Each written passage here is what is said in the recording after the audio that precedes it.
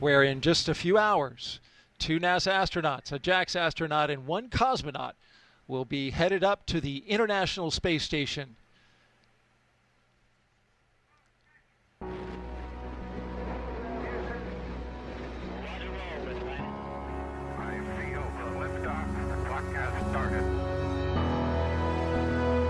Roger, 0G, and I feel fine.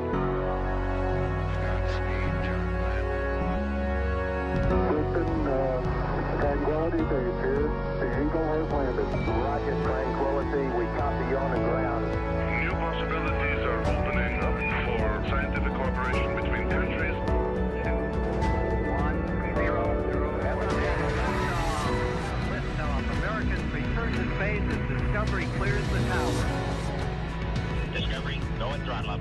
Discovery, roger. Go for deploy. and everybody in the shuttle program, the crew is go for launch. Quartet, nice to be in orbit. We have followed in their footsteps to get us where we are today.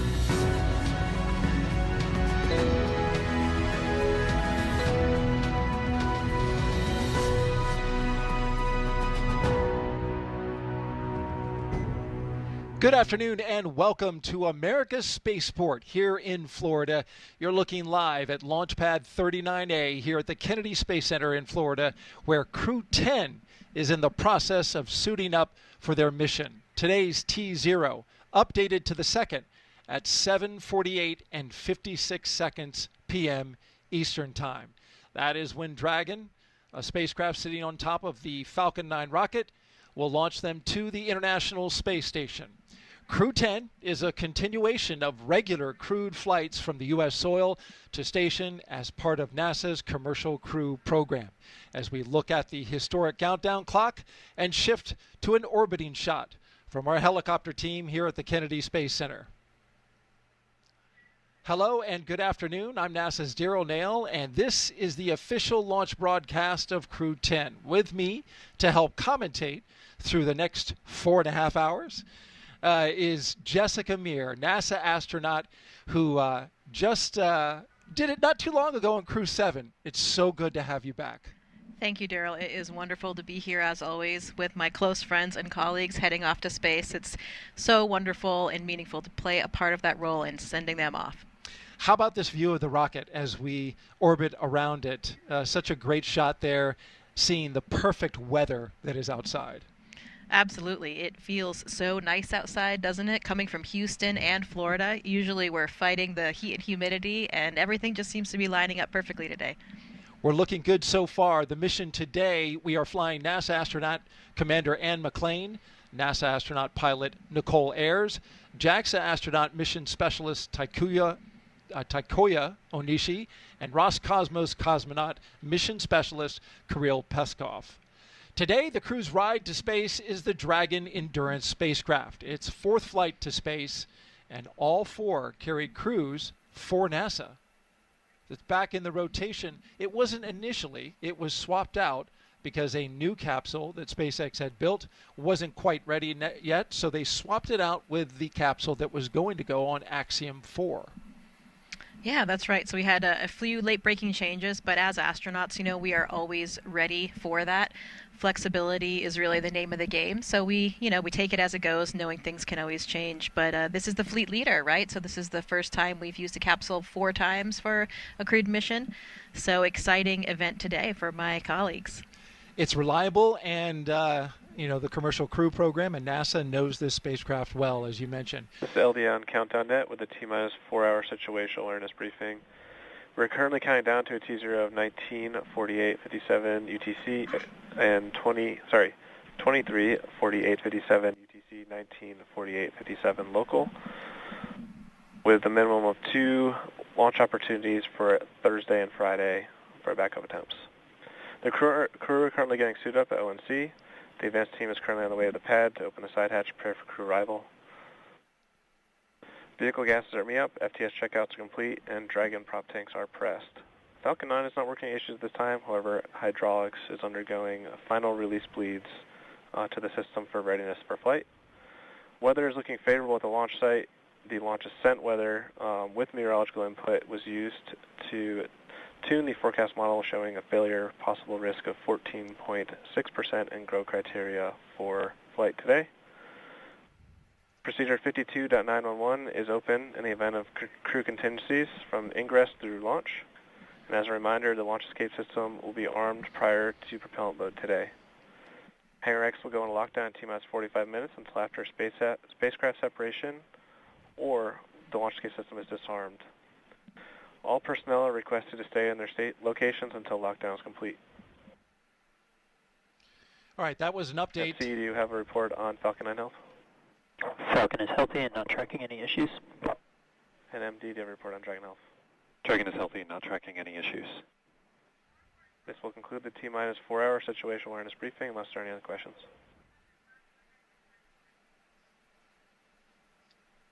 Okay, and we were just briefed by the launch director for SpaceX, and it was a good brief as we now find ourselves inside the suit-up room as the 4 members of Crew-10 are getting ready. They've got the main part Core of on their suits countdown. on. Advanced team is open side hatch on schedule. And they are putting on the remaining parts of their suits, the gloves, the boots. We will be hearing from time to time, as you just heard, communications, what we call loops. This is the command loop that will hear the launch director communicate with his crew, as well as the core. When they talk to the astronauts, we'll hear the back and forth once they get into their spacecraft. Just want to make you aware that whenever they have an update, we will pause our commentary so we can listen in.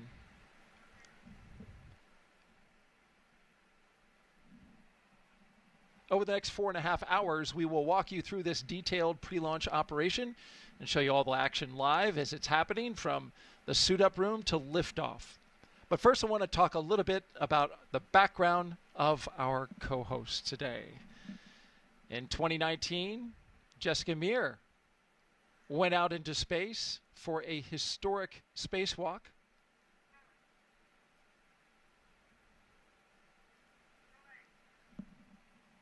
This was back, you launched on a Soyuz, went up to the International Space Station. You and your fellow astronaut, Christina Cook.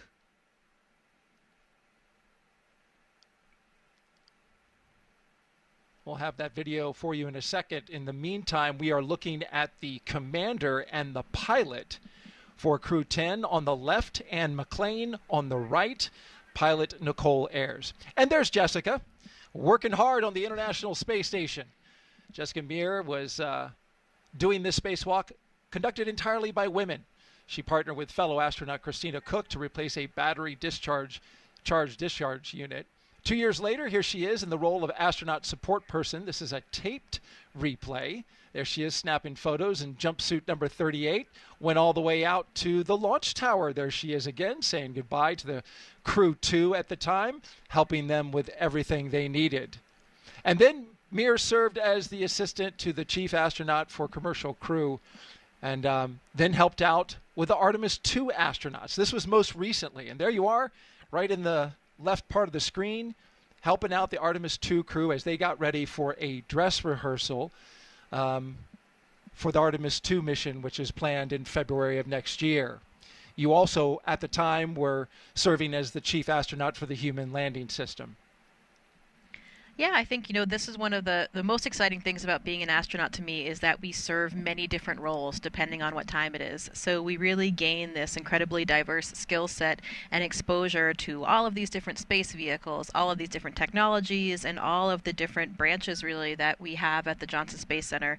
We have ground support astronauts that serve in all of those capacities to help all the different programs and pieces of hardware, technical programs, all the way through, give that crew perspective and be able to provide some information for that.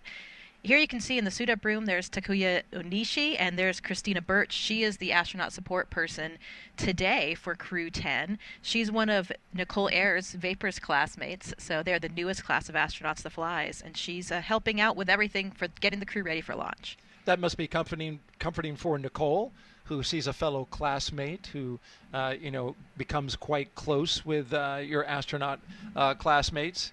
She's also the first to fly from that class, so she's taking some stuff on board, some mementos for some of her classmates, which is a nice touch. But speaking of classmates, you too have a classmate, and it's the woman who is serving as commander for this mission, Anne McClain. Yeah, there she is in the screen right now. Looks like she is conducting the pressure check of her spacesuit right now. That's why they're positioned there comfortably in the same chairs that they'll have on the launch vehicle with all the same interfaces, going through that last check to make sure that their suits are indeed pressure tight. We do that on all the vehicles we fly on to make sure things are in good shape. But as you said, incredibly special for me since Anne is one of my closest people here on Earth, whether outside or inside NASA. So it's so exciting to be here with her today. Over the last 11 and a half years that we've been here now, we've really become like family. So I know all of my classmates are so excited and paying attention, watching along to send back up to space again. I imagine it's going to be quite special when we go outside to watch that rocket lift off. Absolutely, and we know the 8 Balls, that's our class name. We have another classmate up there right now too. Nick Hague is also one of our classmates. So Anne and Nick will have a wonderful high five moment as they have their handover of a couple days on the space station. And then Nick Hague and his crew, the fellow crew members of Crew-10, will be coming home. Talk a little bit about the suit-up room. It's one of many rooms on the 3rd floor of the Neil A. Armstrong Operations and Checkout Building that make up crew quarters. The crew has been living and working in the crew quarters for more than a week now. There's a lot of history in that building. It's always nice when you come here for a visit to KSC for whatever task you're here for. We usually stay in that facility, and there's a lot of history going, way back to the shuttle days, and all the rooms are, I think, pretty much decorated in the same way. So you're part of that spaceflight history. It has a dorm room kind of feel, does it not? It does, absolutely. Let's talk about the weather and give you an update that was given to the crew just about 20 minutes ago. The temperature here is a lovely 67 degrees. We're expecting it to get into the 70s later today. Winds 12 to 17 miles per hour out of the southeast. The concerns, there are none. This is 95% go. It's a high pressure system that's come into the area and just literally been a big bubble of no trouble, as I hear weathermen call it. It just clears everything out. We've got 20 miles visibility today, so it's going to be really nice for anybody who's here in the area to watch this launch and further out from the area as well. Yeah, that is the nice thing about launching here on the Space Coast, is that even if you don't have an invitation to come be with the family and friends of the crew, you can watch it pretty much from anywhere. All the local beaches, bridges. It is a fantastic way for everybody to be able to play a part in what we're doing here. When I launched from the Baikonur Cosmodrome on a Soyuz, a little bit more difficult to get access to that. So yeah. This is really, really amazing that we can have so many people really involved in the mission and watching this incredible rocket light off.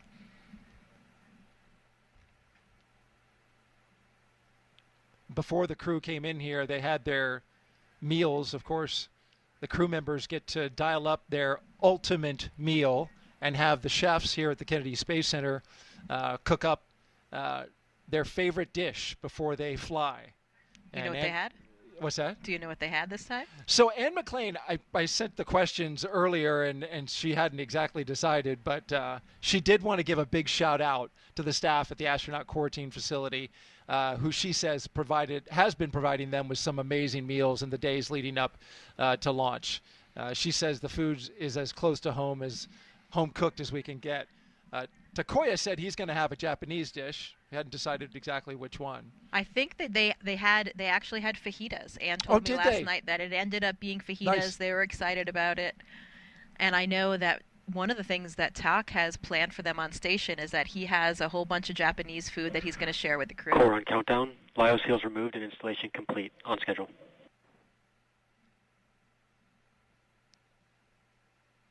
He mentioned in a news conference that that was important to him, was to share the food from his country with his fellow crewmates. Yeah, absolutely. I mean, I'm a bit of a foodie, so food's always important to me. But even people who don't care so much about food really do pay attention to it in space. And I think that's just, kind of because of the monotony. When you have a lot of variety, it can really make a lot of difference to your morale and your overall psychological state. So having a little bit of personal touch is really awesome. We trade food items with the Russian crew members, and then if we have any international partners like Tak, they'll have some Japanese food to share.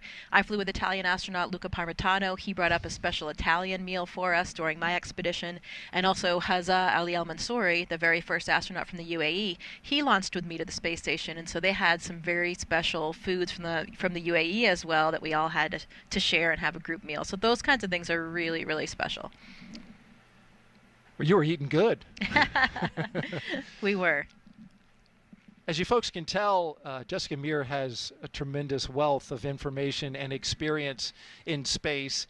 And so if you want to ask her a question about today's mission or her experience on her time on the International Space Station, just send us the question to #AskNASA. You can see it there on Facebook, X, YouTube, and Twitch.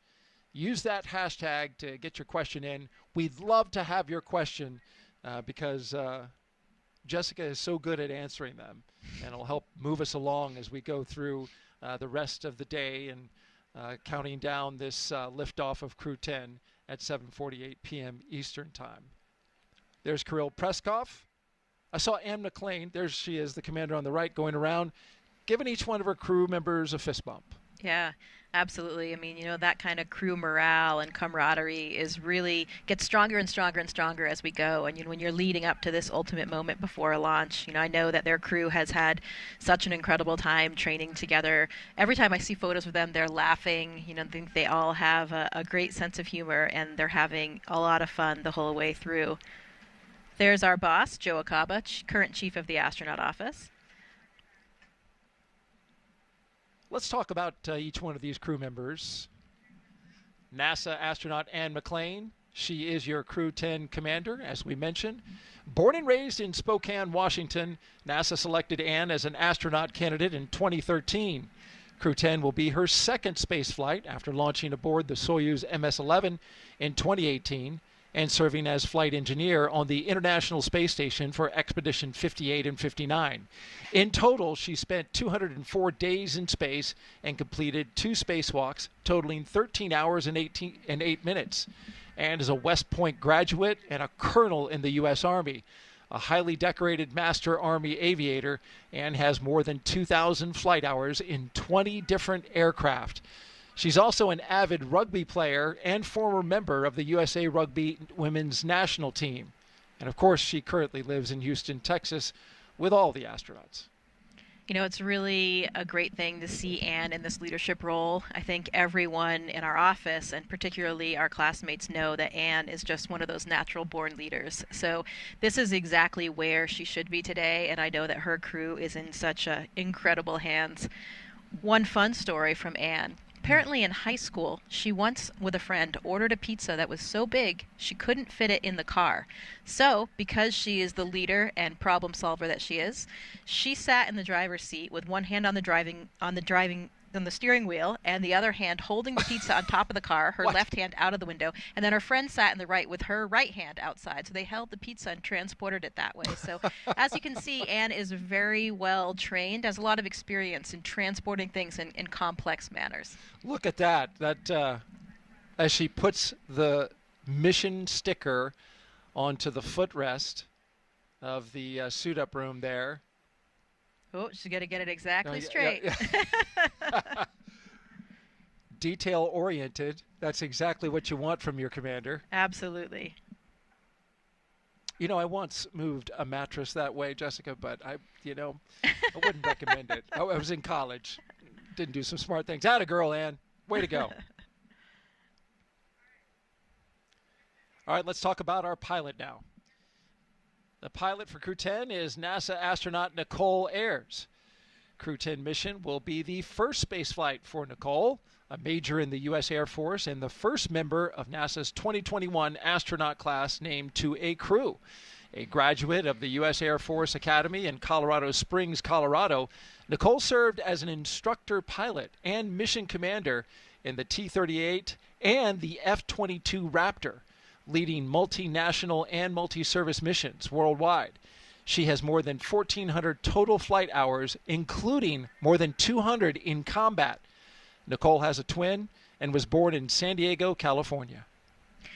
We mentioned earlier about classmates, and we saw Nichole Ayers and her classmate Christina Birch and my classmate Anne. And another thing that Anne and I have in common is that we actually were on the selection board for Nichole and Christina's class. How about that? So that makes us, I think, as individuals, really even more invested in them, in their success, and really just feel responsible. And, especially now that Anne is flying with Nichole, as she said so eloquently, we live with our choices. So, we know that we definitely got it right with this class, but just that level level of personal investment is so incredibly satisfying for us to be, working with these astronauts now that, we kind of trying to mentor them and help shape them into these fine young astronauts on their first mission. So it's really, I would say, one of the most gratifying parts now after being here for 11 and a half years is having that mentorship role. And I know that's so important to Anne, and it's made for a wonderful relationship with her and Nichole.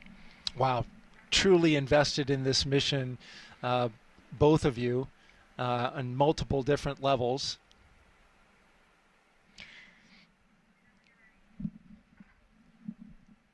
Let's talk now about Takuya Onishi. This will be the second mission for Takuya, going to the space station. He's a JAXA astronaut. He launched aboard the Soyuz MS-01 mission in 2016 and spent 113 days in space as a flight engineer for expeditions 48 and 49.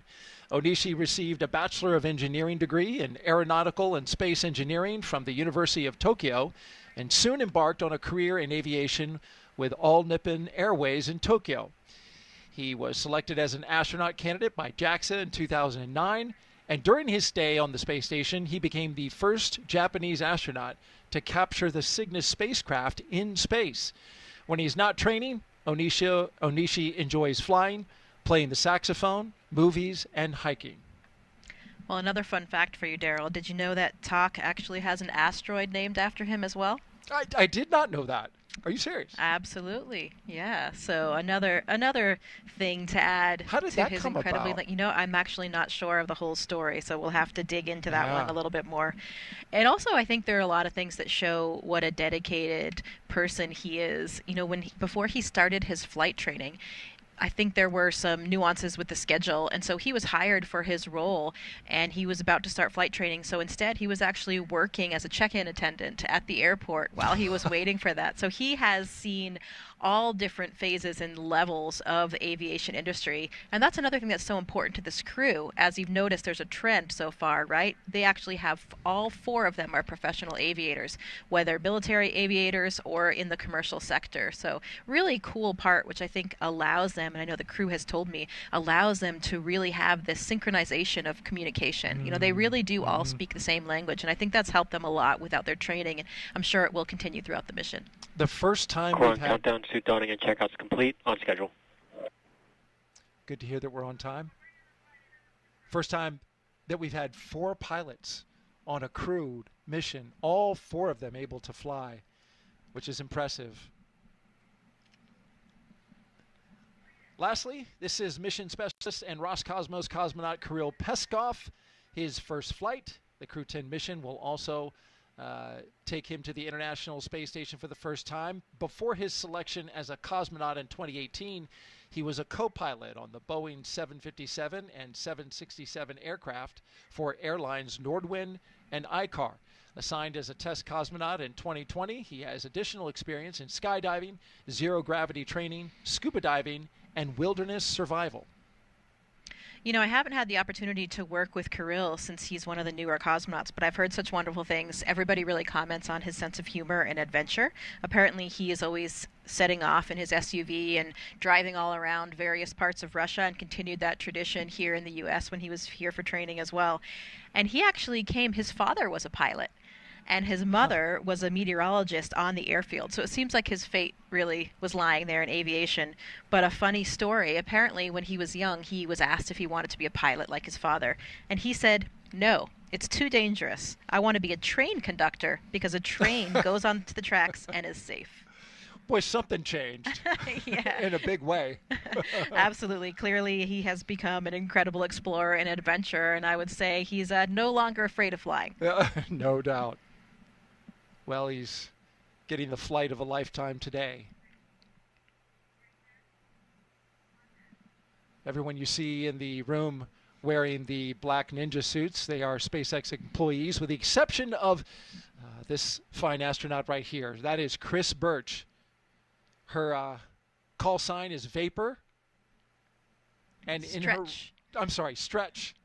Yeah, Vapor is Nichole. Nichole Ayers. You're right. But she's in the role of astronaut support person today. Yeah, that's right. So she has been in quarantine with them, helping, complete any of the tasks that she can along the way, and really being that main contact point with our office to assist them with whatever they need during this week. It's a really great opportunity, learning opportunity for her as well, since she hasn't been to space just yet, to see it all from this side. And I think, that will make her even more successful on her eventual mission. There we see the crew getting some photo opportunities inside the suit-up room.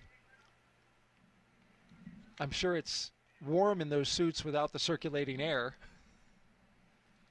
Yeah, they're probably getting a bit warm about now. How long do these crews train before a mission like this when we get to this day?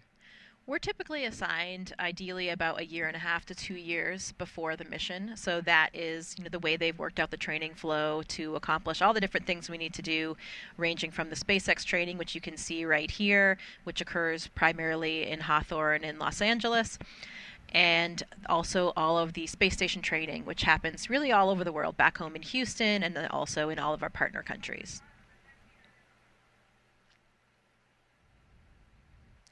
And now they are gathering around the table, as you can see there, for a tradition that goes way back, the playing of the card game.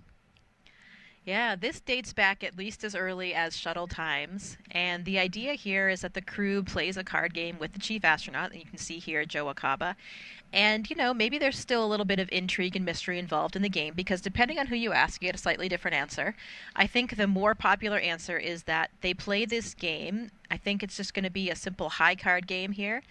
And they usually play until the commander loses. So that means, they get all of their bad luck out of the way, and then they are ready to go for their mission. There's another version that they play until the commander wins, but I think it's the commander loses. Maybe we'll keep a little bit of that intrigue to ourselves. It looks like they are playing a high card, and she just held back a face card. It's always nice to have a kind of tradition and also a lighthearted moment for the crew to be there with our boss and just to, enjoy one of these traditions along the way. I think it's one of the things that keeps it special.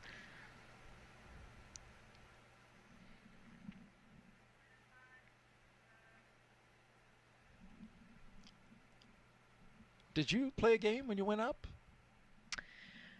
We did not have this tradition of the card game while in Baikonur, but we have a lot of other traditions that date as far back to Yuri Gagarin. As far as games, there are usually it's before the launch day, but we play ping pong and we play chess. A big game for the Russians, and a few other games like that. Lots of traditions there. As we look back out at Launchpad 39A and SpaceX's Falcon 9 rocket, with the Dragon spacecraft on top. This is where the astronauts will be heading once they leave astronaut crew quarters. Give you an update. You heard this mentioned on the LD brief. The crew was also updated during their weather brief that SpaceX is looking at a hydraulic issue out at the pad with some ground equipment related to the clamp arm. So they got a crew out there that's working that. They made the crew aware. And so we'll wait an update on the progress of that work. Otherwise, everything else is good. The spacecraft is good. The launch vehicle is good.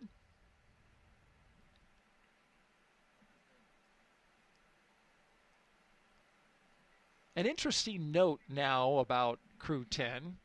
After the long-duration mission is complete, fast-forwarding to the end of their mission, Crew-10 will be the first NASA commercial crew mission to target a return splashdown in the Pacific Ocean. NASA and SpaceX have been working together towards the certification and readiness for Dragon recoveries on the west coast of the United States. Since 2019, Dragon recoveries have been like this, primarily occurring off the Florida coast. SpaceX is moving Dragon recovery operations to off the coast of California to allow Dragon to complete its deorbit before safely jettisoning the trunk over the Pacific Ocean now, which is comparable to the first 21 Dragon missions. Crew splashdown locations are on your screen now. You see the map. They will be near Los Angeles, Oceanside, and San Diego, California. The crew recovery vessel, Shannon, will be stationed in Long Beach, California to support the new operations.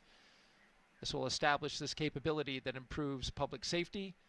NASA and SpaceX worked for months establishing a number of things. So they had to get new sites, obtain regulatory approvals. They performed engine assessments, software changes, tabletop exercises, and flight rule updates.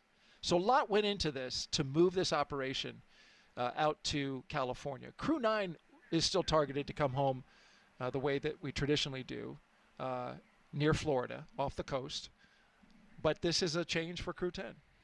Yeah, and that vessel named Shannon, that's after NASA astronaut Shannon Walker. These ships have actually been named after astronauts that have flown on the Dragon vehicles. So another nice touch that we like and that's steeped with tradition.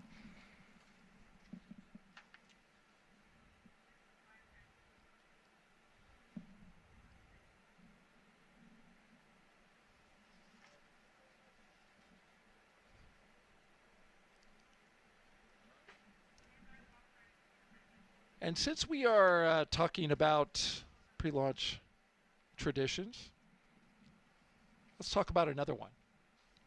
The signing of the patch.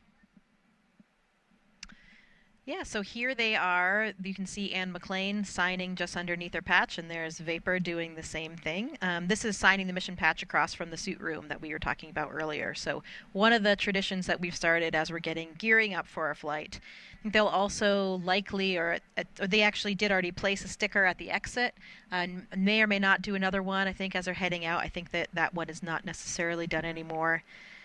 I like the other tradition of the license plates. We'll probably get a view of that one. Maybe we can save that commentary for when they see them come out. Yes, indeed. Now, were you able to go out there and see the signing of the patch? No, I'm not sure exactly when that signing occurred. This was a different one. Okay.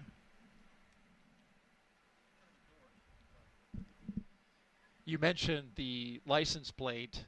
That we will see once they walk out of these doors. We'll see all four of them, of course, do a photo op, and then they'll get into the vehicles. Yeah, and here in this shot, you can see, if you look on the very bottom left, that's the Crew-10 patch that we can see there, just in the bottom. And that was placed there just last night. May or may not have actually seen that happen. I was about to say that is one sharp eye that you have, but you were there, so you know where it was placed. Well, that's nice, right there on the bottom left of the screen, and the row of patches that go down, right? Yeah, it's humbling, standing there when you're getting ready to do that, and just thinking about all the history and all the flights before, all the different shuttle astronauts that had also stuck their patch stickers there, and just thinking about all of the shoulders of giants, really, that have walked through these doors before you. And as we take a wider view of the outside of astronaut crew quarters, where Crew-10, we had just previously shown you, they were on the inside getting ready with their flight suits. This is the outside now, where media have gathered, as well as family and friends of the astronauts. Yeah, and you can see the cars lined up there ready to accept the astronauts. And that's another cool tradition. They actually changed the license plates for each of the different crew launches. And this one today, they all have the same license plate, and it actually says Lift 10 off. So it's LIF, the number 1, number 0, and then OFF. So it's like a lift off with a 10 in the middle for Crew-10. Clever one. I like that. There it is. There it is. As you speak. That's well done. Who came up with that? Do you know? I'm not sure whose idea it was. I remember for Crew-2, there were 3 different ones. There was reduce, reuse, and recycle. Okay. Certainly a nod to the recyclability of the SpaceX booster and spacecraft. And now we take you back inside astronaut crew quarters and the hallway that connects the suit-up room with the elevator that will take them down from the 3rd floor and onto the ground floor. Get a fist pump from the chief of the astronaut office, Joe Acaba, there off in the distance. It'll take them down to the ground floor, and then they'll come out those doors and into the vehicles that you see there. when I was the astronaut support person, they asked for Crew 2. That was a super exciting moment for me too, because you actually get to ride in the vehicles with the crew. And that ride out to the pad, this one was at night, so I feel like it was even a little bit more dramatic. You know, the lights are off, and it's all dark outside, and you just have a few things lit up. And the crew, I'm sure, I don't know what the selections were, but the crew selects their playlist, so they have some, you know, motivating pump-up type music that they'll play as they make that final ride out to the launch pad.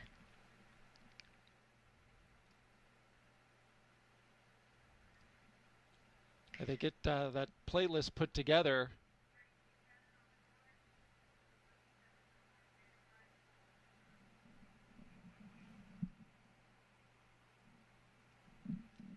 I asked Ann about that, and she said that each person picks 3 songs, and she's guessing that the playlist will be quite diverse.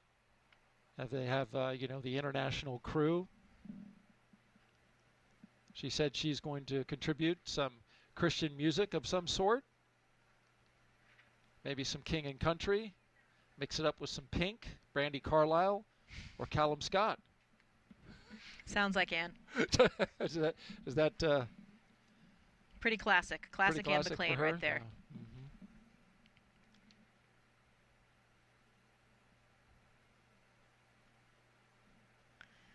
So outside, some of their closest family members are gathered, and a few of our, you know, important personnel, management side for NASA and SpaceX. So it's another cool last moment to have that final interaction, and, you know, real exchange some words, see your loved ones before you head off to the launch pad. Very special moment. A lot of emotions running strong for sure. I'm certain.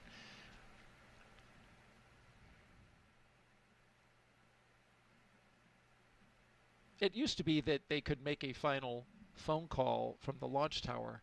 I'm not sure if they're still doing that. Yeah, we're not doing those phone calls anymore. That was what, in that previous ASP footage, that was one of the things that I was doing as a support person, is there's that old school phone there up in the tower, and you dial the numbers for the crew members, and they make that kind of final call. But it wasn't really something that was as pertinent as it was back in the day, now that, you know, you're kind of in comms with your cell phone up until the very last minute. So, yeah, something that we're not doing any longer. And there's a grand view from up high here at the Kennedy Space Center, the operations and checkout building, where we will document the journey from the ONC to Launchpad 39A. It's about a 20-minute drive, give or take, depending on how fast they go. But the good news is they get a security escort, so there's no need to stop at any stoplights. Right, you got to make it a little bit more dramatic, you know, with the sirens blaring and the different colors. It adds to the whole atmosphere.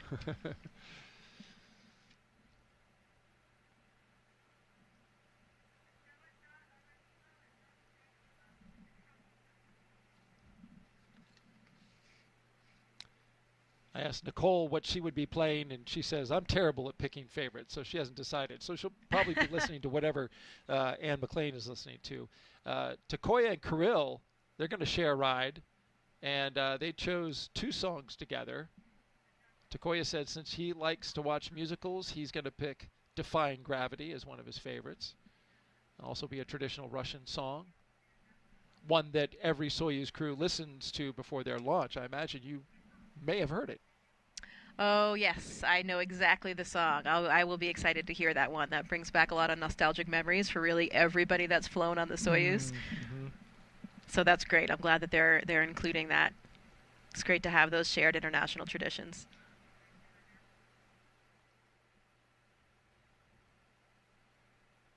If you're just joining us, we are T-minus 3 hours and 24 minutes until liftoff of Crew-10 from Launchpad 39A here at the Kennedy Space Center in Florida.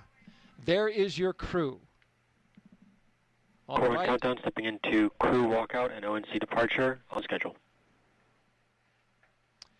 Big waves, humble hands, and a round of applause from all the support staff there. I always think it's neat that they walk into an elevator with a giant poster of themselves on the back. How long do we wave before the doors close? You know, there they go. Well, it's about 5 minutes. Yeah. which I imagine they get down to the first floor quicker than that. But you know how it is. You got to have timelines, and you got to hit those times right on. So That's right.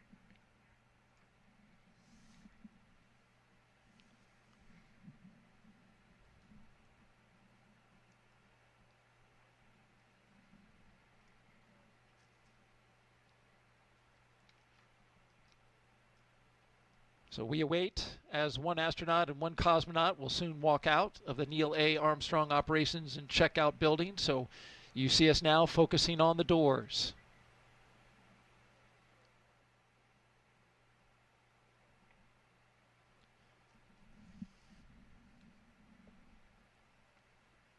Two astronauts, one cosmonaut, and a JAXA astronaut.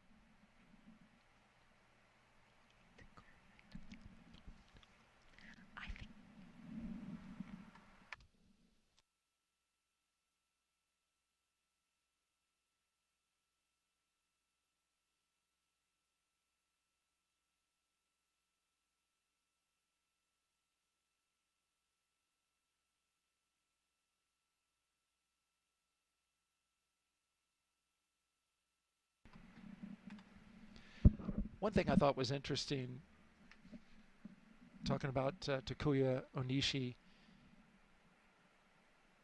I thought it was really interesting, he said this in the press conference, that after his first space flight, he trained to become a flight controller because he wanted to see the entire operation from the other side.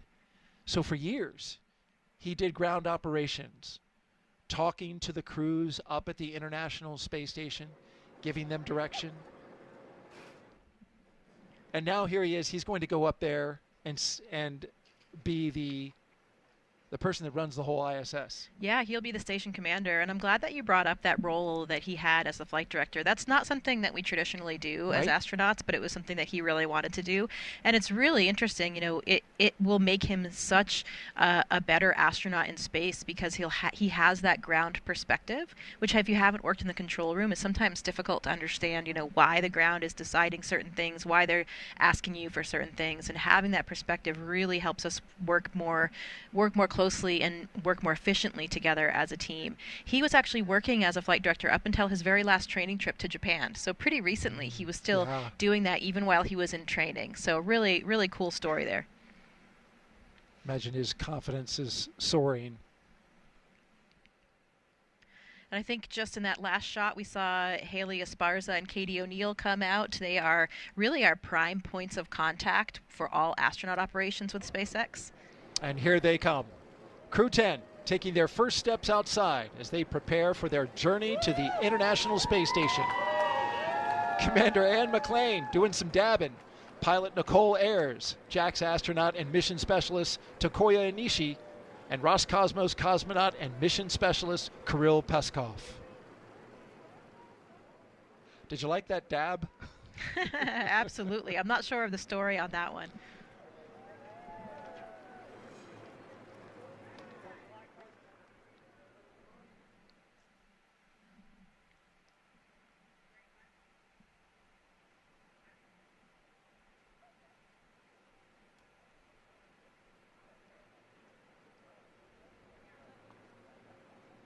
See the astronauts throwing up some heart signs.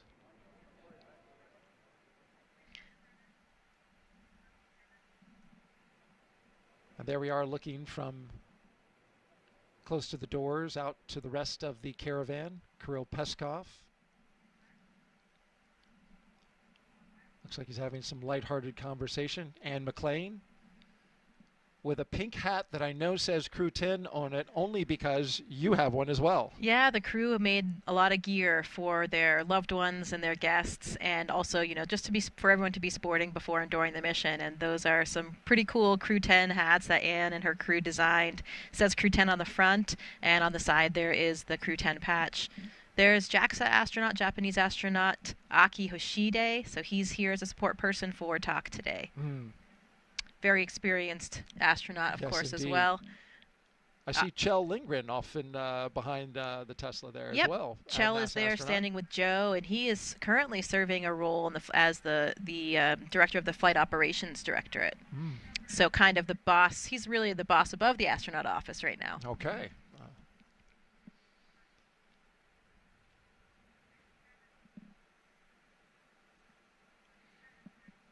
I see some Crew-10 shirts out there as well being worn. We'll talk more about how they design their mission patch coming up in a bit. But we want to focus on the live action at this moment. Gull wing doors are up. But in a few moments, they'll come down along with the windows. And that'll give an opportunity for the crew to say a few words before they drive off.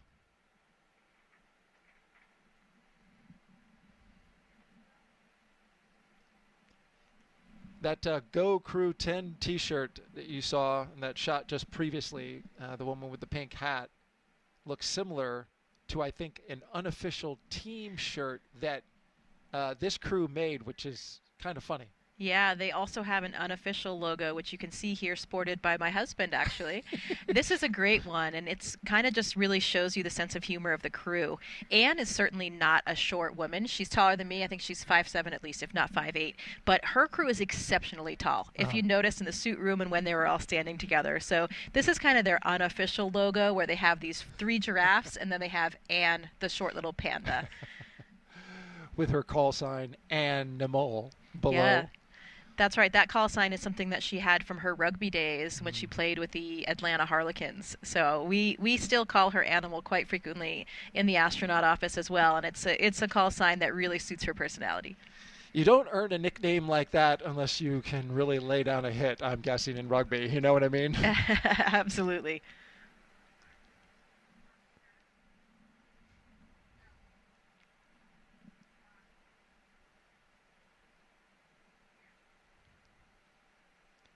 We have the commander, Anne McClain, and the pilot, Nichole Ayers, in the second Tesla. And then in the third Tesla are the 2 mission specialists, Kirill Peskov and Takuya Onishi. You see there NASA security will be leading the way. And what a beautiful day for all involved to be outside watching the crew drive away. I mean, the weather is spectacular. It's perfect. In that last shot there, we saw Anne's mother by the side of the car and, getting her last goodbye there. And that was Kelly Curtis, who's escorting for our office. Kelly has had an incredibly personal and close role with so many astronauts and their families. So it's such an important role that she plays for us. And there are the windows down as Anne says some words out to the folks who have gathered there. They're clearing the way and will be departing momentarily.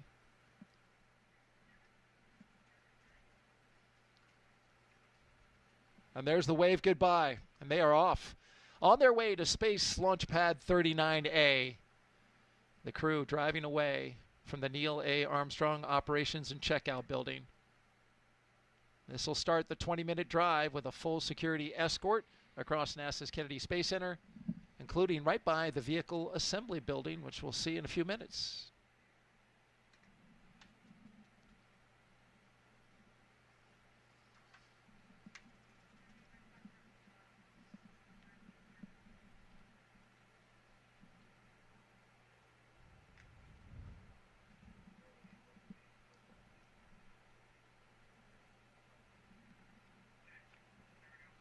As we watch the crew make their way to their launch pad and waiting rocket and spacecraft, let's hear from the crew. And we begin with Commander Anne McClain.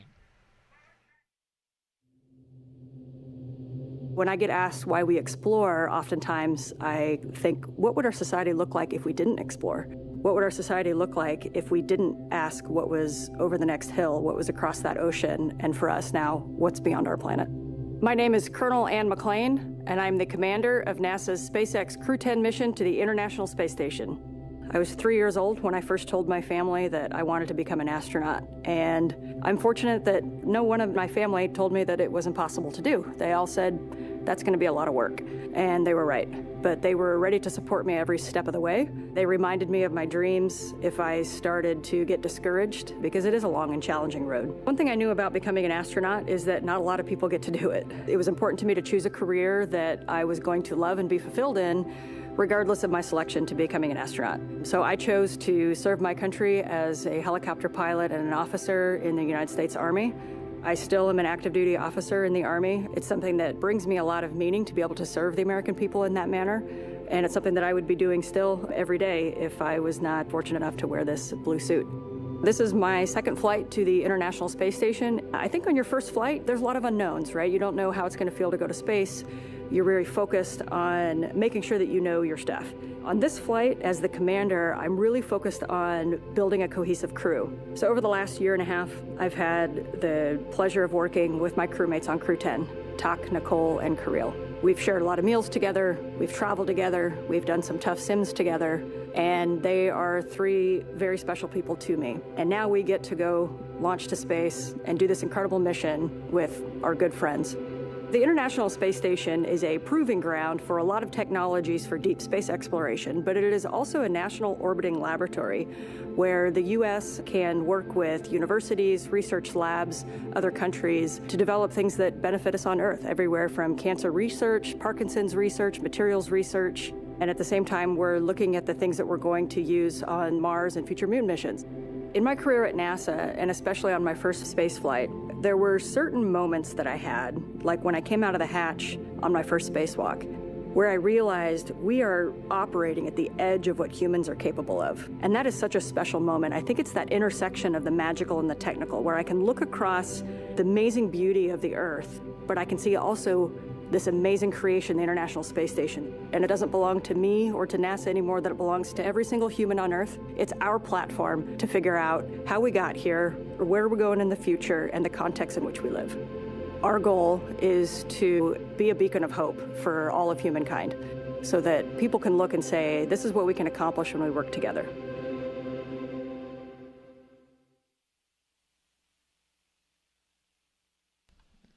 The next member of Crew-10 we'd like to hear from is pilot Nichole Ayers. Space exploration is so important for humanity. You know, we learn so much as we get further away from Earth. Every time that we make a further step, we learn something and we learn how to adapt, and that is so important to humanity. We are explorers, each and every single one of us. My name is Major Nichole Vapor Ayers, and I am the pilot on NASA's SpaceX Crew-10 mission to the International Space Station. As a little kid, I always wanted to be an astronaut from the time that I was about knee-high. Growing up in Colorado really inspired me to go explore. I loved exploring in the mountains and learning how to camp and hike and live in a weird and exciting environment. Growing up as a twin is probably my favorite part of growing up. You have this built-in best friend to get in trouble with, to go exploring with. We grew up right there in Colorado Springs. We got to see the Thunderbirds fly over the Air Force Academy every year, which really inspired me to become a pilot in the Air Force. I always had an affinity for the sky and for space. Being next to the Air Force Academy kind of was the natural path for me. So I was a very serious little kid who set my goals really high and worked really hard and never got bumped off that path. I got my wings in August of 2014, and then I flew F-22s in Alaska, got to do some great flying up there in the mountains.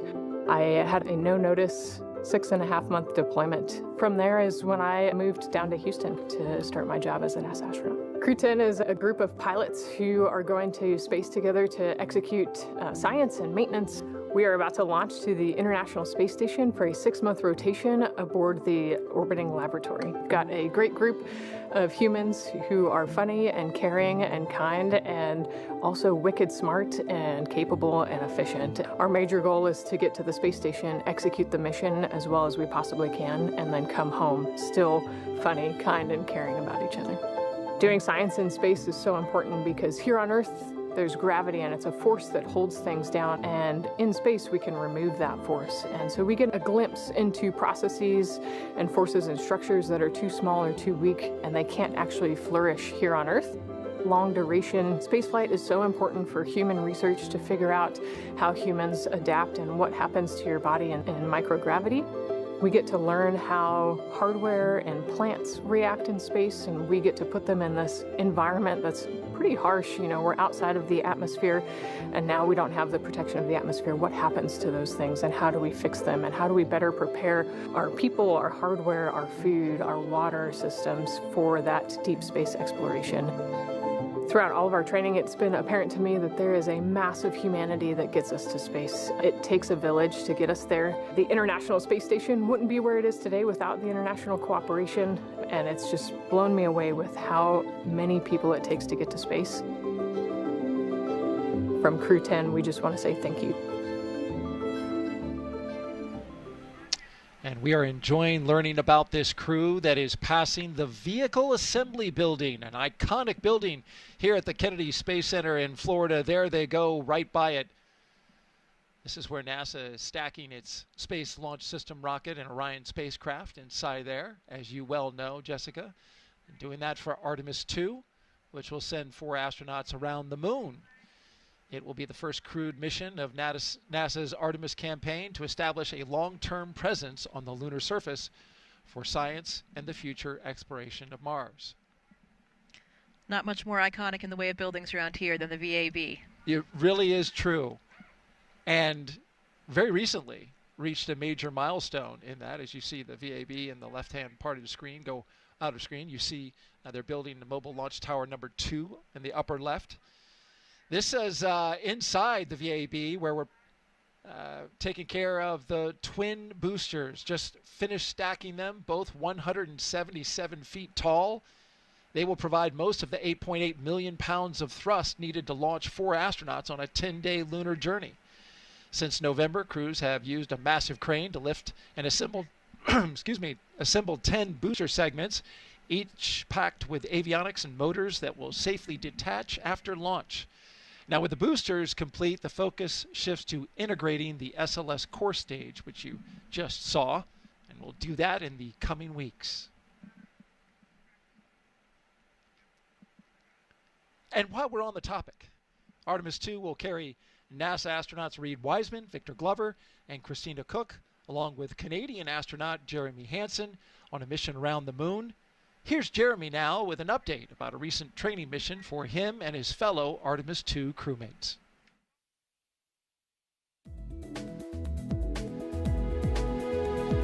Hey everyone, I'm Canadian Space Agency astronaut Colonel Jeremy Hansen, mission specialist for the Artemis 2 mission. I'm here at the Johnson Space Center here in Houston, Texas, where we normally do most of our training. But every once in a while, we like to change it up a bit. Reed, Victor, Christine, and I recently spent several days in Iceland trading in our spacesuits for hiking gear to study its geology and surroundings. Why Iceland? Well, as you can see, it has a similar landscape and terrain to the moon with various volcanic rocks like basalts and breccias, and has limited to no vegetation. The Nordic island has been a lunar training site for NASA astronauts since the days of the Apollo missions. My crewmates and I teamed up with scientists and geology experts to explore the huge boulders, formations, and volcanic craters across the lava fields. During our journey, we stopped at various spots to discuss what we observed. Some of the really fine material is compacting into what's like the glue holding this together. And even tested different types of tools to collect rock samples. Although we won't be landing on the moon during our mission, this field work and navigation practice will allow us to make informed observations when passing the lunar surface and pave the way for future Artemis crew training. And that's your Artemis Moon Minute.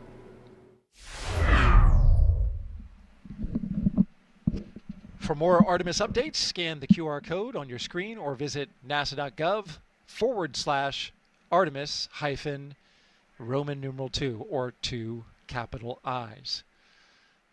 There you are looking out one of the windows of a vehicle in the Caravan with the helicopter there following them. What a great shot as they take the NASA Causeway out to Launchpad 39A.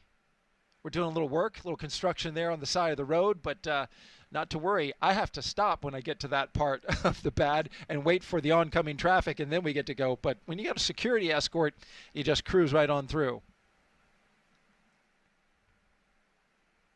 And many thanks to our flight team up in the helicopter today, getting some beautiful images overhead on what is a stellar day here in Florida. As you can see there, flying right alongside the caravan as Crew-10 makes their way to the gate that enters Launch Complex 39A. The security, as you can see, pulls off to the side, and the crew continues on.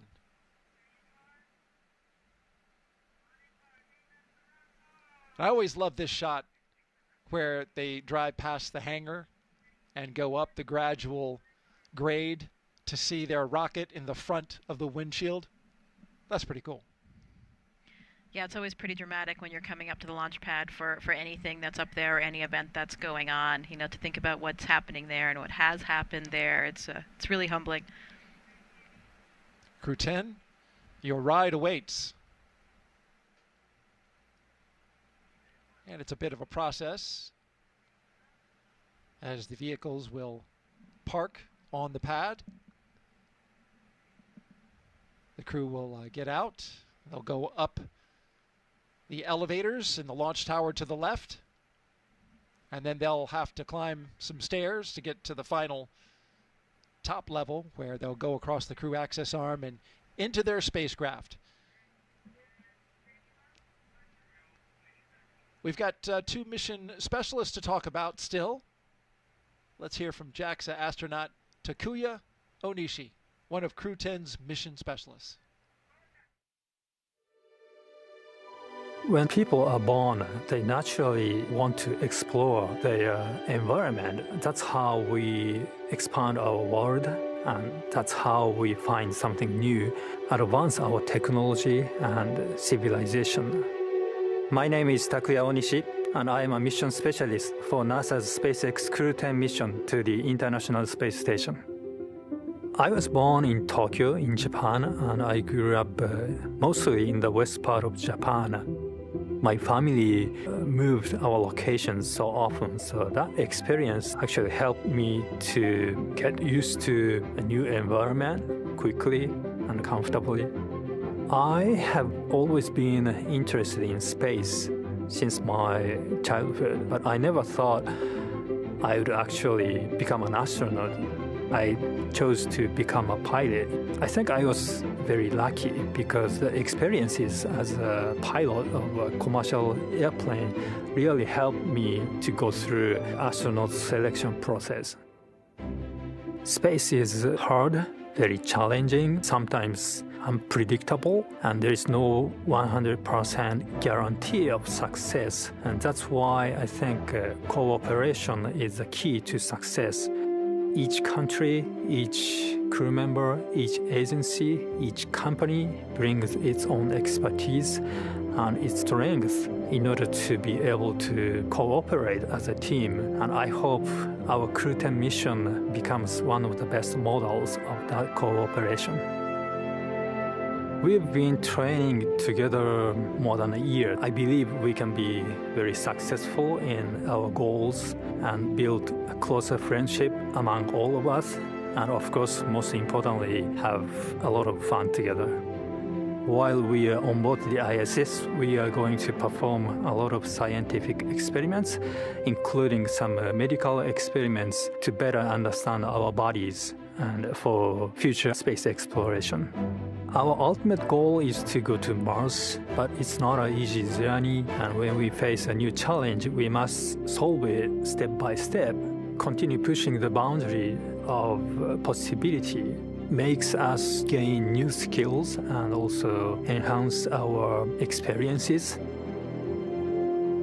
What I like about the International Station program is each country brings its own strengths. It's like a patchwork quilt. Each country is just one patch. Putting all the patches together creates one beautiful quilt that is ISS. The other mission specialist is Roscosmos cosmonaut Kirill Peskov. Let's hear from him now.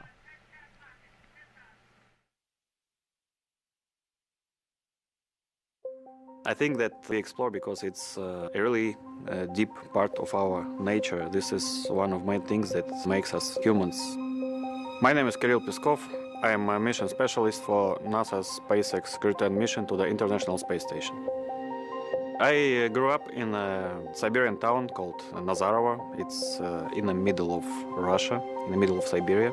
I decided to be a pilot. Actually, this was my dream during my childhood. And after becoming a pilot, I realized that it's not a limit and we can go higher and further. So I started to work towards becoming a cosmonaut, and now I'm standing here. Our crew is great.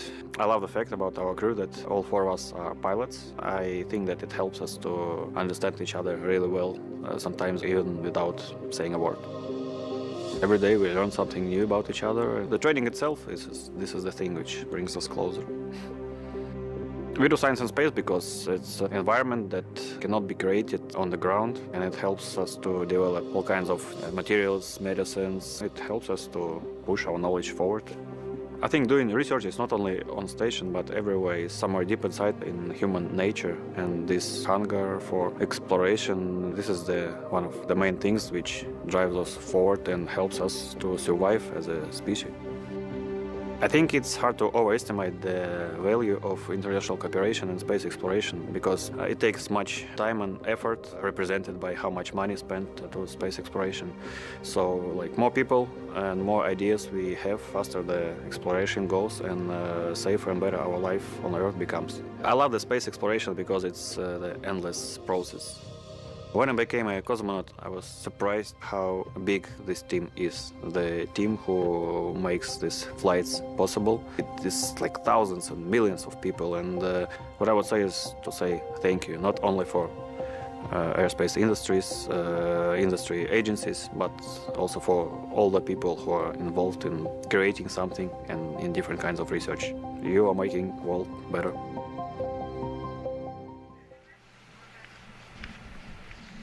And there you see our commander and pilot making their way out to their ride, pumping fists. I always quite happy. I always love this shot when they lean back and try to get their helmets out of the way to really look up and take in how tall that rocket is. Because once they get into those elevators, you know, they just lose the context and perspective of that view that they have right now. And there they are sharing it together, arm in arm. That's got to be a great moment for them. I imagine Anne is probably taking a moment to pray.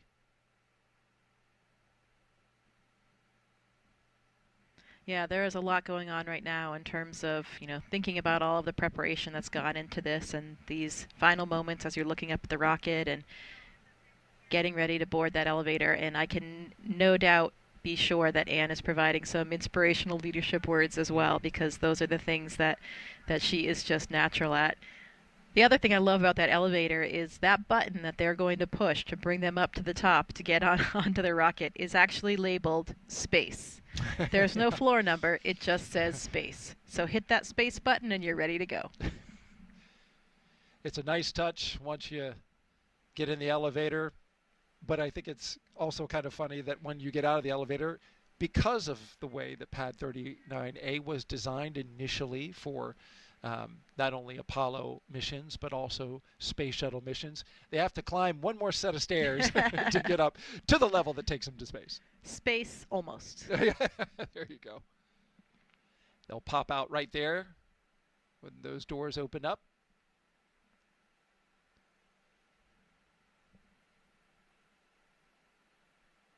And pulling again on this theme of the four pilots, as we see the two mission specialists, also pilots, do their rocket recline.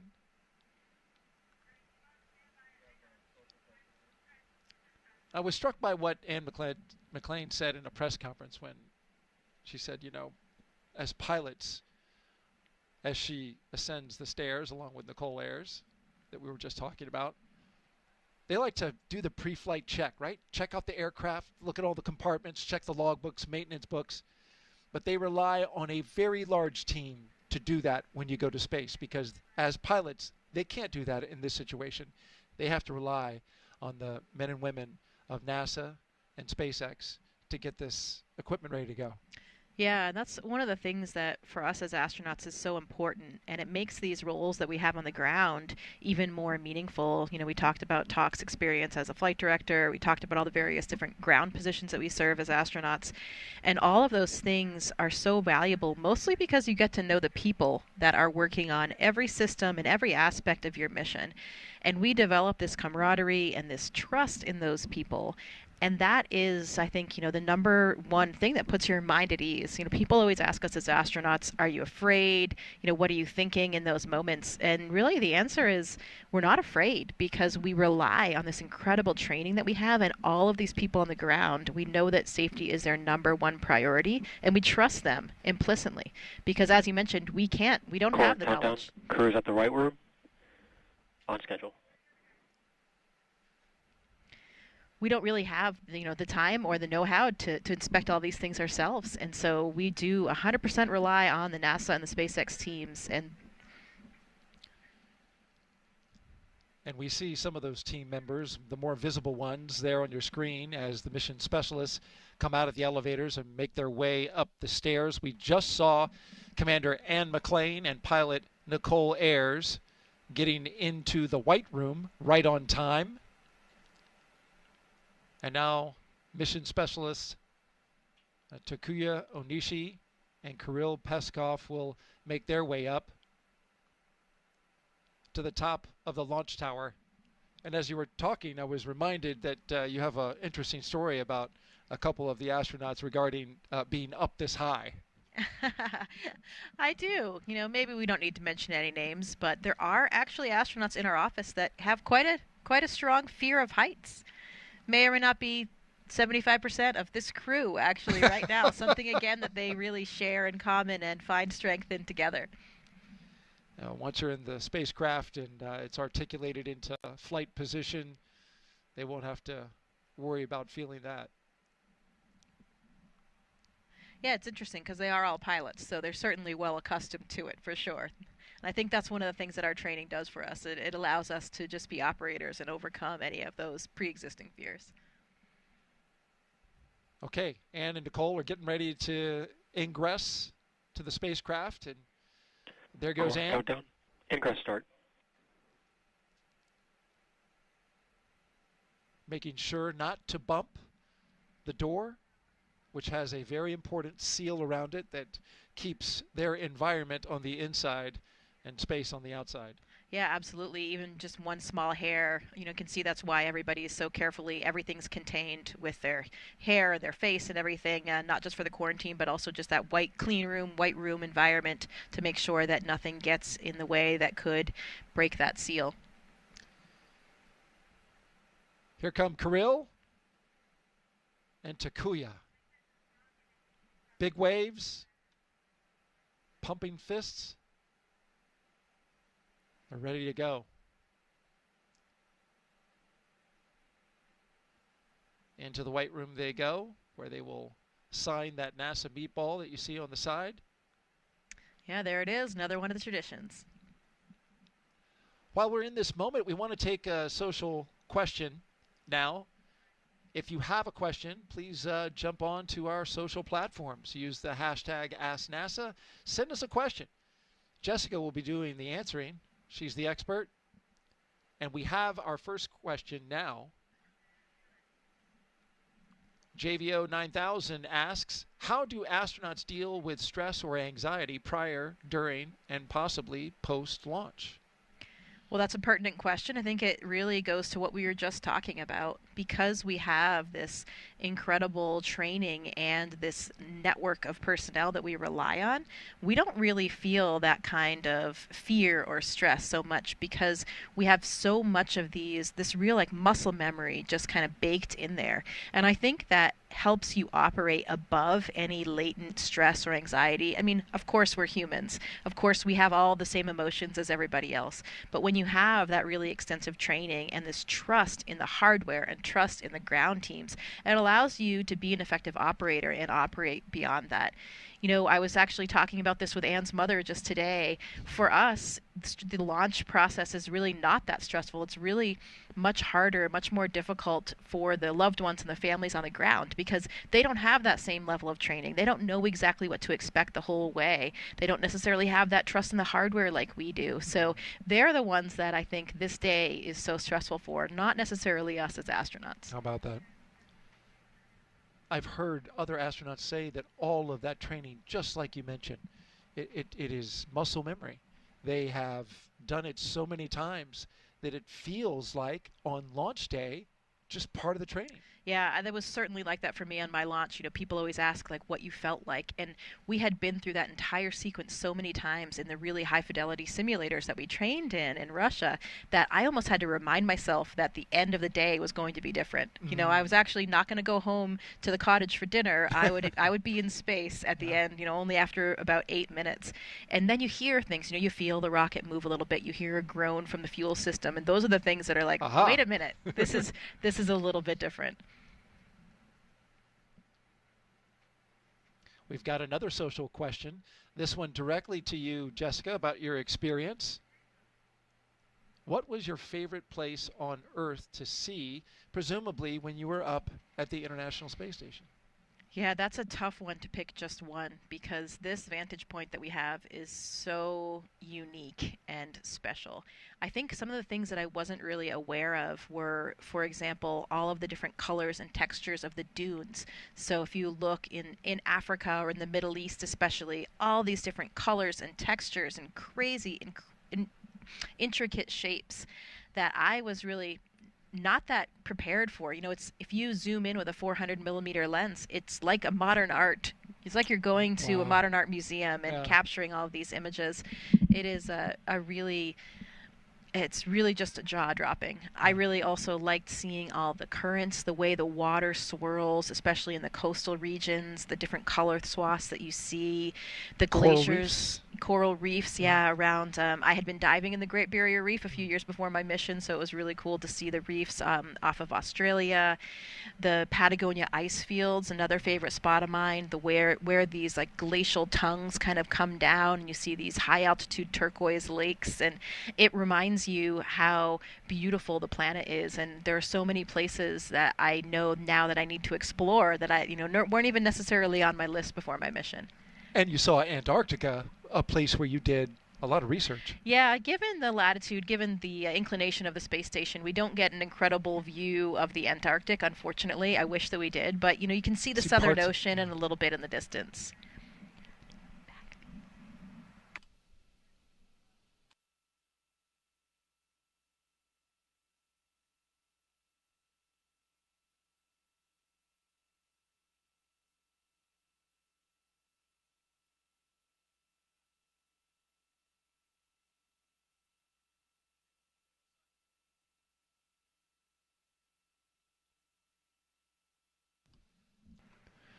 Now we've got the crew all in their seats inside Dragon Endurance.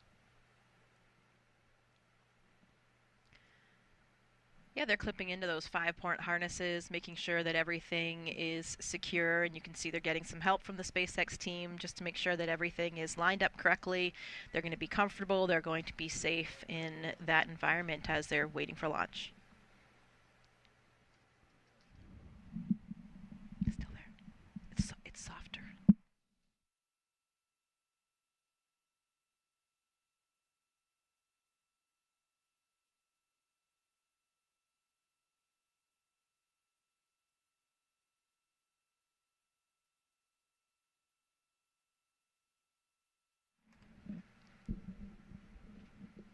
All right, once the crew gets settled into Dragon, we will start hearing a lot more chatter on the mission loops.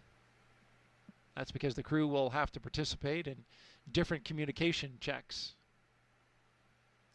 We'll also see a test of their suits again, a second test. We saw this in the suit-up room, but they will repressurize the suits.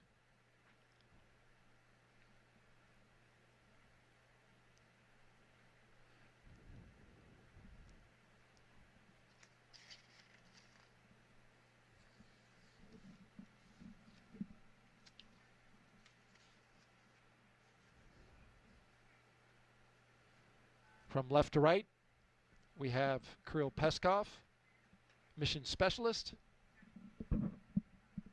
Nichole Ayers, the pilot. To her right, Commander Ann McClain. And on the far right, Takuya Onishi. Yeah, and you can see that the SpaceX personnel are passing them some cue cards that they can use, for monitoring the different phases after liftoff along the ascent corridor and all the different aspects, all the different stages of the flight profile, so they can really make sure that they're monitoring the correct information. Obviously, they've been through this in many, many simulations before, but always good to have those reminders about what you're looking for when. You can see the control displays are really just above Anne and Nicole's heads there, so we can't actually see the displays themselves, but once they're looking up, they'll be able to monitor all of the displays that they're tracking. All 4 seats will articulate up into launch position, as you mentioned, and then they'll have access to their screens, their heads-up displays.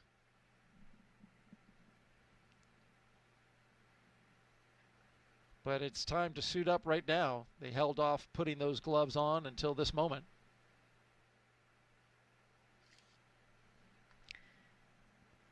Yeah, making those final preparations. You can see they have a footrest there as well, and so the bottom of the boot actually has a little divot in it, so there's a little mechanism that they can slide their heel onto to help keep their heels in place as well, keep their feet in place. Kind of like a bike shoe? Yeah, a little bit like that.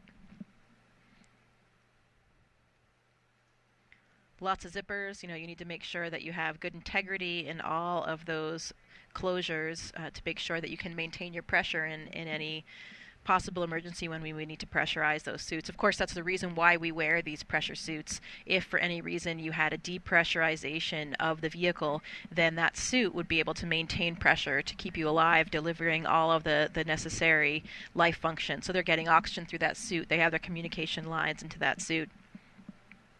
And we've seen that suit flight proven in a more recent mission, a private mission where they depressurized the capsule intentionally and allowed one of the private astronauts to go out and do a spacewalk. In fact, he is now NASA administrator. Yeah, that's right. There were 2 other crew members in the Polaris Dawn mission that did that spacewalk. That was the first private spacewalk, and it was a slightly different version of this suit. It's not exactly the same suit, so they did actually develop a new suit, new version, so that we had a suit that was capable of doing a spacewalk. In space vehicles, we wear these launch and entry suits, and that's mostly a pressurization suit, as we mentioned, for maintaining the pressure if you had a vehicle depressurization.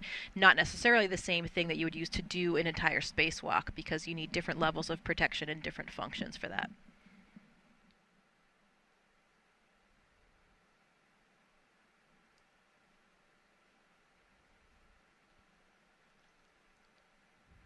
We've got 2 views here on the right. Crew-10 seated in their capsule Endurance. And on the left, the small box, you can see our flight team here at the Kennedy Space Center orbiting the pad with what has been a spectacular day so far and will continue to be. Just beautiful outside. Temperature in the 70s. Winds are calm. You see a few waves breaking off in the distance. I was out there on the beach this morning. It was beautiful, wonderful sunrise. You can see one of the windows there just by Talk's head as well, and that's one of the cool differences between Dragon and from the Soyuz ride that I experienced. The Soyuz actually has a fairing that covers it until you've lifted off, so you can't see, you don't actually see out the window when you're lifting off. But with the Dragon, you actually have a view as you're clearing the launch pad, so something that's pretty unique, and then starting to see the coast of Florida as you disappear and get kind of further and further up there. Those windows are actually great viewpoints for viewing all things really from space, especially the aurora. You've probably seen some of the amazing photographs that astronauts have taken, particularly Don Pettit, who's up there right now, an incredibly skilled photographer. Oh, he's done a great job, hasn't he? Yeah, his time lapses of the aurora and star trails are really exceptional, and several of them now are taken from these Dragon windows. How about that? He goes into the Dragon to get that shot. Yeah, there are lots of different windows for pictures. We have our cupola. There are some windows in the Russian segment. There's a window called Wharf in the lab that has really good optical quality, and then we have these Dragon windows as well. And folks, if you have any questions for astronaut Jessica Meir, who's been to space, done work on the International Space Station, was part of a historic spacewalk with fellow astronaut Christina Cook back in 2019. Just send your question with the hashtag AskNASA to our social media accounts on Facebook, Twitch, X.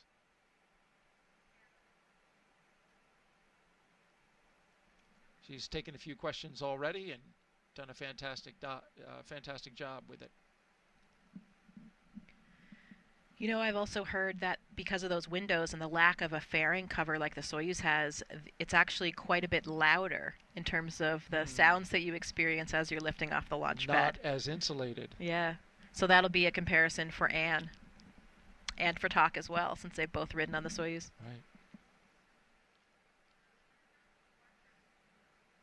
But for our pilot, Nichole Ayers, and our mission specialist, Kirill Peskov, it will be all brand new. Yeah. And I hear the NASA astronauts and the veterans of spaceflight enjoy watching a first-time astronaut, get their first flight. Oh, yeah, absolutely. I mean, it's like doing anything in life, right? No matter what it is, over time, you might get a little bit jaded by it or kind of forget how special it is. I think about that a lot when I give tours to people at NASA. You walk into these buildings, which you're in pretty much every day, and then you bring someone in who sees it for the first time of their eyes, and then you remember how special and cool it is what you're actually doing. And I think that's really important, right? Sometimes you need to really take that step back and have that perspective. Now, certainly there's nothing mundane about going to space, whether it's the first, second, third, or fourth time. But Anne and I talked a little bit about that before this launch, about how differently it'll feel. And I think for me and from other people that I've talked to, my first memories of the first few days in space are really pretty hazy. And I think that's because your brain is just simply overwhelmed. You're navigating now in this three-dimensional volume, which is entirely different. You're physically having these new neural networks in your brain that are forming. And you see the experienced flyers, they come in and they're a little bit more graceful from the beginning, and I think that's just biology. Those neural networks in their brain are already formed, and even if it's been 5, 10, 15 years since they've been in space, they're suddenly reactivated and they're just able to deal with it from the beginning. So I was wondering, I asked Anne to pay attention to that. Your memory of those early moments will probably be more clear than it was the first time, just because it's not as new and not perhaps quite as overwhelming. That's fascinating. And she mentioned, she was asked by the press what she would do different on station. And her response was to really enjoy the in-between moments more, really savor it. Because, as you just mentioned, when you first go up, and the biology behind it, it all races by. So she said she wants to be intentional about taking these moments to really savor being up in space. Never know if you're going to be able to go up again. Yeah, that's incredible advice, and something I think about a lot as well. I remember having that conversation with my commander, Luca Parmitano, and it was his second flight. And I remember him telling me that there were so many things from his first flight that he didn't really remember because, again, your brain is so overwhelmed. You're so, you're thinking, please don't mess up, please don't make a mistake, and you're thinking about the next thing or the intensity of what it is that you're about to do, and so you're kind of forgetting to just enjoy that moment and appreciate that moment.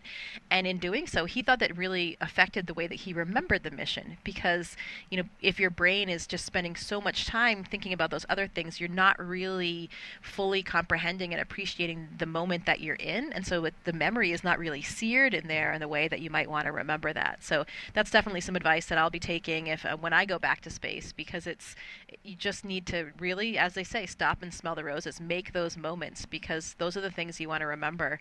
And the space flight, when you're up there, I was up there for almost 7 months. It seemed like a long time, but relative to the amount of time I've been here on Earth, it was very, very short.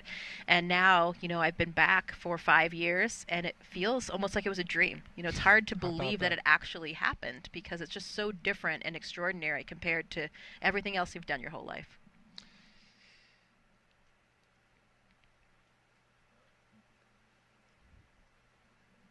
I really enjoy you talking about this, Jessica. It's fascinating to me, and I'm sure to the audience. If you are just joining us, you are watching live launch coverage of Crew-10, NASA and SpaceX's 10th operational mission to the International Space Station.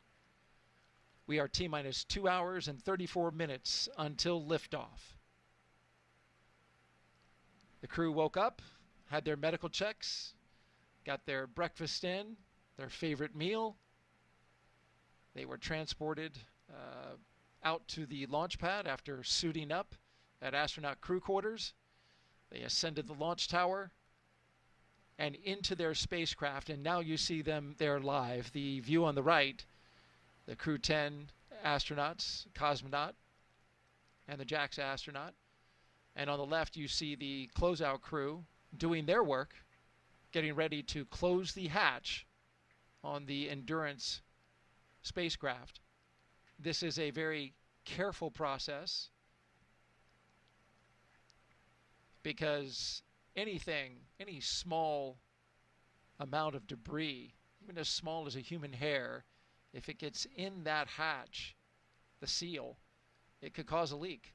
So the crew is methodical as they go through their steps to make sure that that seal is in pristine condition.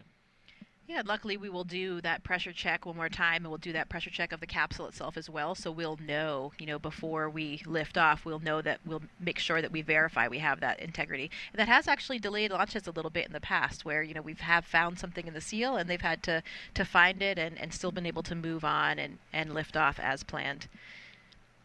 We talk about what the crew's been doing. We, as astronauts, actually sleep shift before these missions, depending on what time our launch is, depending on how long the phasing will be to get to the space station, because of course we want to make sure that we can arrive and be pretty well rested. It makes for a really long day. The crew actually, their official wake-up time was at noon today, so they've been kind of adjusted to this sleeping in, staying up late schedule, which is perfect for people like Anne and myself. We were made for that, so banker's hours here for them. I love it. I get up early. I enjoy getting up early, but this is a perfect mission timeline for folks like yourself and Anne. I mean, it is fantastic. And we're going to have a beautiful view tonight. I am really looking forward to this because we will be launching at 7:48 and 57 seconds p.m. Eastern Time, and that is right after sunset. It will be twilight out. And when the spacecraft and the rocket get up a certain distance and altitude, the light really plays with the exhaust from the rocket. Some people call it the jellyfish effect, but you get this tremendous visual of the rocket going into space, and it sometimes creates light patterns that are unforgettable. Yeah, it was about the same time of day when I took off on my mission, and everybody described it as being such an incredibly gorgeous time. Spectacular, really, to be there viewing it, given that changing light, as you were mentioning, for twilight. So this should be quite a show here for everybody that's gathered in Florida today to see it. And as we look at the crew inside their spacecraft Endurance, another question coming to us on social. Jack Frost asks, not sure if it's the real Jack Frost, because it's not that cold here. Why are they getting in the rocket so early before launch, 2.5 hours?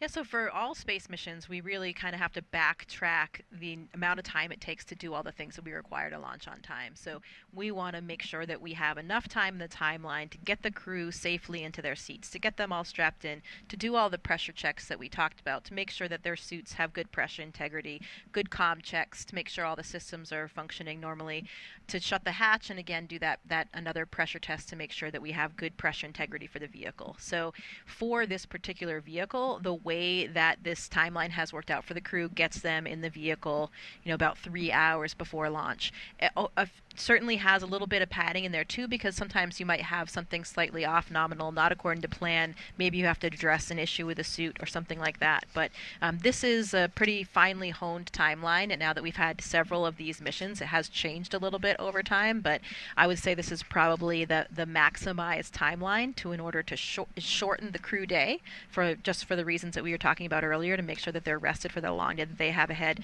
but to make sure that we have enough time to accomplish everything safely and successfully.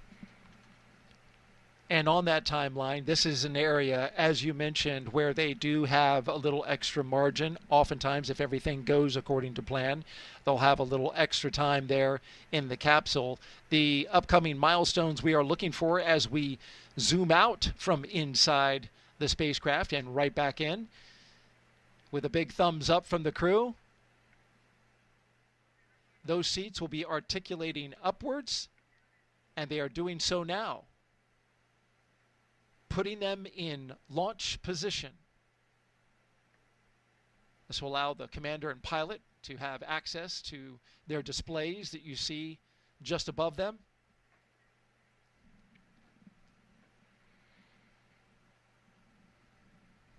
This is also helpful to the astronauts who can't spend forever on your back. It's a comfortable position, I'm sure, but there are Exec's seats are in the launch position. There are concerns that, and I know this from the Artemis missions, that you can only spend so much time on your back. So with SpaceX and the late load, it's very convenient. It's a very short amount of time that they spend on their back before going up into space. And now we're getting some of those comm checks.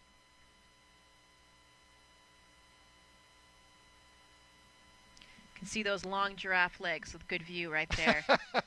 There it is.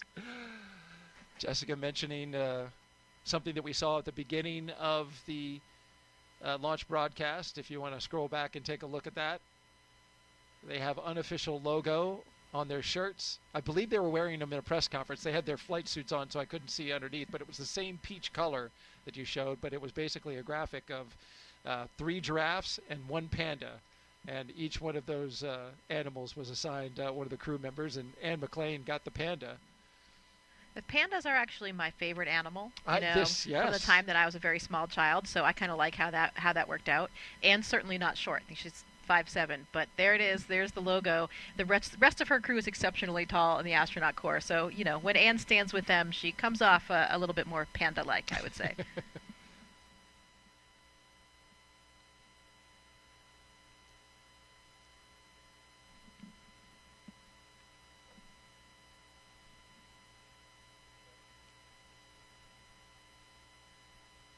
So the next few milestones we should see. Dragon, SpaceX, you are go for Section 2, suit leak check preparation.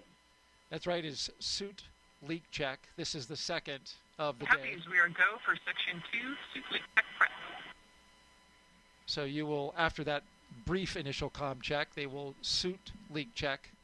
And so you will see the suits inflate. They'll put their visors down.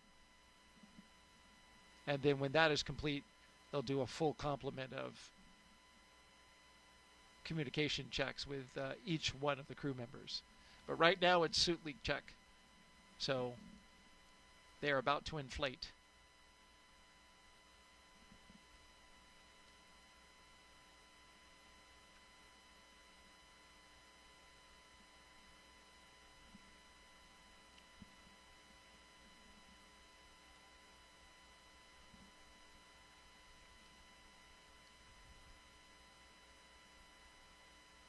As we await this this next milestone, I want to go back to what you were talking about in the memories of being in space, and how clear are the memories of your spacewalk when you were outside the space station, dangling in essence, looking down at the planet. Did you have a moment where you were able to just take it all in, to pause? Yeah, again, as we were talking about earlier, you have to be intentional about stealing a few of those moments for yourselves, especially when it comes to spacewalks. Spacewalks are the riskiest thing that we do. They're the most challenging, both mentally and physically. So it really does demand 100% of your focus and concentration to make sure that you are doing the right thing for the piece of hardware that you're trying to repair or replace, or whatever the task is that you're doing, and most importantly, to keep you and your partner safe. So that really demands a very, very high level of concentration. And, the astronaut mantra is always kind of echoing in your head of like, don't make a mistake, don't make a mistake. So you have to remember, you get very caught up in the task and the minutia of what you're doing. SpaceX Dragon, Section 2, 2.9, tier complete, ready for leak checks.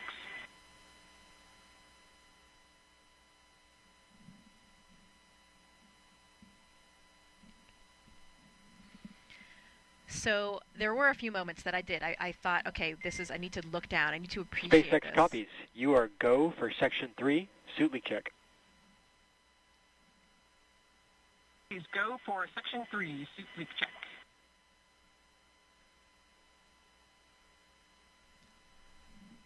And one of those moments was when I was actually in the foot restraint that we have that really secures you in one position, and I was working with one of the batteries that we had, and Christina was below me, and as I looked down, I saw the view. We were actually coming over those Patagonia ice fields that I was describing earlier, which is one of my favorite spots, and I remember seeing that and just waiting for a second and thinking, okay, wow, this is pretty extraordinary, you know. That first moment you come out of the hatch as well, when you see your boots below you and then nothing else until Earth. And that's certainly different than the way that we train in the pool, where you see the bottom of the pool always. Right. And that, it's really, of course, you're moving around the Earth, but the sense of movement and motion that you have is that the Earth is spinning very quickly below you. And it's really an extraordinary feeling. I remember as well, Christina and I were under the airlock. We had a moment, so had a pause, and we flew right over San Diego, where I went to graduate school. And so we took a moment there to make a shout out to all of my friends and colleagues that lived there. But, really easy to pick out those coastal cities because you have those landmarks. When you're looking down at the Earth and you don't have the benefit of the borders drawn on a map, a lot of times geography can be pretty challenging. So those coastal areas are the easy ones to pick out.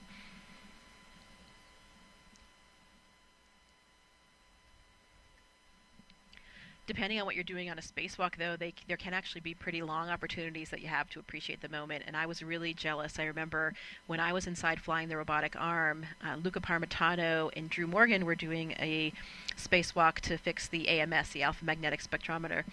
And there was this one period of time where Luca was just riding the end of the Canadarm, the robotic arm on the space station built by the Canadian Space Agency, and he was just riding it for a very long time. He wasn't holding anything, he was just riding it and really looking off into the solar system and the universe. And if you know Luca, he's a talker, and he started getting quite philosophical as well and talking about what he saw and how he felt. And I was always very envious of that opportunity because I didn't have one of those natural lengths of downtime where you had really the opportunity to do that. But you never know. On my next flight, hopefully I'll have one of those as well. Well, I hope so for you as well, because it just sounds spectacular. What an honor and a privilege to be able to do that.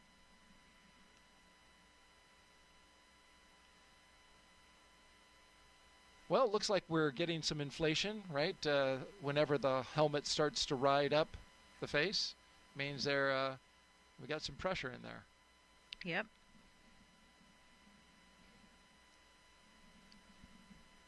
Another social question for you, Jessica. Zryan Dox asks, what happens if the astronauts felt the need to scratch? Oh my goodness. Yeah, that is Hope a they're not good listening. question. Good question, and unfortunately, often there isn't a lot that you can do. You can see right now they're already finished up with those pressure checks, so it wasn't a very long time. You saw Kirill actually reached right in and scratched his nose, so he looked like he did have something like that. SpaceX Dragon, suit leak check complete for nominal suits. SpaceX copies and concurs for good suits. Additionally, at this time, I have an update on the hydraulics issue that LD briefed during the weather briefing, if you're ready to copy.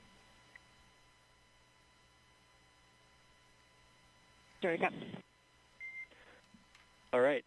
The hardware is healthy, but we are currently still evaluating system performance.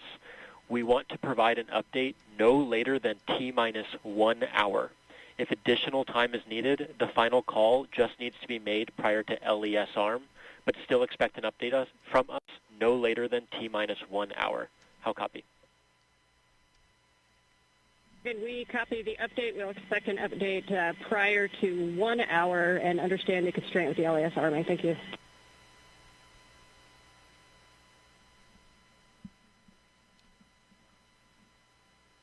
So we've mentioned this at the top of the launch broadcast and another time not long after that, that the crew, SpaceX team on the ground, is evaluating an issue with Dragon hydraulics. SpaceX at this time. Closeout team will perform final closeout steps and exit the capsule. You're go to proceed to Section 4, side hatch close, and report when ready to close the hatch.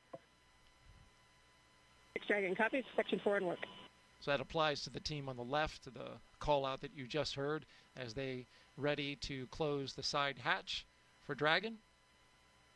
But back to the brief that was just given to the Crew-10 crew regarding the hydraulics on the ground, and they are currently looking at an issue that is related to hydraulic lines or a hydraulic issue with the clamp arm that holds the Falcon 9 rocket to the transporter-erector. Again, there's an issue with the hydraulics related to the clamp arms, and there you see them, and that holds the rocket to the transporter-erector. They're evaluating an issue with the hydraulics in one of those clamp arms. So they're working through the data, evaluating the situation.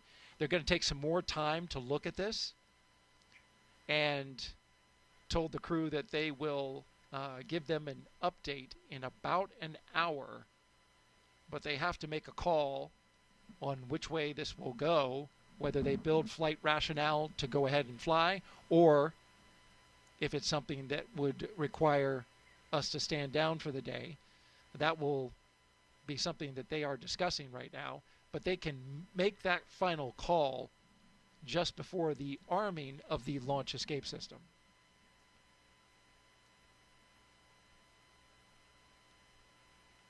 We just completed suit leak checks.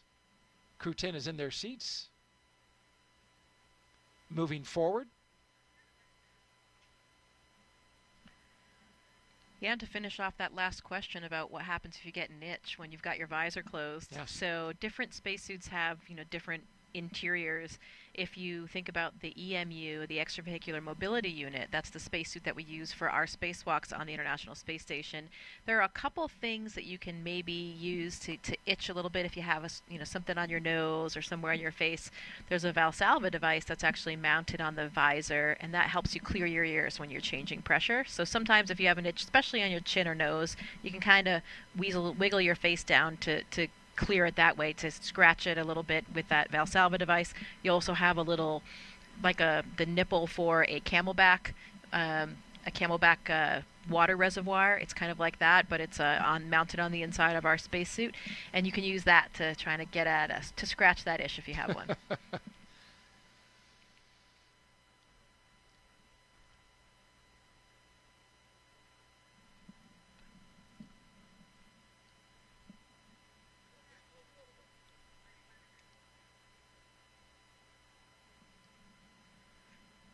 One of the factors that they're looking at on launch day, of course, is the weather, and it couldn't be much better than this. 95% go, winds 12 to 17 miles per hour out of the southeast, temperature 67 degrees expected at launch time. We're in the 70s as we speak, and it has just been delightful outside. SpaceX and NASA not only look at weather at the launch site, though, but also around the world, making sure conditions are acceptable if Dragon has to splash down in the Atlantic in case of an emergency. So, of course, teams are monitoring contingency splashdown locations if the crew had to come back to Earth before docking with the space station.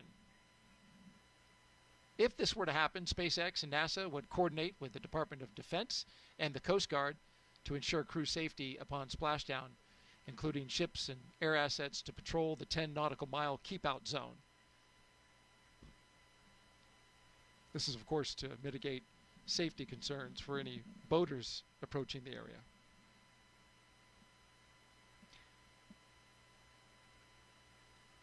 The weather brief that they got at the top of the launch broadcast was that conditions along the ascent corridor were good. They did have some winds that were teetering right on the line, but they were expecting them to go down. And how about that?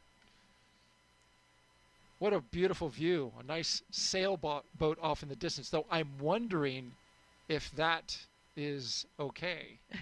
now that I think about it. Looks like it might be a violation, and I know that that actually prevented a few or delayed a few shuttle launches in the past, didn't it? Right, boats that were in the area that weren't supposed to be there. It did indeed.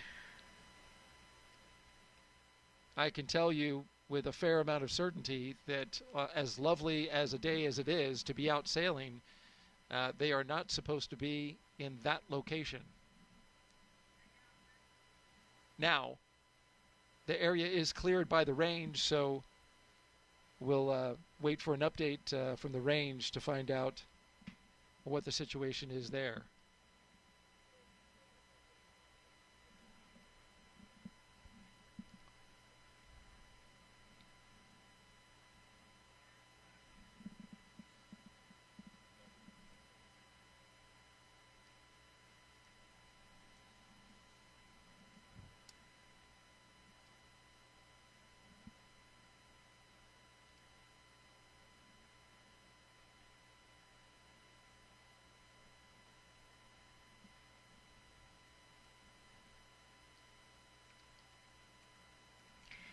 See, there's not a cloud in the sky, so that's another nice feature for the viewing today. Sometimes if there are a few clouds interspersed, you lose your view for a minute or two once it gets above that cloud later, but that should not be a concern for today.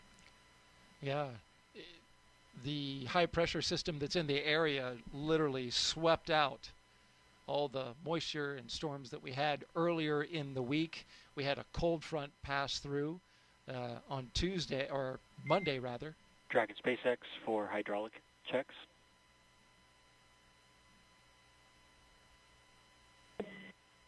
Just giving an update that they're about to start an additional set of kinematics tests on the hydraulic system, so you may feel or hear some valves clicking, but this is expected.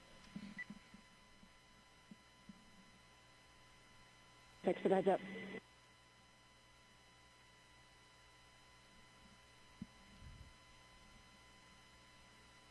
So SpaceX informing the crew that they will be hearing some noise as SpaceX cycles hydraulic valves. This is a situation that they are evaluating in this moment. Dragon SpaceX closeout team is taking final steps in prep for side hatch closure. Stand by for transition to pad hatch closed. Ensure all items remain secure from now through launch. Copy. And there you see the crew closing the hatch. But again, back to the hydraulic issue, SpaceX cycling those valves as they work an issue with some ground equipment, the hydraulic lines, and the system that feeds the clamp arms, which holds the rocket to the pad. A note about that boat that we saw earlier, there is still plenty of time to clear the range. And so I don't know this for sure, but it's possible that the boat may be getting a visit, but certainly could get out of there. There are notices that are put out called NOTAMs. They are notices to mariners and aviators in the area that lets them know that a launch will be going off this evening. And the Cape Canaveral Space Force Station, the 45th Space Wing, has the responsibility for the range. And of course, again, plenty of time to clear the range before liftoff. Currently sitting at T-minus 2 hours and 10 minutes and counting. You're watching live launch coverage of NASA and SpaceX's Crew-10 mission to the International Space Station. 2 hours ago, the crew made their way out of astronaut crew quarters. After they suited up, they got into their rides, drove out to the launch pad, ascended the launch tower, walked across the crew access arm and into the Dragon Endurance capsule that you see there. The Endurance spacecraft currently on its 4th flight. The flight leader in the fleet currently. The crew is now inside the capsule, and the team there at SpaceX performing some leak checks to make sure the capsule is airtight.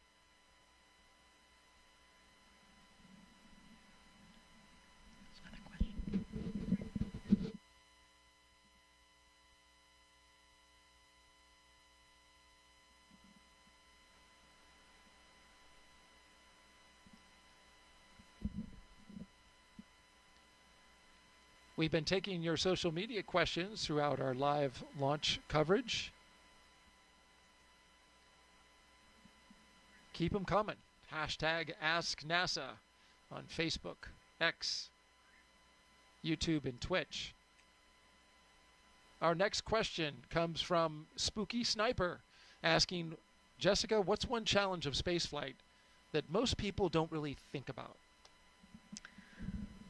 Well, one thing that comes to mind is the challenge that we face when we come back home, because you've been operating in this really intense, novel, exciting environment for 6 months, 7 months in my case, even longer for some of the recent missions. And every day you're intertwined with all of the systems of the space station, all the experiments, everything that's going on. And it's, your participation, all the work that you're doing is critical and crucial to the success of those experiments, to keeping the space station alive and healthy. And there's a lot of meaning in your work. You have these very busy days that are all laid out and planned by the ground teams. And then you leave the space station and the transition is quite sudden. You come back, you have to contend with gravity again, which doesn't feel great for your body. And you think about it, you're thinking, well, wait a minute, I left and somehow the space station's up there still doing just fine with another crew that's taking care of it, but you're personally no longer connected to it and responsible for those everyday operations. And it's quite a difference from when you come back. And I think especially for astronauts on their first missions, I've talked to quite a few astronauts about it. SpaceX, are you ready for comm checks with MD, LD, and DC? SpaceX Dragon, ready for comm check. Copy. I'll initiate the teacher's comm check. Dragon, SpaceX, comm check. SpaceX Dragon, loud and clear. Core, loud and clear. Teacher's comm check complete. Stand by for comm checks with DC, MD, and LD in the launch configuration. Dragon, DC on countdown 1, comm check. DC Dragon, loud and clear.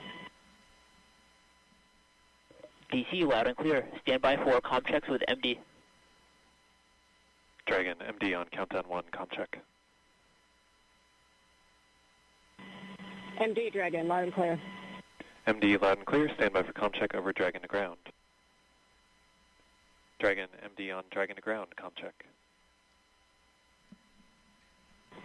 MD Dragon, loud and clear. MD loud and clear, stand by for comm checks with LD. Dragon, LD on countdown 1, comm check. LD Dragon, loud and clear. LD loud and clear, stand by for comm check over Dragon to ground. Dragon, LD on Dragon to ground, comm check.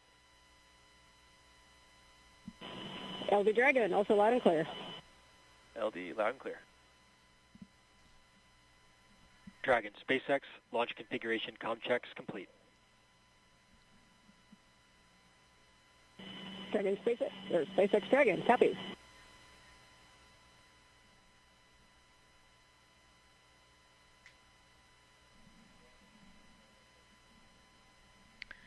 Yeah, so to wrap up that last question, when you returned from spaceflight, some astronauts, including myself, have kind of had this feeling of aimlessness almost. You've just accomplished this number one goal that you've had, this dream you've had your entire life from the time that I was 5 years old, from my perspective. And I actually returned at the time of COVID, so it was coming back to a completely different planet. But, finding, again, your purpose and your mission it's probably something that most people don't think about when they think about the challenges of spaceflight.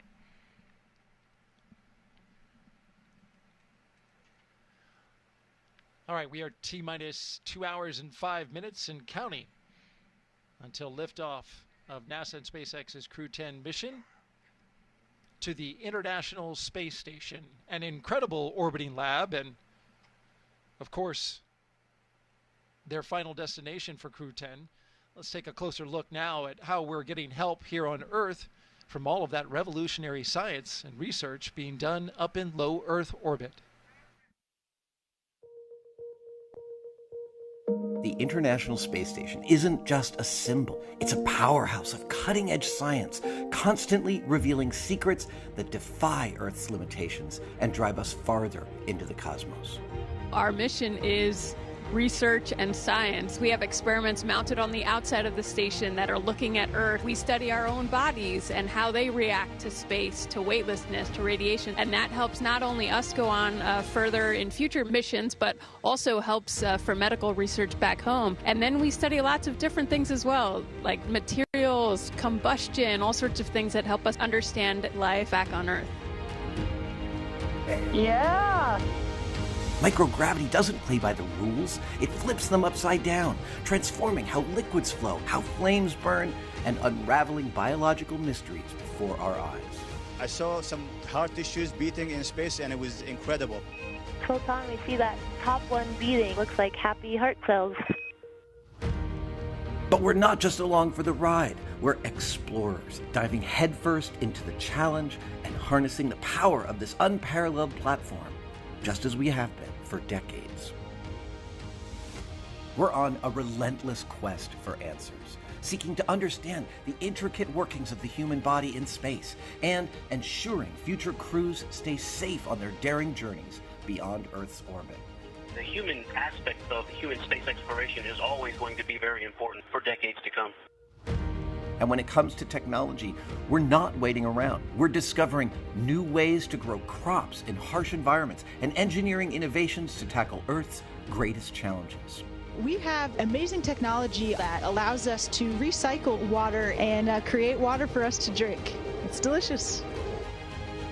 Microgravity isn't just a curiosity. It's a game changer in the fight against diseases back on Earth, paving the way for breakthroughs that benefit us all and enabling new economic opportunities in space. Welcome, Axiom 3, on board the International Space Station.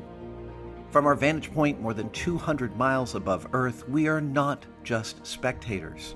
We're gaining unprecedented insights into the world we call home, and we're sharing our findings openly. We're not just achieving results today. We're sparking inspiration in future generations of explorers and embracing the power of global collaboration as we reach for the stars.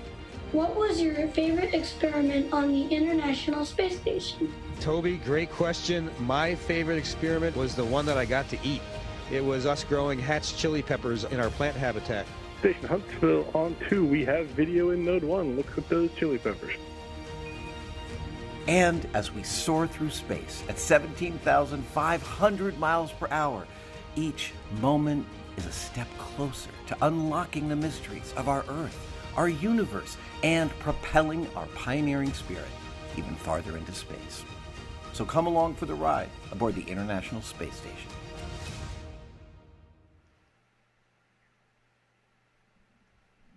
Seeing all that footage from up at the ISS, I'm sure brings back a lot of fond memories. Absolutely, especially as a scientist for me, I get very excited about our role as astronauts in conducting these scientific experiments. It's so rewarding to know that you're really helping science progress and you're the person up there as the operator and or subject to help gather all this valuable data for the teams. I know that for this mission we have a lot of different scientific experiments, just a few that we could mention. There are a few that will be actually performed in Dragon, so in that phase of flight before getting to space station, and a few others on the space station. Starting off with those in Dragon, there's an experiment called Space Health. It's a Canadian Space Agency experiment where the astronauts are wearing these biomonitors. So it's a wearable technology garment that's looking namely at cardiovascular variables, so what's going on with our heart, and a lot of important factors to see what happens in microgravity. We have such a big difference in our physiological systems if we don't necessarily have gravity, which is pulling our blood and body fluids down to our feet.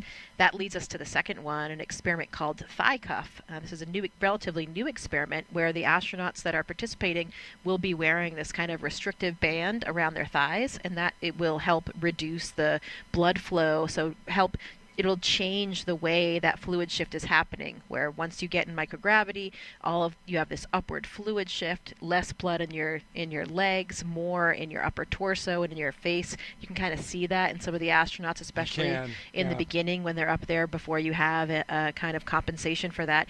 And these fluid shifts may be part of the reason why we're having problems with our eyes. Many astronauts are coming back with some deficits to their vision and even some anatomical changes to the back of the eye. It's a syndrome called SANS, Spaceflight Associated Neuroocular Syndrome. So this thigh cuff experiment will provide a lot of data to see if this could be used as a countermeasure to help counteract some of those effects.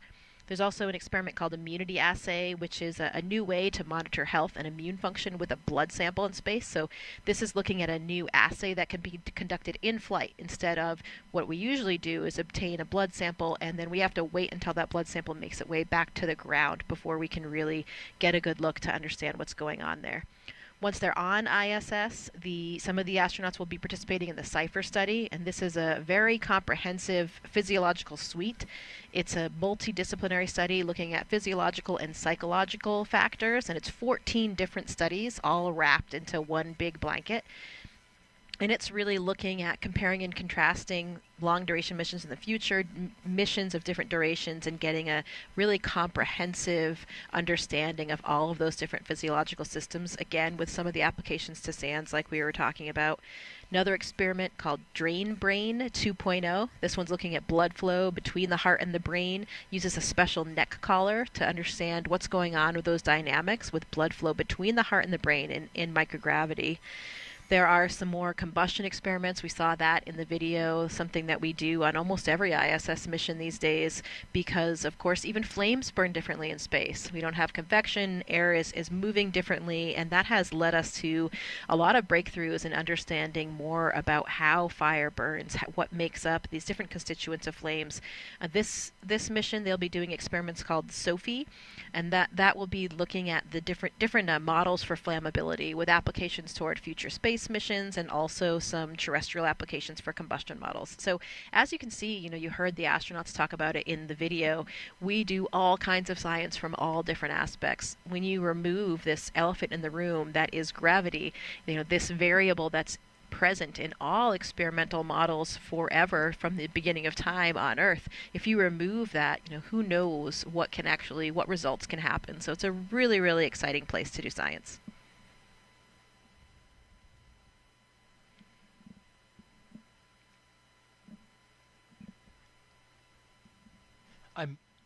I'm most fascinated by the human aspect, especially what you talked about with how fluid flows inside of the body. Did you notice anything with your vision when you came back? Well, good question. Yeah, I actually did have a pretty extreme case of SANS, and so it was something that when I was on orbit, I did a lot of extra exams and images. So we actually have an OCT machine on board the International Space Station. So this is a machine that we can use to look at the back of our eye, to look at the retina, the choroid, and understand really the anatomy of the eyeball and the surrounding structures. So I actually did have a pretty extreme shift. My only real symptom, and the only thing that has lasted until now, is that I have perfect vision.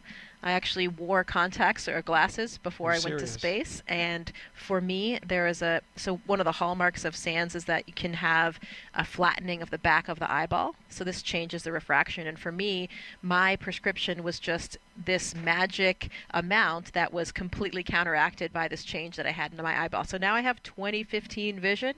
How about that? And that's persisted for 5 years. Yeah, I usually refer to it as the most expensive corrective surgery. Thank you to the taxpayers.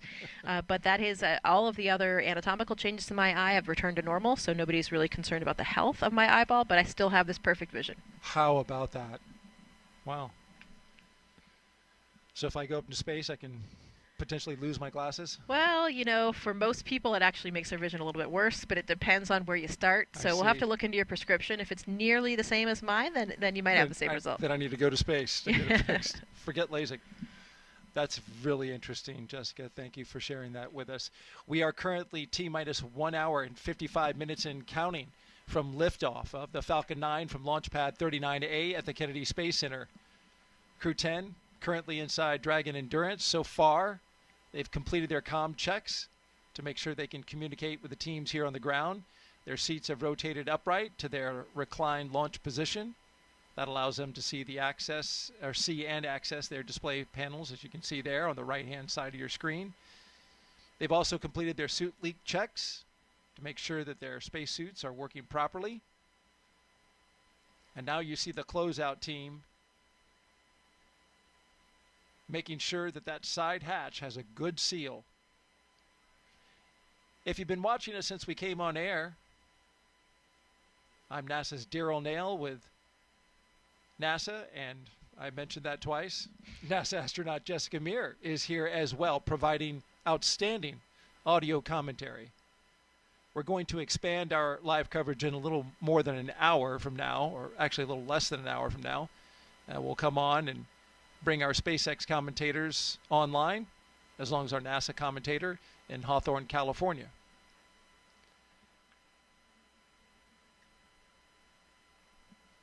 Here's another look at the crew going into space today. The Crew-10 commander is NASA astronaut Anne McClain. She's a West Point graduate and U.S. Army colonel who has spent 204 days in space and completed 2 spacewalks. She's a highly decorated Master Army aviator with over 2,000 flight hours, and she even played for the USA Rugby Women's National Team. Yeah, that's right. My classmate Anne. She's a natural leader, and she is exactly where she should be, leading this crew to space today. Your Crew-10 pilot is NASA astronaut Nichole Ayers, a U.S. Air Force major and graduate of the Air Force Academy. Nichole has flown the T-38 and the F-22 Raptor, logging over 1,400 flight hours, including 200 in combat.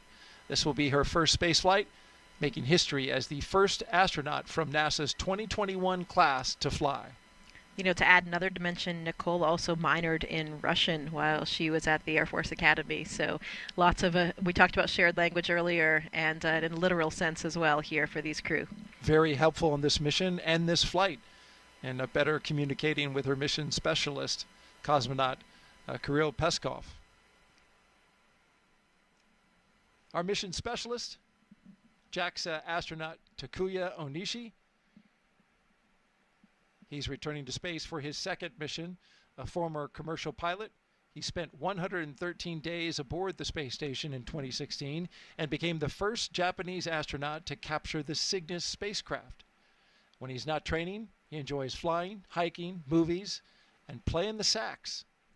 When they reach the space station, Anne will hand over her commander duties to Tak. Tak will actually become the commander of the space station, and he'll be the third JAXA astronaut to serve in that role after Koichi Wakata and Aki Hoshide.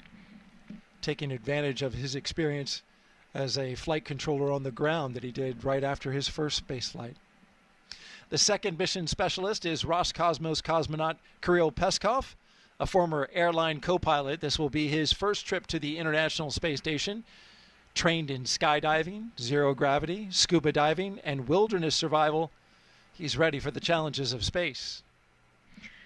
Kirill is always finding adventure on this planet. He has that sort of adventurous spirit, so he's always exploring every environment he's in, and I'm sure that this will be even more special for him, having that natural sense of exploration and adventure in him when he sees the Earth for the first time from above.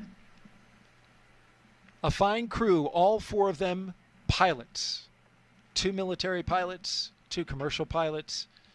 They all speak the common language of aviation. We are T-minus 1 hour and 50 minutes until liftoff of NASA's SpaceX Crew-10 mission.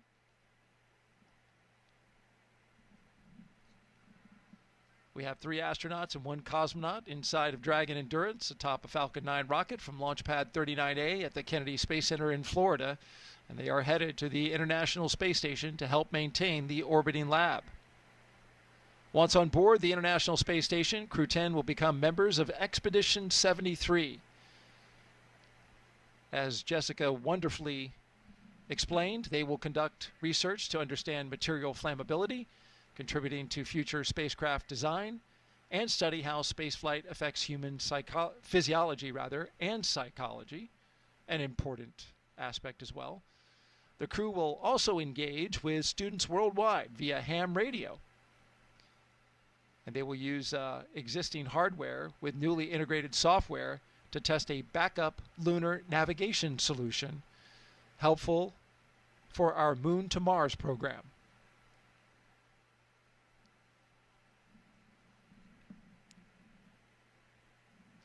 Yeah, just want to clarify, they will become part of Expedition 73. 72 is currently on the station, and there you see some of our crew members from Crew-9.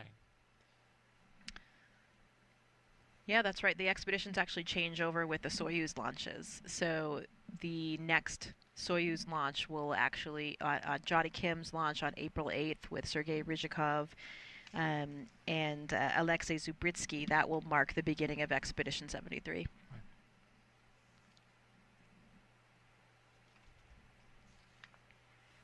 So far, we've had a pretty smooth countdown. Everything going well with the astronauts. As you can see, they are inside the spacecraft Endurance. The spacecraft is in good shape. The launch vehicle, the Falcon 9 rocket, also in good shape. The crew, they're ready to go. Flight controllers in Houston are also ready. The only issue that they're currently working is regarding a hydraulic system that feeds one of the clamp arms on the transporter-erector. That clamp arm helps hold down the Falcon 9 rocket before liftoff. The crew was updated about this, and SpaceX is currently working it with teams from NASA. They expect an update in about a half hour, and they can make a final call on which way they're going to go prior to the launch escape system being armed. That happens around T-minus 45 minutes. Let's take you now inside Mission Control in Houston, where flight controllers are constantly monitoring the International Space Station and the people living on board. I believe we have Leah Cheshire with us live at the Johnson Space Center in Texas. Good afternoon. That's right, and thank you, Daryl. This is Mission Control Houston in the International Space Station's flight control room here at NASA's Johnson Space Center, where the team continues to prepare for launch, and they are led by Flight Director Ron Spencer. Today, we will be launching the 10th rotational crew mission to the International Space Station under the agency's Commercial Crew Program. Now, following Crew-10's arrival, the space station will have a total of 11 crew members aboard for just a few days. Part of those 11 crew members include the Crew-9 cadre, and that's including NASA astronauts Nick Hague, Butch Wilmore, and Sonny Williams, alongside Roscosmos cosmonaut Alexander Gorbanov. Now, during the next few days, Crew-10 will go over handover procedures with the off-going Crew-9. That includes a safety briefing and an orientation, and then the new crew will jump right in to help advance scientific knowledge and demonstrate new technologies. After a few days of handover activities, the members of Crew-9 will prepare for their undocking and return to Earth. Those direct handovers between the crews allow for continuity of the activities and help to ensure a continuous U.S. presence on the International Space Station, which, if you can believe it, we're now at 24 years and counting. Ahead of Crew-9's return, NASA astronaut Sonny Williams already turned over command of the space station to Roscosmos cosmonaut Alexei Ovchinin. In just a few weeks, NASA astronaut Johnny Kim and Roscosmos cosmonauts Sergei Ryzhikov and Alexei Zubritsky will join the on-orbit crew. Shortly after the departure of the Soyuz MS-26 with NASA astronaut Don Pettit, he'll be coming home, and that'll mark the commencement of Expedition 73, led by the new commander, JAXA astronaut Takuya Onishi, who is launching today. We are now at an hour and 45 minutes until liftoff, so I'm going to send it back to you at Kennedy, Daryl and Jessica.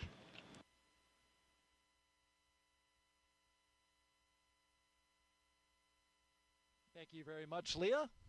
Appreciate the update there from Mission Control in Houston, Texas.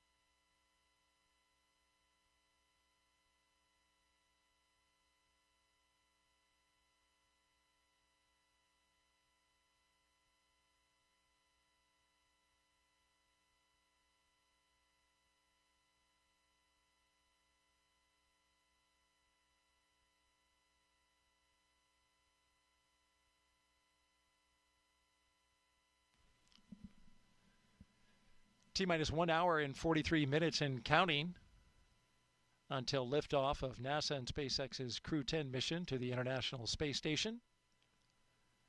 You're looking at the members of Crew-10 on your screen. From left to right, mission specialist Kirill Peskov.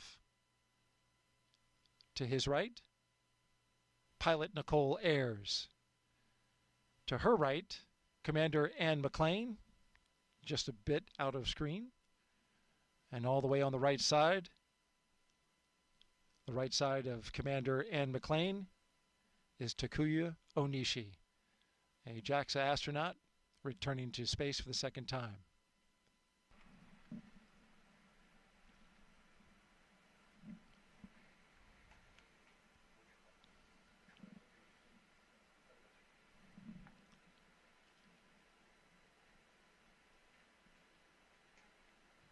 As Crew-10 prepares to launch, they are allowed to have a few personal items with them for their roughly 4-month stay in space.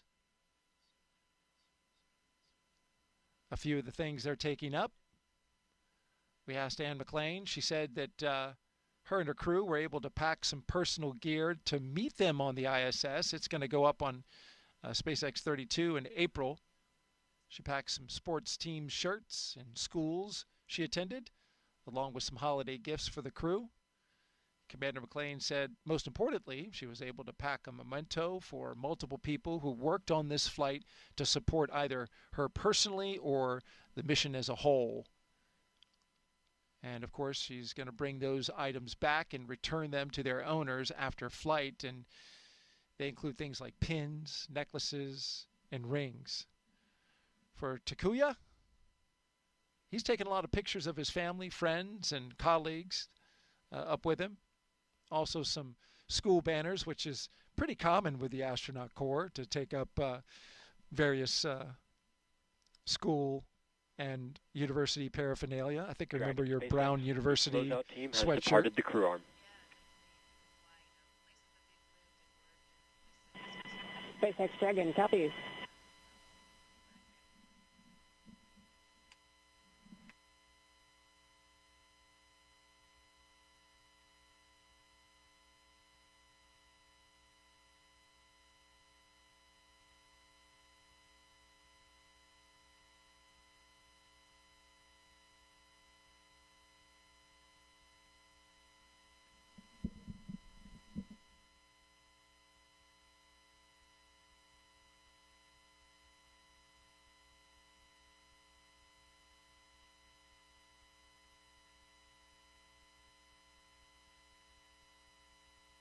There you see the closeout crew, Jessica, making their way off the launch tower, something you remember well from Crew-2.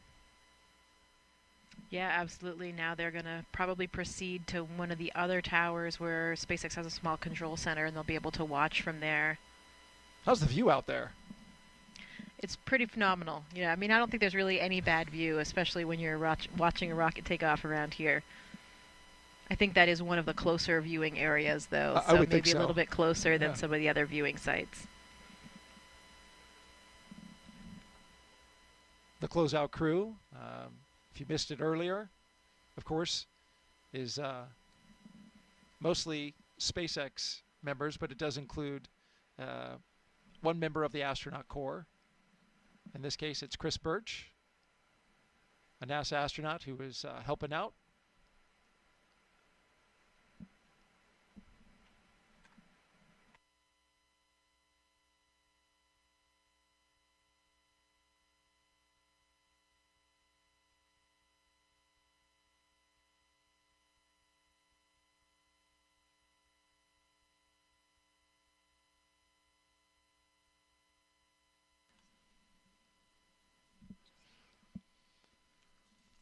As Crew-10 launches, that means Crew-9 will return home soon. Crew-9 launched from Pad 40 at the Cape Canaveral Space Force Station back on September 28th of 2024. That was a unique flight because it was only 2 crew members in order to make room for Butch Wilmore and Sonny Williams, who flew up on a Boeing Starliner test flight, but are going to be coming down in those 2 open seats with Crew-9. They've been part of Expedition 72, along with Crew-9. Wilmore and Williams have been living and working on the space station now for over 9 months. The other two for a little over 5 months. Once Crew-10 arrives, there will be what's called a direct handover for 4 days, or what they call 2+2, which is shorter than usual. And then Crew-9 will undock. Talk to us about that handover period and why it's different this time, Jessica. Yeah, so it depends on who is on board for the handover time. When it's a new astronaut, you have a little bit more of what we call kind of adaptation time. It really is dependent on what's happening on the space station as well, though. In particularly busy times, if there are a lot of repairs or a lot of experiments that have to happen in that specific timeline, the amount of hours that we have for the handover available will vary. But we try to have certain periods of allotted time where you have time to just have some really handover with the existing crew up there so they can show you the ropes. You know, we have such incredible training, really extensive on all the pieces of hardware and some of the experimental pieces of hardware as well, but nothing really prepares you for the nuances of what the actual situation is on board. So it's really important to get those tips and tricks from the experienced astronauts, and even for the second-time flyers like Anne and Tak, the space station is a different place than it is when they were on it previously. There's probably some different pieces of hardware and some different systems. Things may be done a little bit differently than when they were there before. So they'll get a lot of insight into operations up there and just really kind of get used to doing things.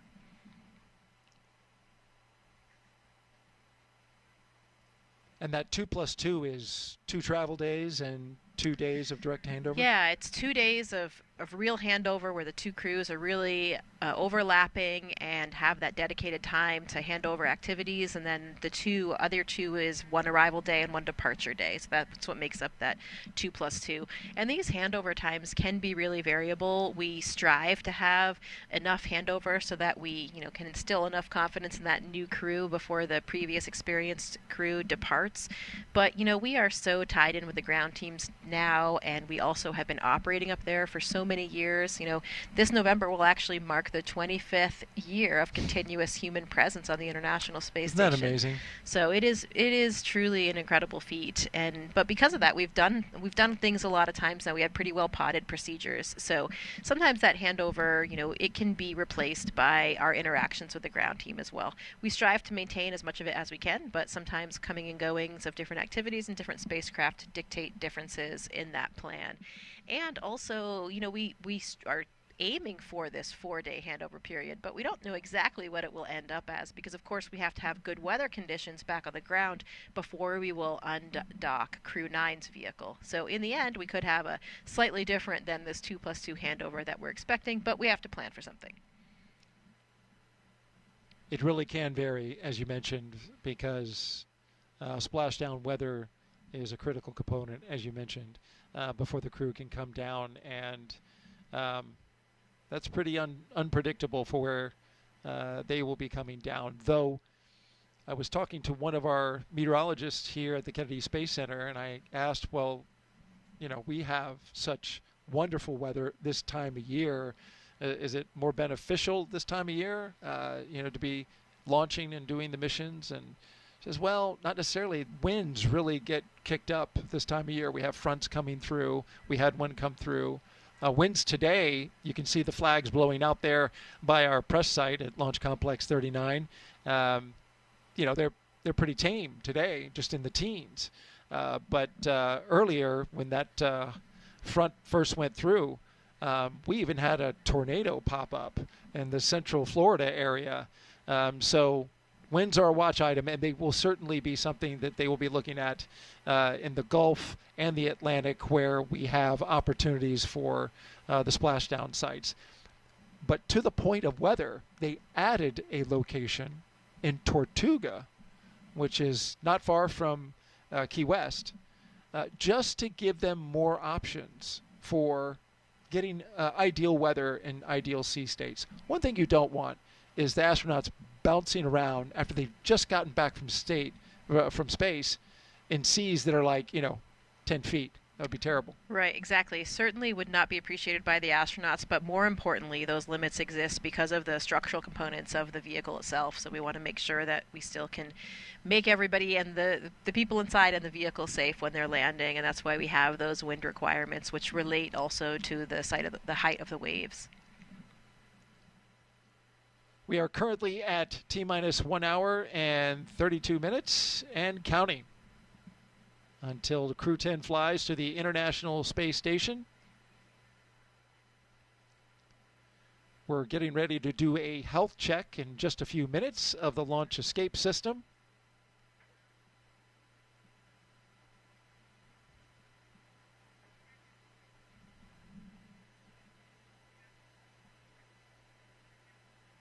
Of course, the launch escape system, a critical component of the Endurance spacecraft. You're looking at the crew right there. On the left, Roscosmos cosmonaut and mission specialist Kirill Peskov. Yeah, that launch escape system will be armed 2 minutes before they start loading the propellant, and of course that's for good reason, because we're sitting now on top of this incredibly combustive material, and that will stay armed. The escape system will stay armed through orbital insertion, and either the ground or the crew can send that command. It has 8 Super Draco thrusters that fire in order to bring the crew to safety, and those thrusters are specific to the abort system, so they're only used for that abort system. The crew can actually hear it arm with like very loud thump, and then they can hear the fueling of the valves, and they can hear the flow of the fuel as well. There's a T-handle on board that the crew can activate if they needed to jettison themselves to safety. And we'll hear those calls once we have liftoff and we're getting into those different phases of abort. We'll actually hear Anne McClain make those calls, and we will know exactly where they are in terms of those flight phases for which aspects, which areas of the flight profile they're on.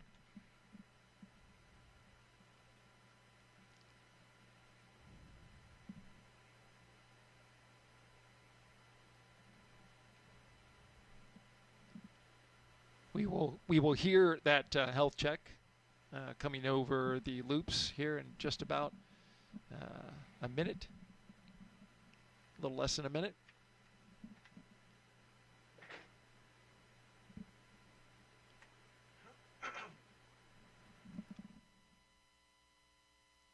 You know, we think about these abort systems, and certainly it's something that we never want to have to use, but when we do have the few occasions when we do use them, it's actually an incredible test and gives us a lot of faith in these systems. Yeah, that escape system I was reading can move Dragon half a mile in only 7.5 seconds, equivalent to a peak velocity of 436 miles per hour. I imagine in training, you've got to be ready for those kind of Gs. Yeah, absolutely. We have some centrifuge training.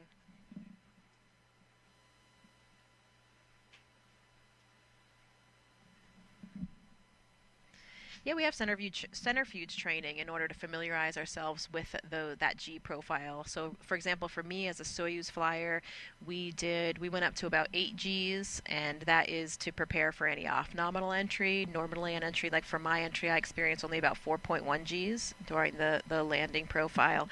And you're also, in the Soyuz, you're also practicing if you had to control that descent and the trajectory of that descent.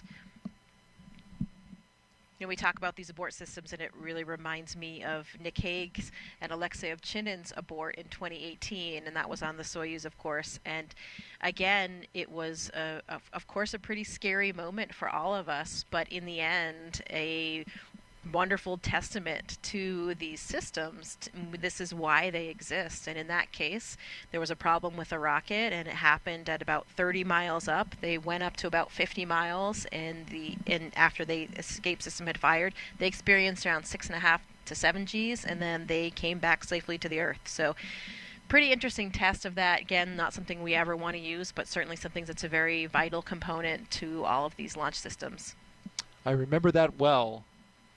Was some anxious moments there, and your fellow classmate from your astronaut class, Nichole, was right. So I'm I'm sure you got the full story on that.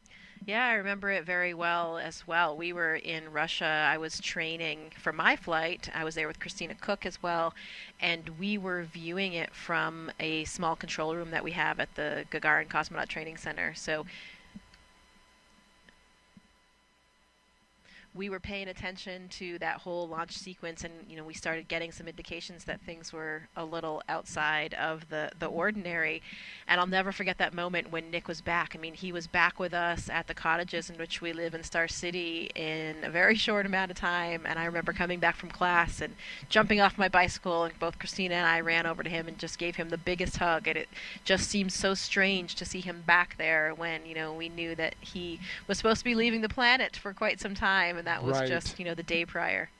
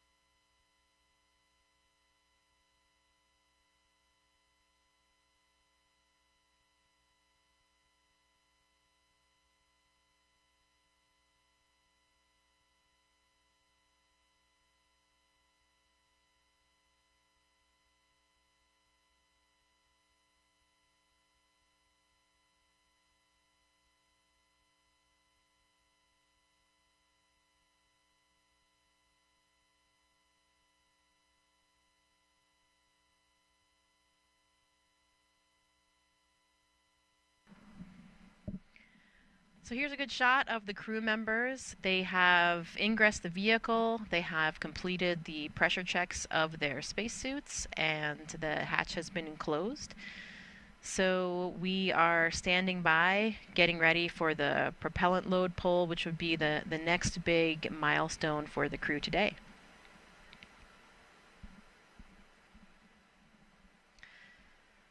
Dragon SpaceX for post-ingress briefing.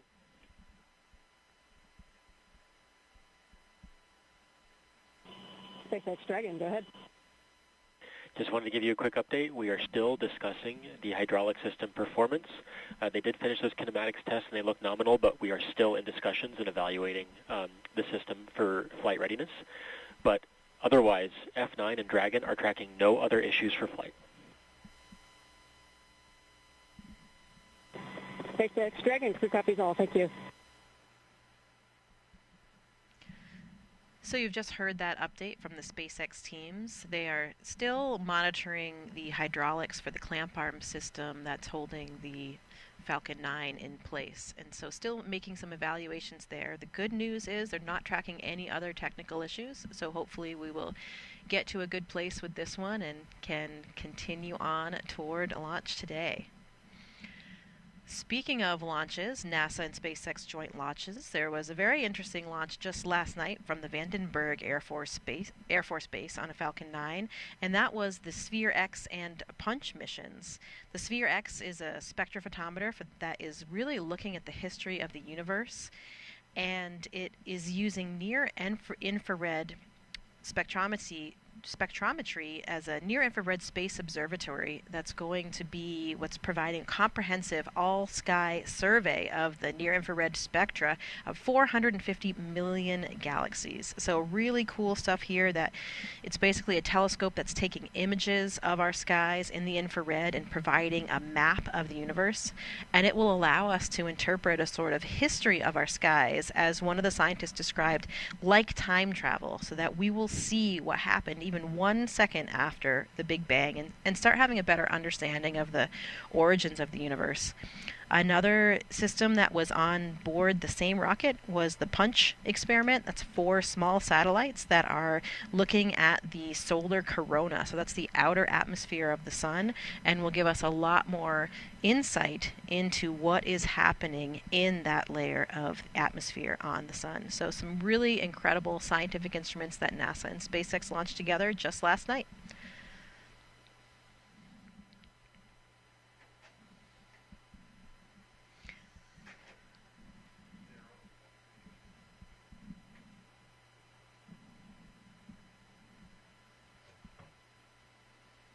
Another view of the crew here waiting patiently for their next update.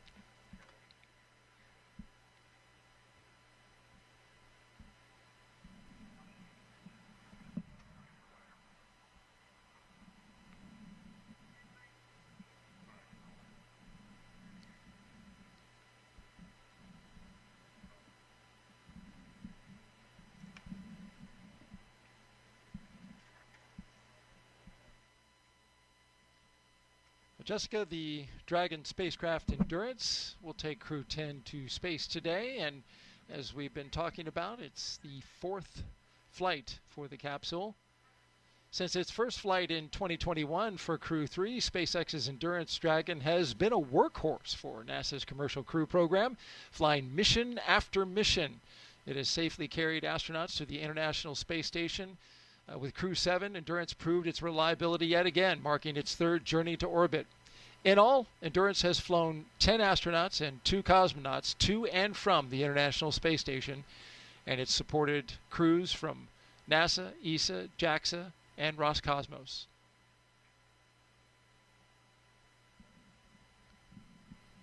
And we are currently at 1 hour and 19 minutes until liftoff of Crew-10 on a Falcon 9 rocket to the International Space Station. 1 astronaut and 1 cosmonaut will be the latest crew to fly as part of the NASA Commercial Crew program. The program uses private companies to transport people to and from the orbiting lab from U.S. soil. We've had a good countdown so far. Weather is almost perfect, 95% go. We do have an issue that SpaceX is looking at on the ground side. It has to do with the hydraulic system for the clamp arms, one of the clamp arms. Clamp arms hold the Falcon 9 rocket to the transporter-erector. They have been giving the crew inside Endurance updates as they've been going along. And they're going to give them another update here soon. We know that they also let the crew know that they would be testing that hydraulic system. No danger to the crew at all in order to test that system. So they went ahead and cycled those valves. They're gathering data and continuing to work that. They have up until the launch escape system arm, which is T-minus 45 minutes, to make a call.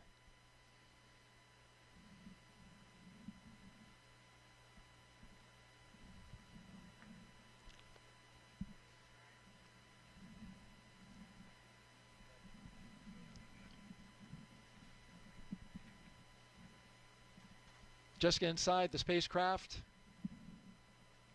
It's pretty calm inside there, as we've been seeing, the crew. But what are you feeling in a moment like this? You know, I think it's probably different for everybody. You know, maybe as the commander and the pilot are probably kind of rehearsing the big things that they're going to be monitoring on those displays. I know that for me, in the left seat of the Soyuz, there was, quite a choreography and procedures that we're following every step of the way. And so I was paying very close attention to everything that was happening on my screen. And, just preparing to follow along and do all the things that we had done in all the training and all of the simulations. And we are thinking about everything that's going to happen, thinking about what happened earlier today, saying goodbye to our family members. And most likely, though, I would say really just concentrating on the job at hand and the task at hand. You are really intimately connected with everything that's going on board that vehicle through all of these intense simulations that we've done. And so you are waiting for that next big moment and are ready to do what you've been trained to do.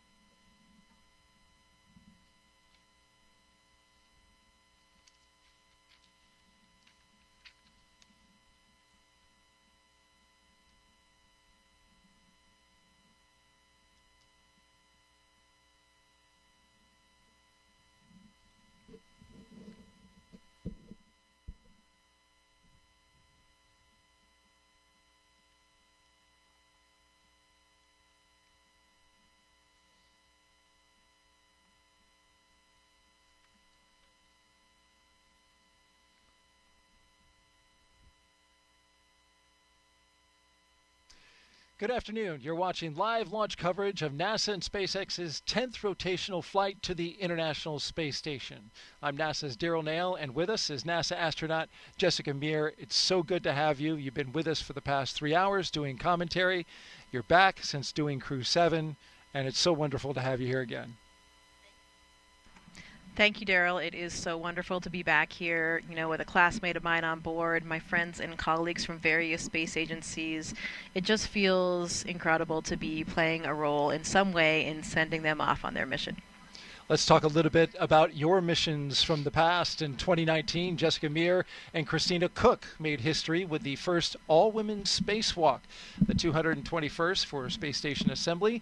2 years later, Jessica served as the astronaut support person for Crew-2, helping the team all the way to the launch tower. There she is, number 38. More recently, she was over at Launchpad 39B, where she rehearsed with the Artemis 2 crew. Once again, in the role of astronaut support person. But this time, that crew was practicing for their mission around the moon. Looks like you were having a good time, though. Absolutely. It's one of the best things about our job is serving in all these different capacities with our buddies along the way and knowing that we're playing a role in helping them prepare for their missions and also just broadening our own skill sets for whatever we might do in the future. One of the best parts I think about being an astronaut, we're just doing different things all the time. A lot of times the roles that we fulfill are very active. We're doing jet training, we're learning how to use and practicing with the spacesuits, we're taking a Russian class, we're learning about onboard systems, we're testing out something for an entirely new vehicle for the Artemis missions. So always fun and exciting. And we've got some beautiful views that we've been looking at of the Launchpad 39A out there for where our rocket's going to be taking off just after sunset at 7:48 p.m. Eastern Time.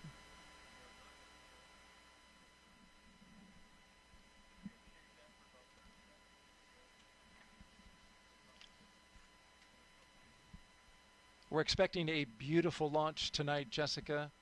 It'll be in twilight, which, as we know around here, for people who watch rocket launches, once that thing gets off the pad, it'll be a little dark on the ground, but very light up high, where the rocket will be doing its separation from the first stage, and see all kinds of rocket exhaust being illuminated by the sun. It will definitely be a gorgeous view. Very special lighting in that twilight period. So it will be quite a show for everybody on the ground here in Florida. Looking forward to watching it with you.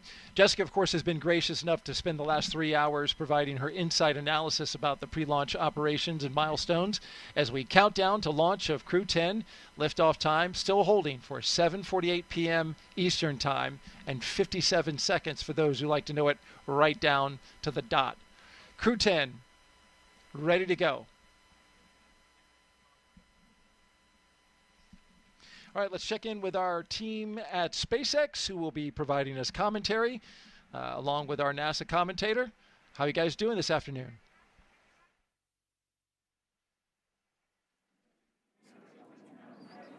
Hey, Daryl.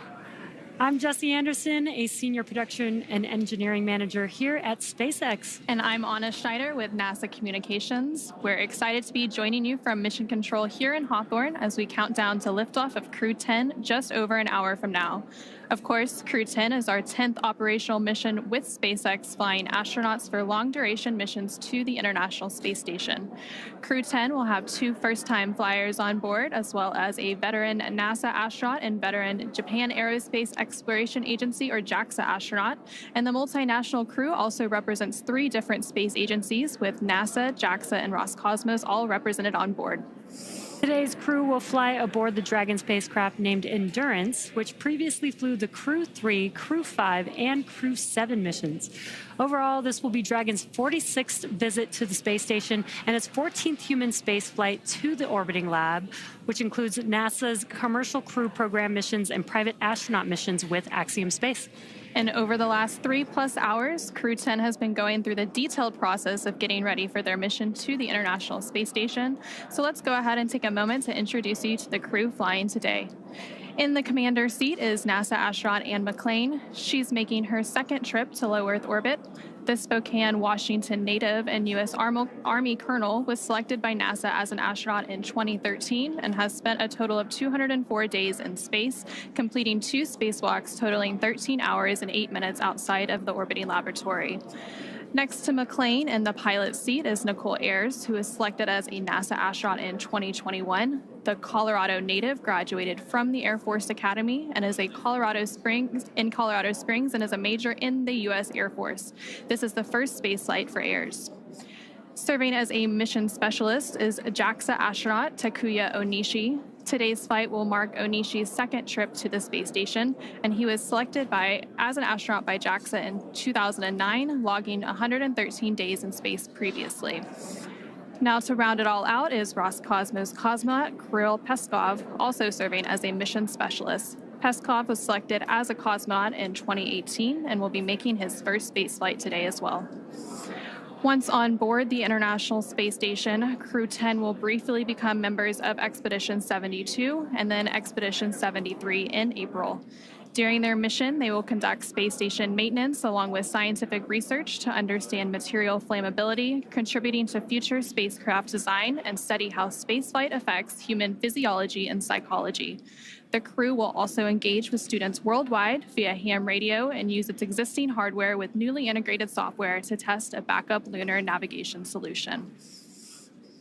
Now, to date, SpaceX has flown 56 crew members to space since the Demo 2 mission in May of 2020, almost 5 years ago. Now, coming up here at T-minus 45 minutes, we'll be listening for the team to report their readiness for propellant load with a final go, no-go poll.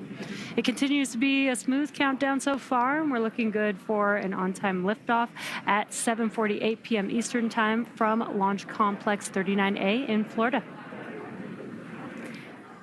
Now, here on the ground, the teams will be staffed around the clock in mission control just behind us to monitor Dragon and the mission, not just today, but throughout the entire mission. That's from liftoff to Crew-10's arrival at the space station, all the way through splashdown when the astronauts return back home.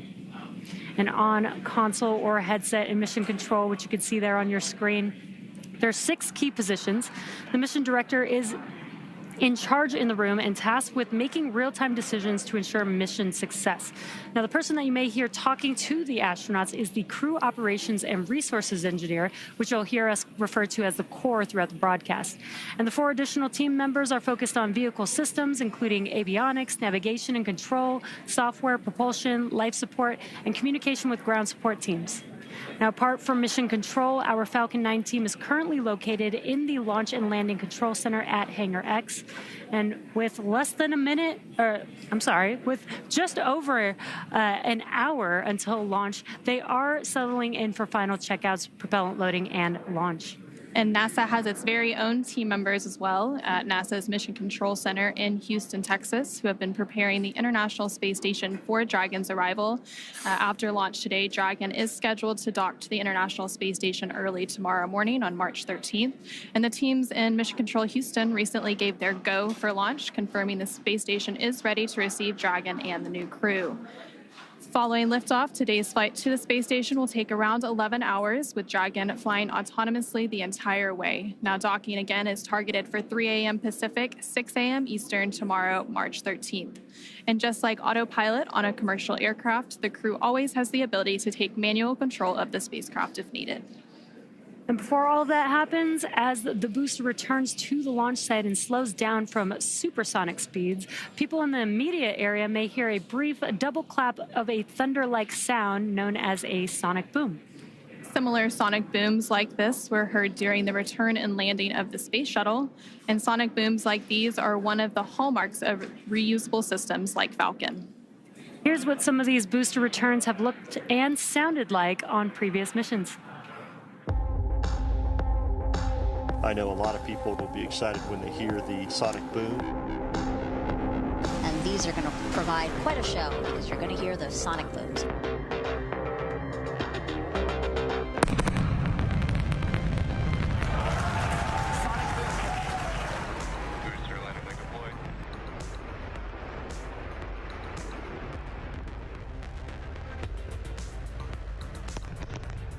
That sonic boom is great for us. That thunderclap broke the sound barrier.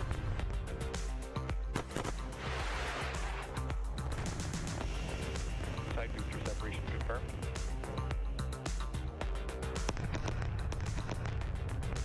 Just heard the 2 sonic booms here in the room. Booster landing confirmed.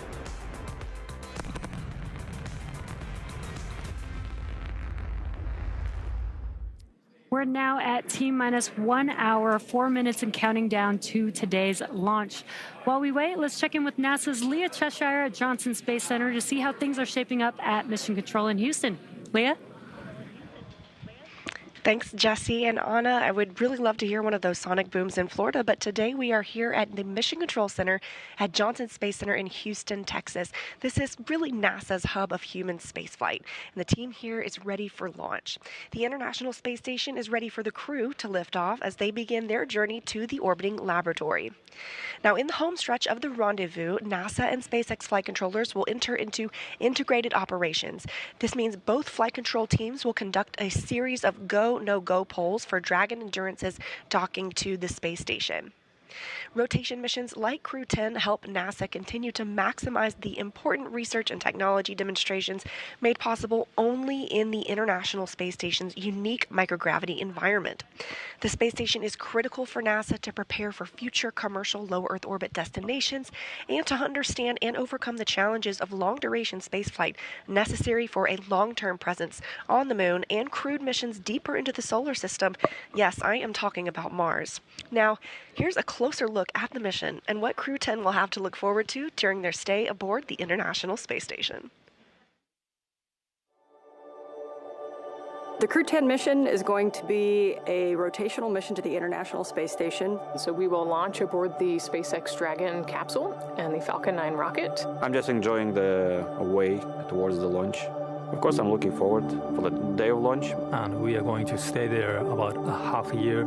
So the first goal of Crew-10 is to continue learning about the Dragon and the Falcon 9 rocket that we're going to be flying on to enable SpaceX to continue their development of rockets and even private astronaut missions in the future. The other mission is to get us safely to the International Space Station so that we can crew this incredible national orbiting laboratory that we have and continue the science experiments that we have ongoing there. One of the unique characteristics of the International Space Station is microgravity. We get to learn how humans and plants and other types of hardware react in the space environment and the microgravity environment. And it helps us to develop all kinds of new materials, medicines, and it helps us to push our knowledge forward. The discoveries that we make on board the International Space Station then inform what we do on Earth, and it allows us to further both humankind here on Earth and get to further places in the universe. So I've often been asked why we explore, and I think it's different for everybody. When people are born,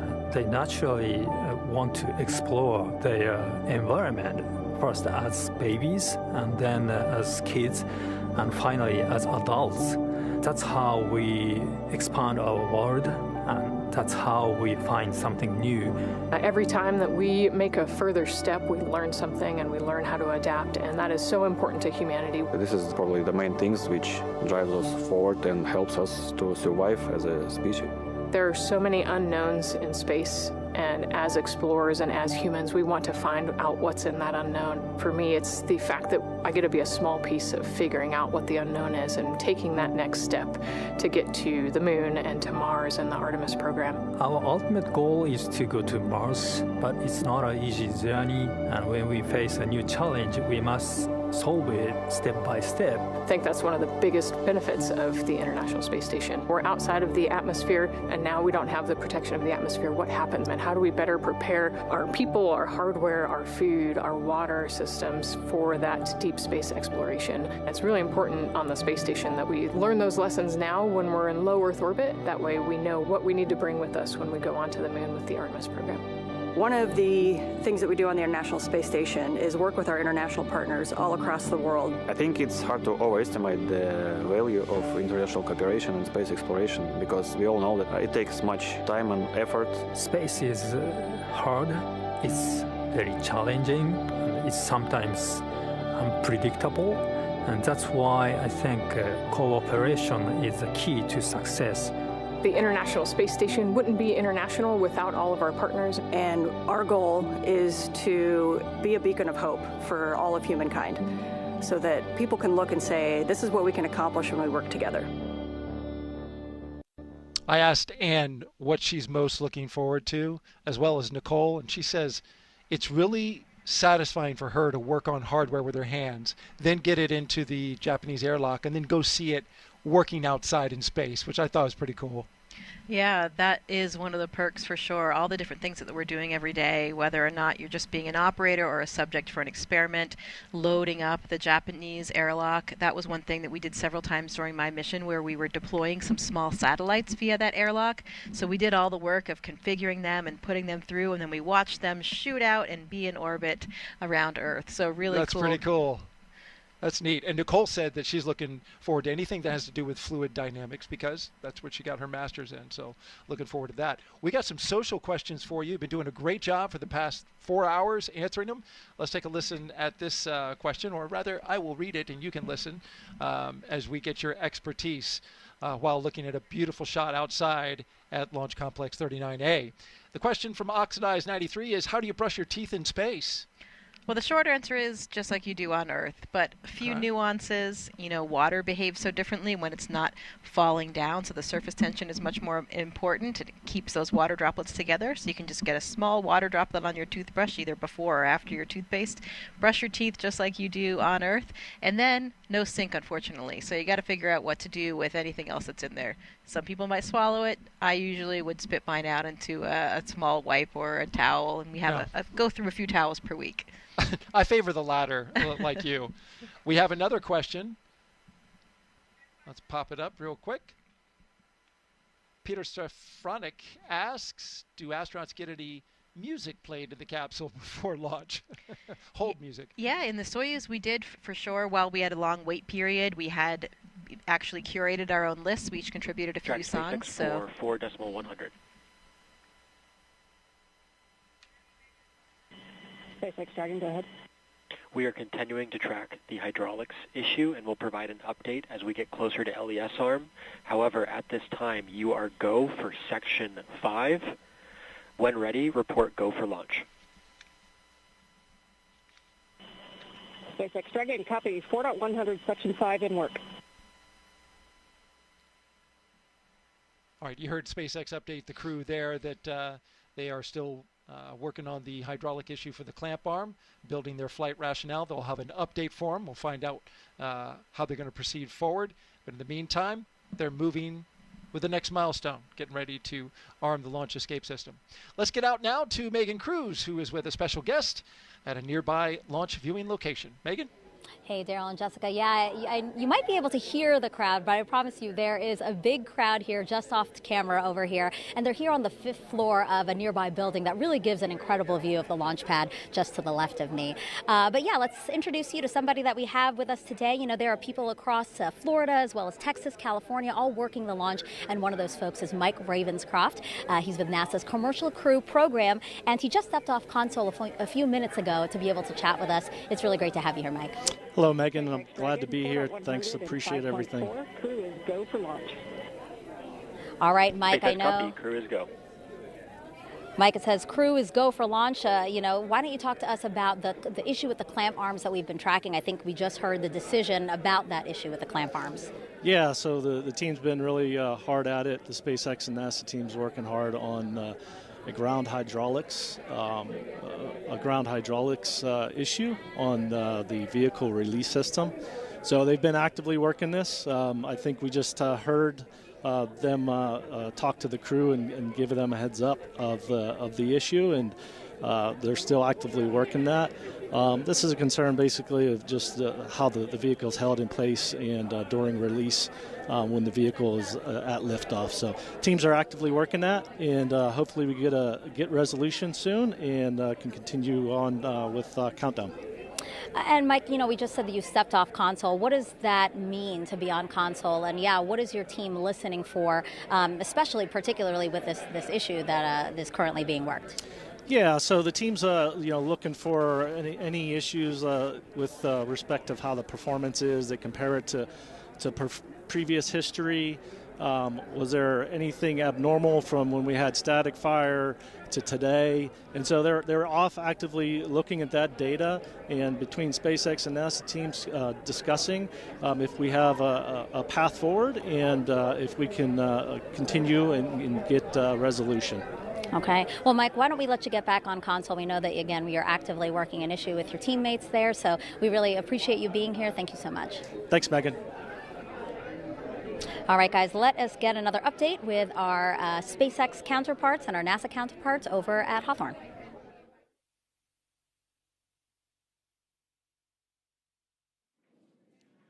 Falcon 9 is the first orbital-class rocket capable of reflight. Together, Falcon 9 and Falcon Heavy have completed more than 450 launches and over 380 reflights. And today, the booster will be attempting to land at Landing Zone 1, which is just down the coast from the Kennedy Space Center in Florida. This will be the second flight of the first stage booster supporting the Crew-10 mission. Rapid reusability drastically reduces launch costs, helps increase launch frequency, and enables a wide array of new government, commercial, and scientific opportunities in space.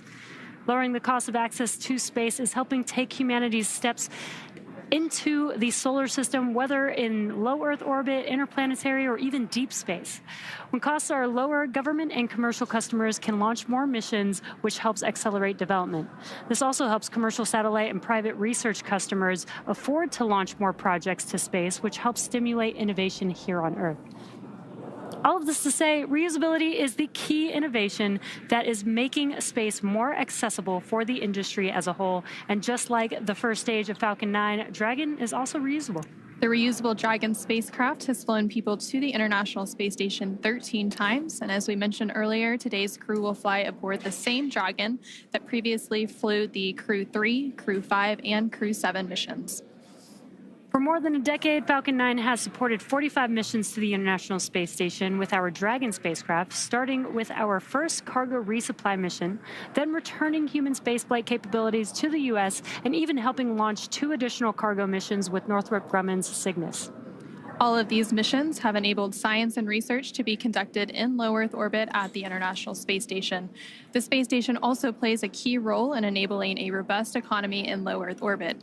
In addition to supporting private astronaut missions, the station is open for commercial and marketing activities proposed by industry and is supporting commercial companies conducting research as well as in-space manufacturing initiatives and aiding the development of technologies for commercial space stations. As part of these initiatives, SpaceX has supported the next generation of commercial space exploration with the launch of 3 private astronaut missions to the station in partnership with Axiom Space, with a 4th mission slated for this spring. But SpaceX's drive to unlock space does not end there. In 2021, SpaceX launched Inspiration 4 on a 3-day journey around Earth, and there you could see some of the footage from that mission on your screen. It was the first all-civilian mission to space, and missions like Inspiration 4, Polaris Dawn, and the upcoming From 2 allow commercial astronauts to conduct research and other activities in microgravity and demonstrate new technologies while orbiting Earth. As some of you may recall, last year, the Polaris Dawn crew reached the highest Earth orbit ever flown since the Apollo program, participated in the first ever extravehicular activity, or EVA, from Dragon wearing SpaceX-developed EVA suits, and conducted 36 research studies and experiments designed to advance both human health on Earth and during long-duration spaceflight. All of these missions are helping set the stage for future missions to the Moon, Mars, and beyond.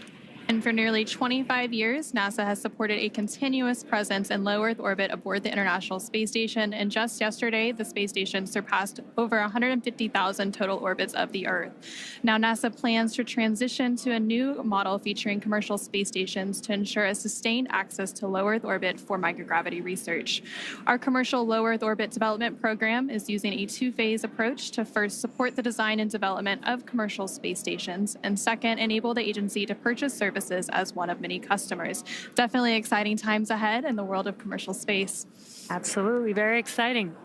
Now, back to today's mission. We are coming up on T-minus 50 minutes here to launch, and our teams are carefully moving through the pre-flight process. Now, a lot of preparations have brought us to this point, including a dry dress rehearsal and static fire on Sunday. A dry dress rehearsal is a practice run before launch where all of the steps are conducted except for the loading of propellants, which is why we call it dry. The integrated spacecraft and rocket are rolled out to the pad and raised vertically, and the crew and all of the support teams go through their steps exactly how they would on launch day to make sure that they're ready when we do go for launch. However, during a static fire test, which we also did earlier this week, the crew is not present. Now, propellants are loaded and the engines on the boosters are fired for a few seconds while the rocket is held down to the launch mount. The data from the static fire test is then reviewed and incorporated into NASA and SpaceX's decision to proceed with launch. And all of that hard work now brings us to today. And next up in our countdown, SpaceX's launch director will check in with the team for readiness, both for propellant load and for launch. As mentioned earlier, the Dragon launch team, as well as key NASA launch members, are in the Launch and Landing Control Center at SpaceX's Hangar X in Florida. The launch director will also check in with the Dragon mission director, referred to as MD, and NASA launch manager to make sure they're ready to move forward. Right now, the crew is on board Dragon, waiting to get the green light to stow the crew arm for launch and arm the launch escape system.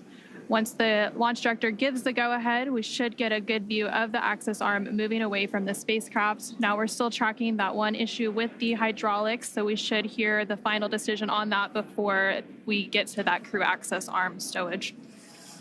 And the range continues to be go for launch, currently monitoring the clearance area surrounding our launch pad, as well as the air and sea space along the flight corridor.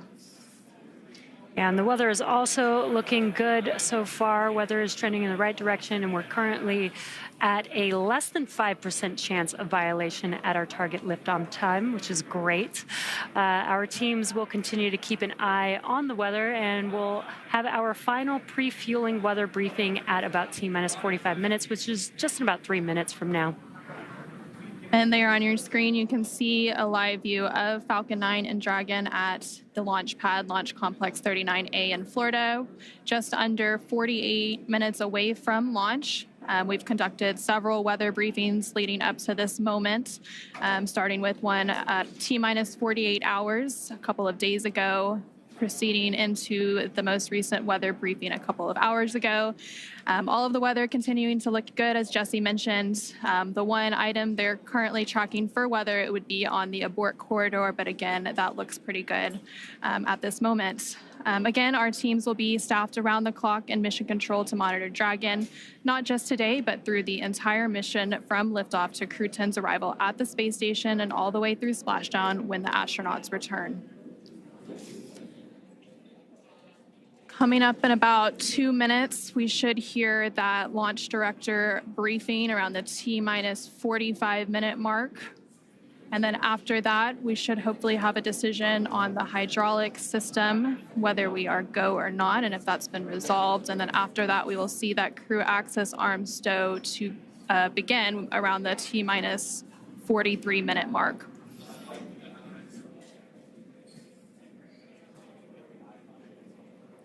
And as you mentioned, Anna, all the rest of the systems are looking really good for T0.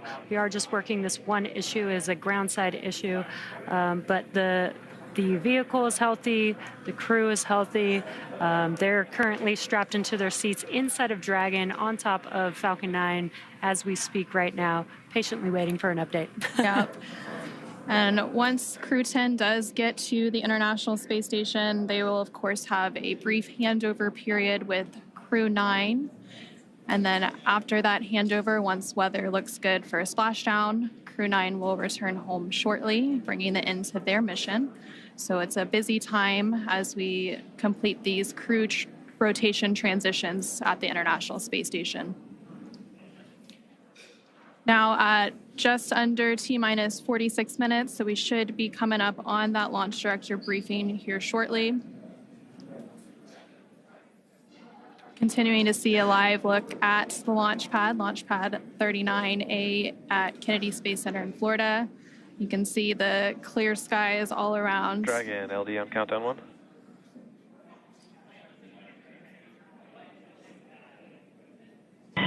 LD Dragon, go ahead. Hey, for awareness, team needs a couple more minutes here, wrapping up this hydraulics issue. We'll get back to you in about another 4 minutes or so on the answer. Done, copy, thanks. And a quick update there. Sounds like around the T-minus 41 minute mark, we'll get an update on that hydraulic issue that the teams have been working.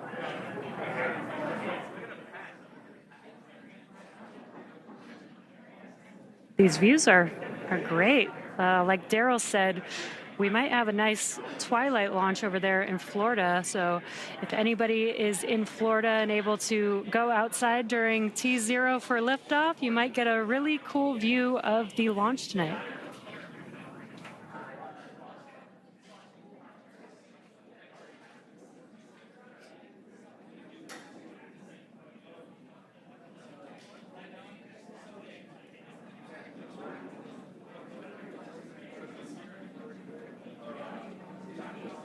And again, that hydraulics issue that's been mentioned several times here now, the only issue being tracked, it's related to the hydraulics on a clamp arm And those clamp arms are located on the transporter-erector around the second stage of Falcon 9. Dragon, SpaceX LD on countdown 1. At this time, we are standing down from today to further address hydraulic release data.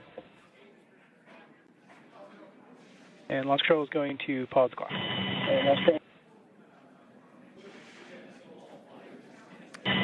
SpaceX Dragon, we copy all. Spaceflight is tough. Humans are tougher. We'll be ready when the equipment is. Yeah, sorry about the unfortunate result today, but we'll get you back up here in the air soon.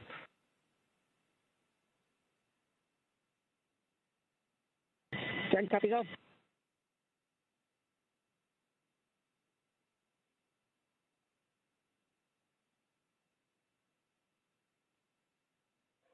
Dragon SpaceX, you are go to start 5.100 launch scrub. SpaceX Dragon, 5.100 launch scrub and work.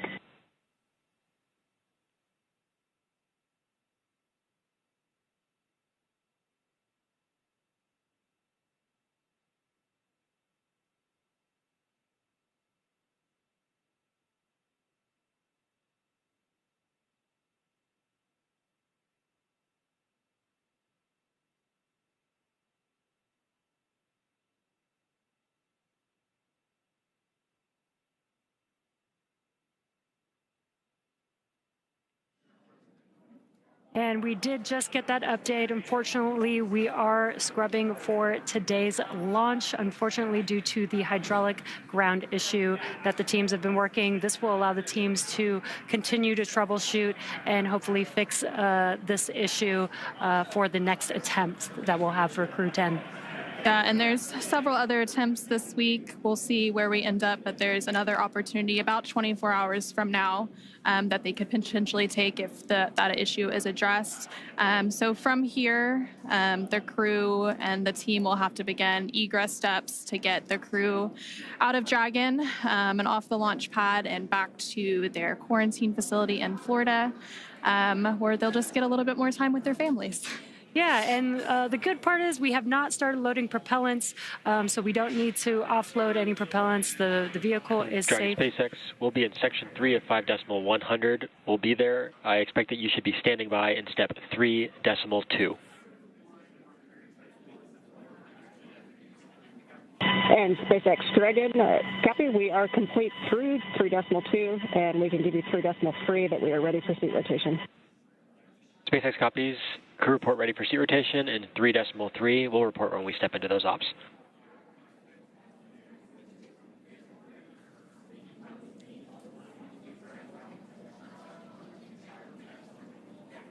And just some comms between the core and Crew-10. They are preparing for egress. You are going to hear some procedures being called out as they work through that egress procedure. And like we were saying, the crew is safe. The vehicle is safe. It was a ground side issue that they've been working, that the teams have been working. And so what we'll see coming up is the seats will rotate. We did have the closeout team already leave the pad. They're going to come back and help the crew egress the Dragon vehicle. And there on your screen, you can see a live look at the crew and Dragon Endurance working through those steps. Leading up to the scrub today, they did go through lots of activities, obviously making it all the way through crew ingress, which happened around 4:58 p.m. Eastern earlier today. They then completed all of the suit leak checks, closed the... And for crew awareness, proceeding into scrub site safing, expect some venting from the vehicle ACS system. Dragon copies.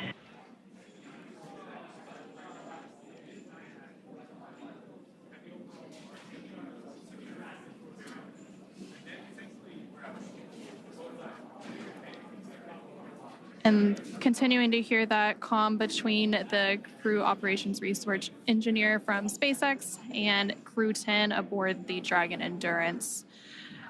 With that, we'll go ahead and turn it back over to Daryl at NASA's Kennedy Space Center for some additional information. All right, thank you very much, Jessica and Anna, back here at the Kennedy Space Center in Florida. Unfortunately, we're not going today, Jessica. There was an issue with the hydraulic system on the ground side out at Launch Complex 39A. This was an issue that involved one of the clamp arms on the transporter-erector. This is a ground issue. Everything was fine with the rocket and the spacecraft itself. This was an issue that SpaceX first made the crew aware of at T-minus 4 hours. They were working it, gathering data, but continuing with the countdown in hopes that they were able to have enough data to resolve the issue or get comfortable with some flight rationale. They were unable to get to that point, but I was listening in on the nets, and they were definitely working this issue as thoroughly as you would expect from the teams at SpaceX and NASA, talking about all the information, previous launches, taking into factors data from even the test fire. But in the end, they were unable to get to that point where they were comfortable launching. So we stand down for today and we look for another opportunity.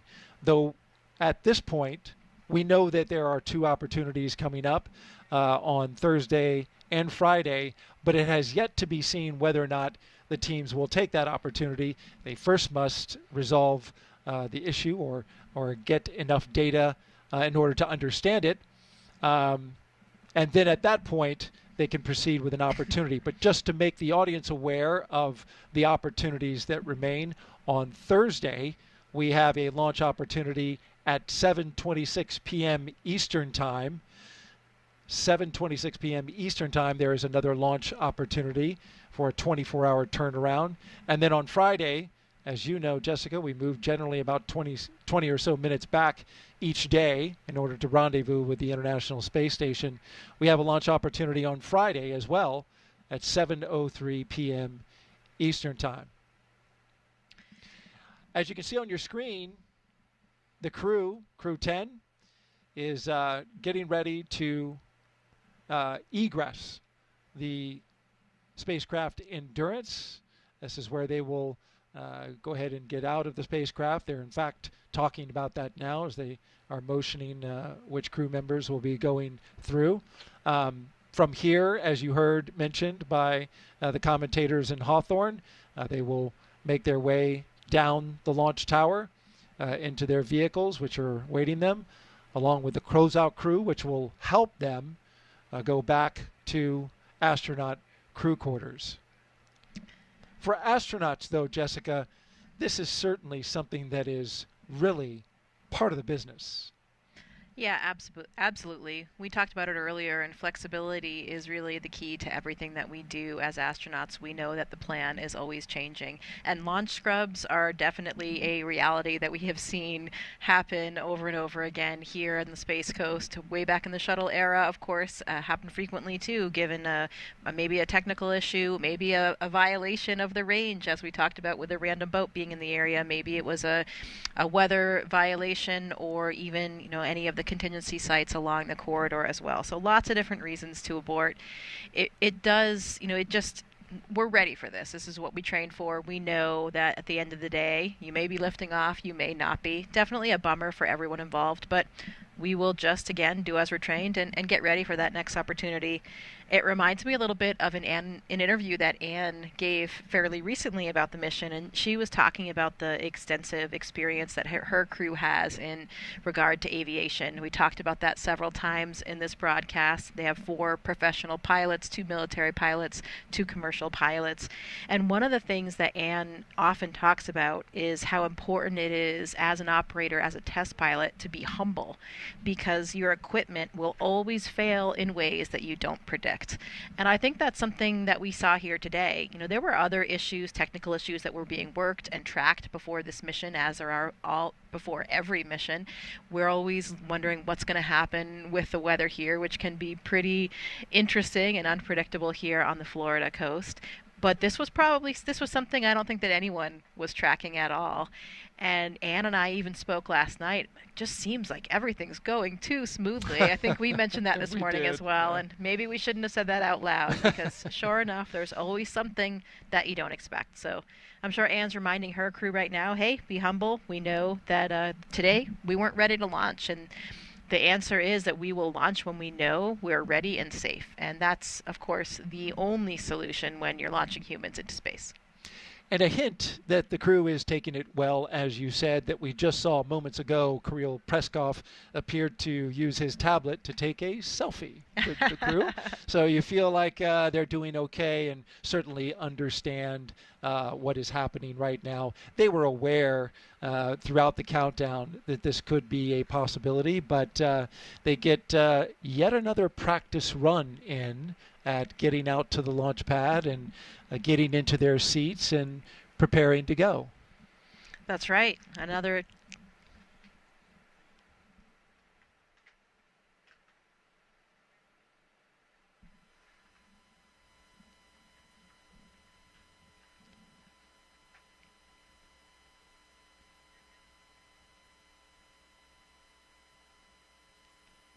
We're listening in as SpaceX continues to go through their scrub procedures.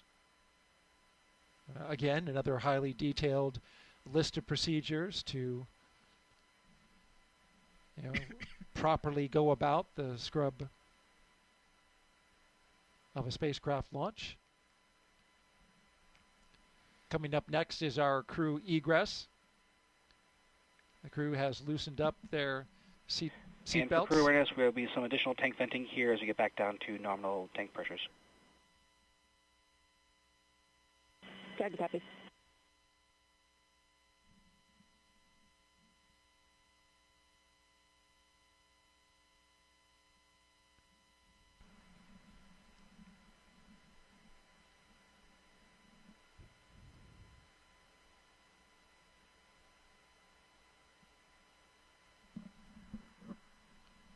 From your time in the astronaut corps, what are some stories that you've heard from astronauts that have, spent time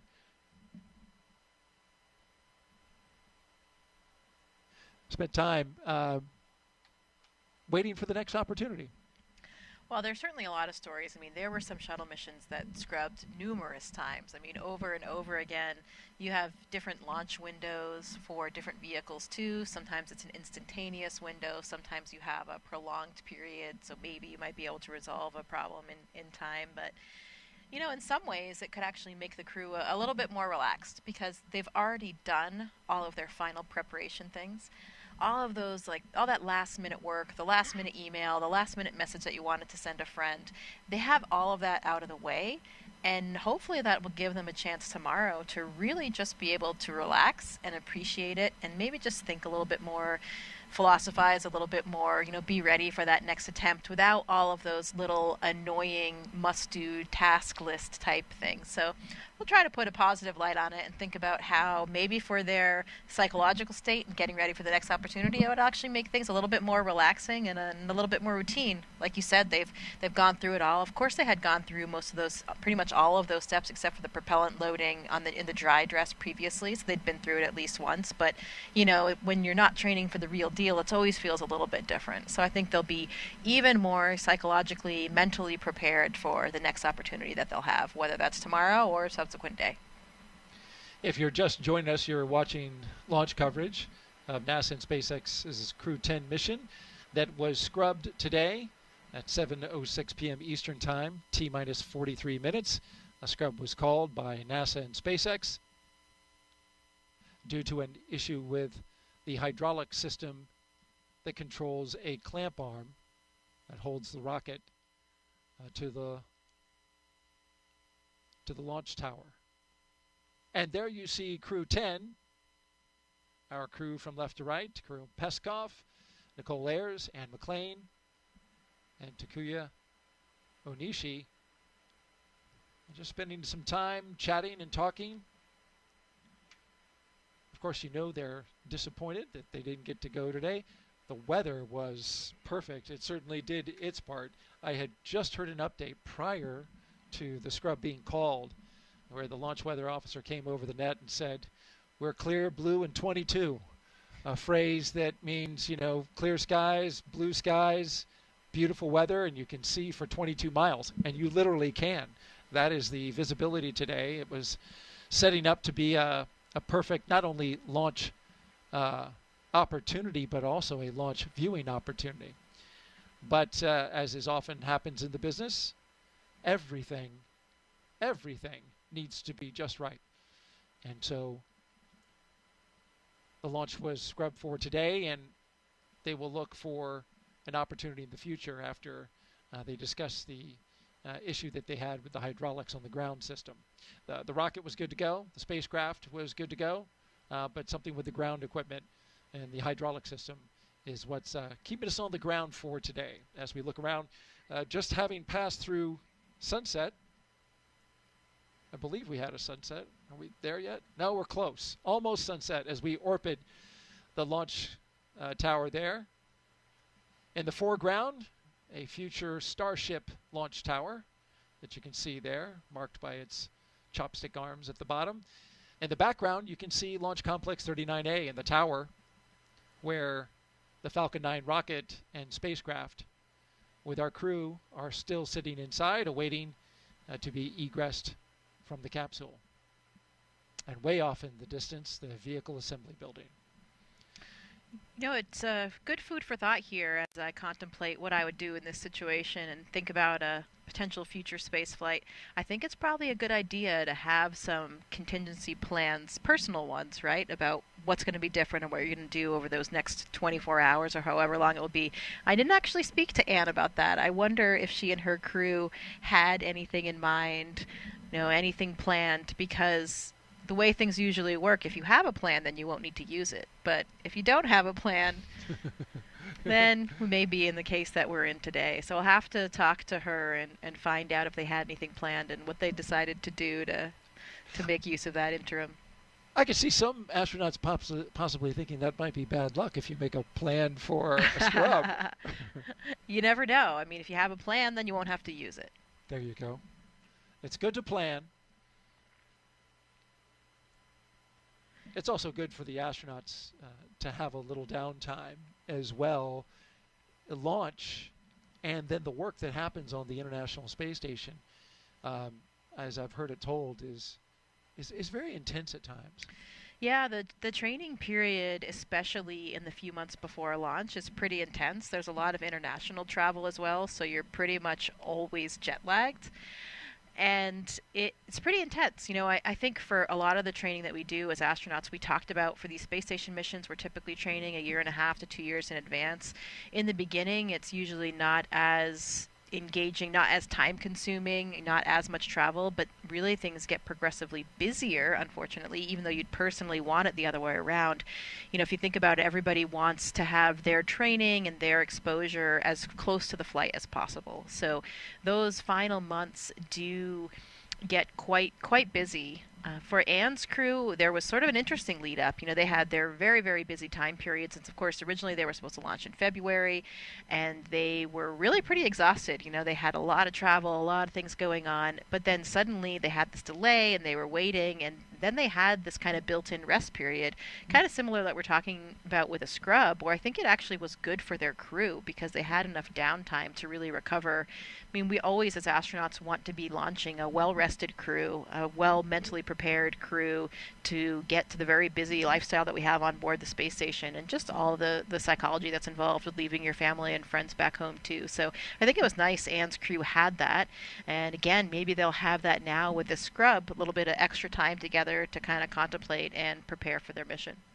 That delay that you mentioned from February to March, of course, brought about by the decision to switch capsules from a brand new SpaceX capsule to the Dragon Endurance, reliable one with 3 previous crew missions under its belt, Crew 3, Crew 5, and Crew 7.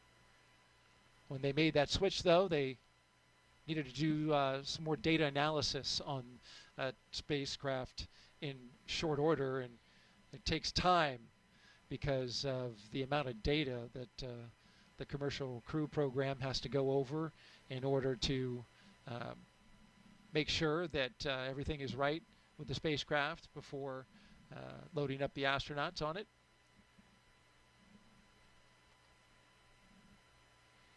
Oh, it's a nice view of the moon you can see behind the launch towers there as well. See it. We're pretty close to a full moon.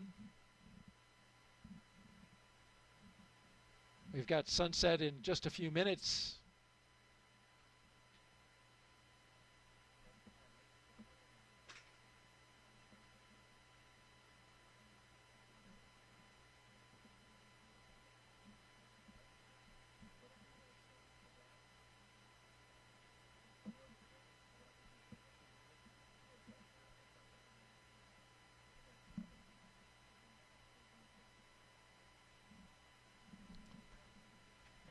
Dragon SpaceX, just an update. The closeout team is waiting. They have arrived at the pad, but is waiting for a go to enter the pad to come get you out of the vehicle. But I'll give you updates as they're proceeding to the base of the tower. SpaceX Dragon copy. Thank you. You heard that update there from SpaceX to the crew inside the Endurance And spacecraft. for crew right now, there's going to be some loud venting from the base of the rocket.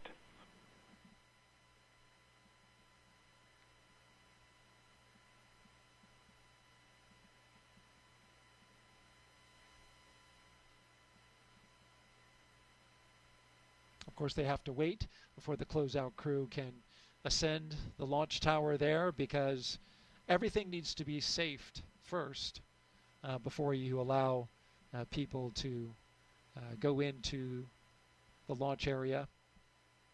So these are standard precautions that are taken before the closeout crew goes in.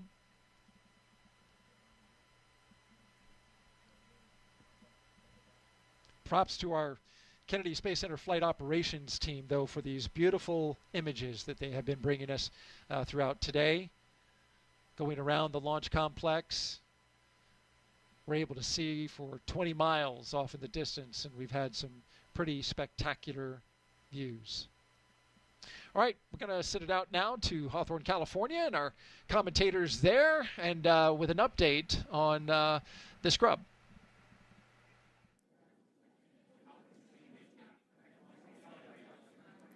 Thanks, Daryl. Not what we were expecting today, but the good news is that the vehicle, the crew are all healthy, and this is standard procedure, right? We heard. We're hearing some comms. We heard the comms that the closeout team is going to make their way back to on the crew access arm to the White Room and help the crew egress the vehicle. But they've done this before. Yeah. They did this through dry dress rehearsal already when they had to go through the entire process, get into the seats, get strapped in, and then they unbuckled and egress the Dragon spacecraft already. So this is just almost like another rehearsal for them. And again, we didn't load propellants, so that does make the egress a little bit easier today. Yeah, and you can see Crew-10 there on your screen. They look pretty happy, all smiles on their faces. Yeah. Taking some selfies, it looks like, or some photos. With their pads there. Yeah, so I guess killing the time a little bit as they wait to egress or exit the spacecrafts and again go back to their quarantine facility where they've been for the last about a week now. I think they arrived on March 7th to Florida. So the process is, it takes a little bit. There's lots of people and moving parts involved to get the crew out of the capsule, get everything safe, and then drive back and get back to their location. Again, we'll continue to stand by and wait and see when we might be able to have our next launch opportunity. There's several opportunities available this week. Again, we had that scrub due to a hydraulic ground issue with the clamp arm on the transporter-erector. So the teams will continue to look into that, do some more data and analysis, and see if they can figure out exactly what was going on with that issue. We'll continue to share more about those next launch opportunities once they're available. We'll, on the NASA side, provide updates about the launch on our mission blog on nasa.gov, as well as on our social media accounts on the commercial crew program side. Again, this mission, and there on your screen, you can see the cars that will transport the crew back after the egress have arrived to the pad, and teams are standing by there. And we do have the closeout team waiting for the elevator that will take them all the way up to that crew access arm. Again, that's the same team that helped them ingress into the vehicle. It will be the same team to help them egress. And there you can see them making their way up. And they did call the scrub right before that crew access arm normally would have swung out of the way. So we didn't have to wait for that to swing back. So it does speed up the process a little bit. And that was, I think, very intentional to make a decision at that point.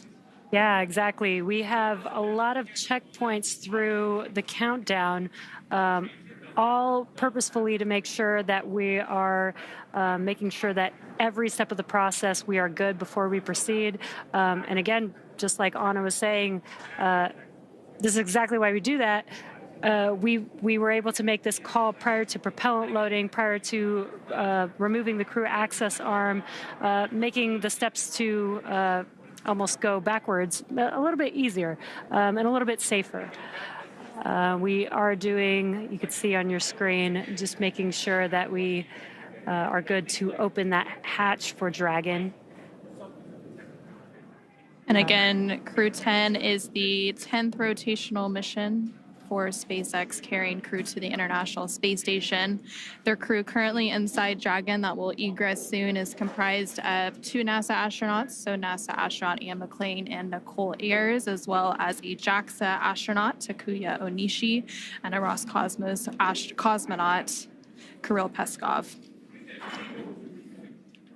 And then once we do have a new launch date and a launch time and we get the crew off the pad and into orbit, they will have a long duration mission at the International Space Station conducting science and research activities. It's really great to see the crew in good spirits. They train for this and, spend a lot of hours working through each one of these procedures, and you can see the closeout team making their way across the crew access arm there over to the White Room.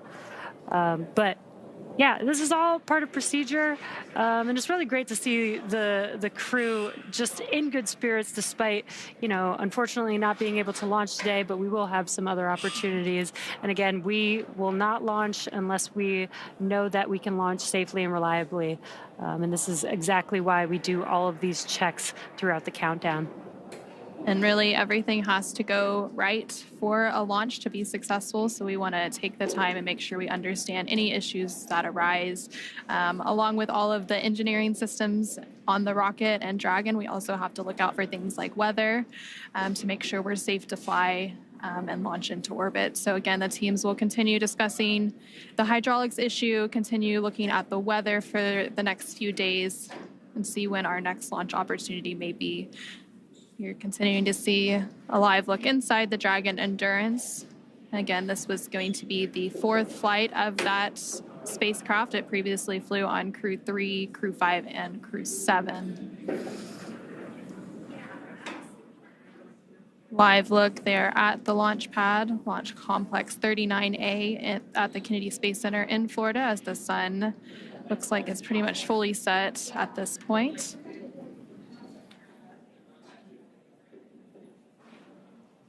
And there are teams continuing to go down the crew access arm, safing the hatch and getting ready to open it so that they can begin the egress or exit operations for the crew and get them out one by one.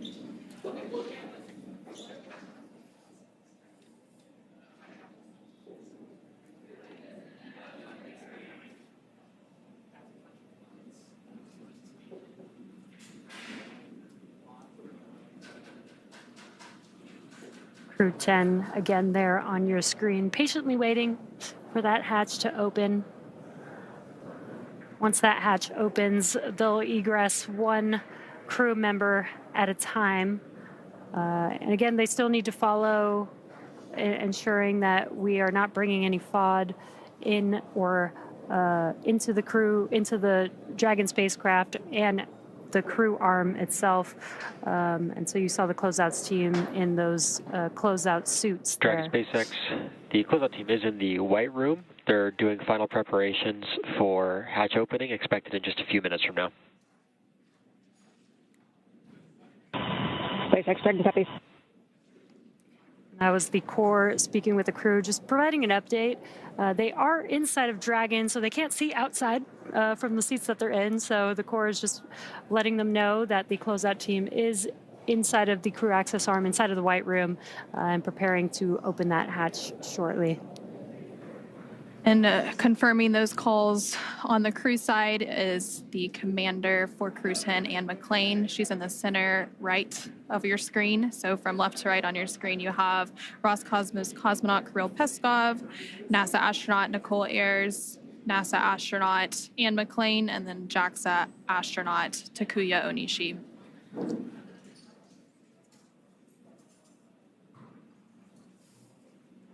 And that scrub was called about 45 minutes ago now, continuing to work through those procedures to get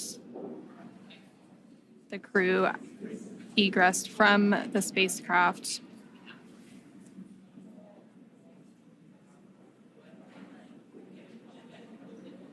The launch for today was planned for 7:48 p.m. Eastern, 4:48 p.m. Pacific, and they called that scrub about 45 minutes ahead of that instantaneous launch window.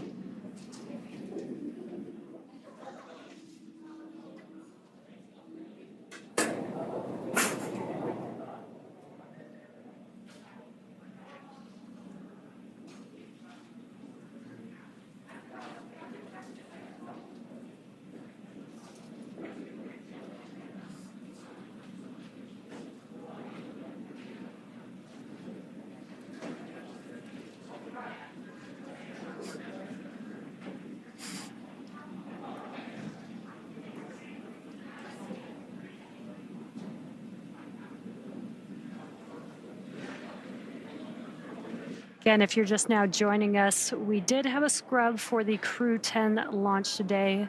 Once again, the vehicle and the crew are safe and healthy.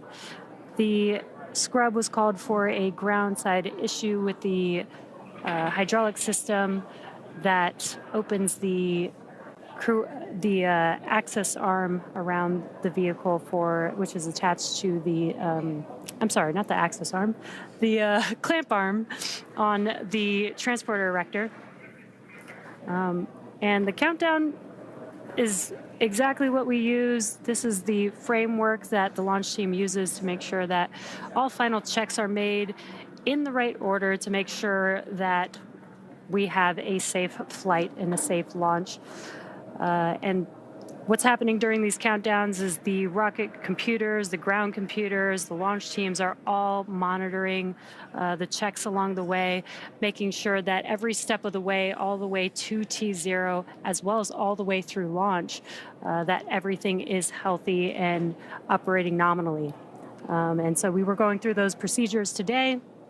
And as we were working through each one of those checks, we did notice that there was an issue with the hydraulic system on the clamp arm.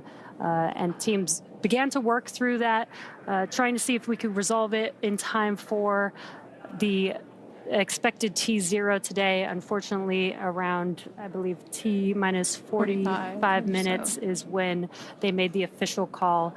Again, that was about 8 minutes before, or 10 minutes before we load propellants onto the vehicle.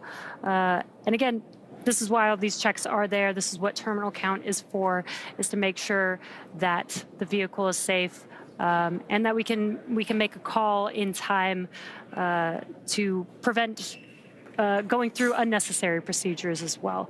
So again, we didn't load propellants on the vehicle. That does make this egress a little bit easier, a little bit faster for the crew.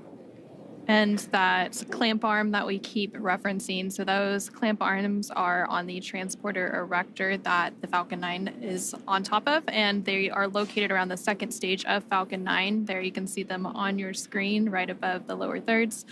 And they stay around the second stage of the Falcon 9 until we have the strong back retract, which takes place in the final minutes of the countdown around the T-minus 4.5 minute mark. Exactly, and the purpose of the transporter-erector, the strong back, is we have the propellant lines, avionics, umbilicals attached to the vehicle. It also provides support and brings the vehicle vertical for launch. And just about 4.5-5 minutes before T0 is when we open up those clamp arms, move the TE just a couple degrees away from the vehicle to prepare for liftoff, and then at T0, the TE moves even further away to clear the way for the vehicle as it lifts off. And so, unfortunately, we had an issue with the clamp arm. It wouldn't have been potentially able to open up fully. So the teams are working through whatever that issue, that root cause of that issue is, to make sure that when we do go for launch, those clamp arms will fully open and will clear the way for the TE to be able to recline appropriately for liftoff. And there you're getting a great 360 view of the launch pad. You can see some of the other launch complexes in the background as well. Again, it's a very active launch area down in Florida. Launches are constantly happening. This one was scheduled to take place from Launch Complex 39A there on your screen. And you can see Falcon 9 standing tall with Dragon atop, with Crew-10 currently inside as they work through those egress procedures with the SpaceX team. Again, there is a lot of coordination that went into today's preparations leading up to the final minutes before we scrubbed. Communication between the NASA teams, the SpaceX teams, everyone is working to make sure we're all on the same page, we're all comfortable and ready to launch. And of course, we'll launch once everything is in tip-top shape and we're ready to go fly the crew to the International Space Station.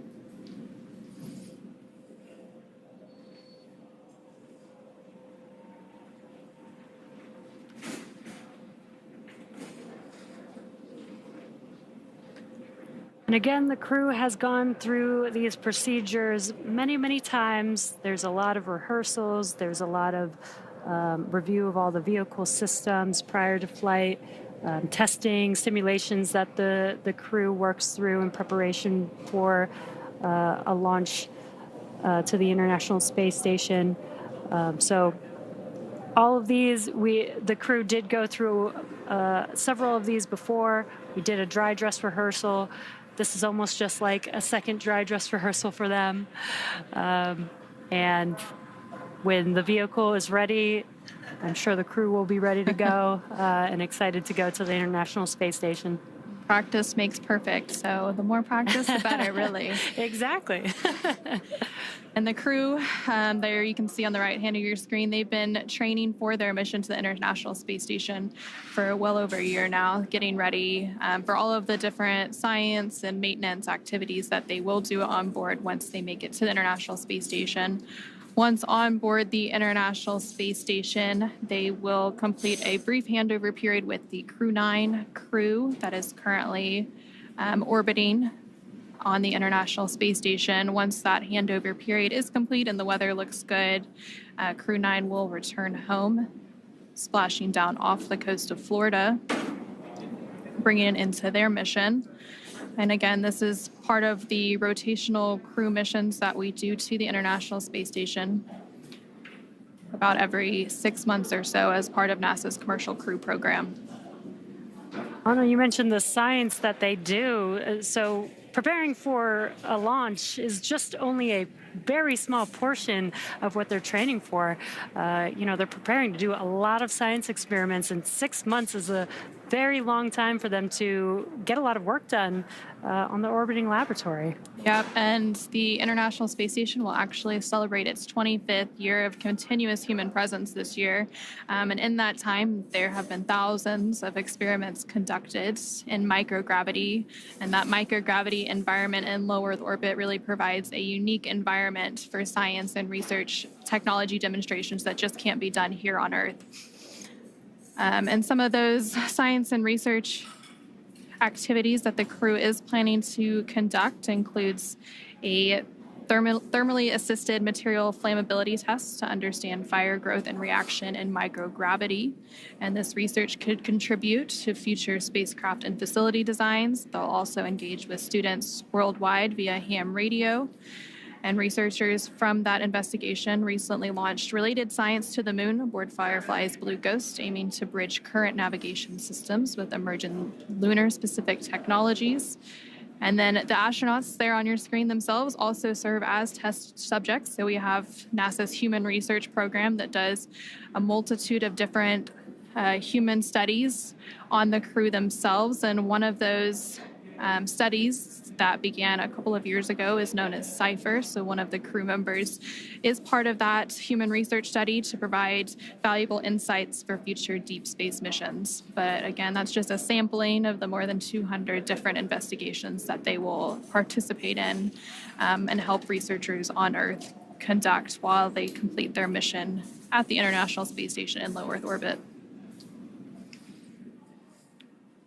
Again, the launch of Crew-10, which you can see that crew on the right-hand side of your screen, comprised of NASA astronauts Anne McClain, Nichole, Ayers, JAXA astronaut Takuya Onishi, and Roscosmos cosmonaut Kirill Peskov. That launch for today, that was originally planned for 7:48 p.m. Eastern, 4:48 p.m. Pacific, was scrubbed with about 45 minutes left in the countdown, right before the crew access arm was planned to retract. It was scrubbed due to a hydraulics ground issue related to the clamp arm, which is holding, there are two clamp arms holding the Falcon 9 rocket in place on the launch pad aboard the transporter-erector. Those clamp arms are located around the second stage of the Falcon 9, which you can see there now on your screen. After that launch scrub was called, the teams immediately began working through processes to egress the crew from the spacecraft, but the pad team had already left the pad, so they had to drive back out.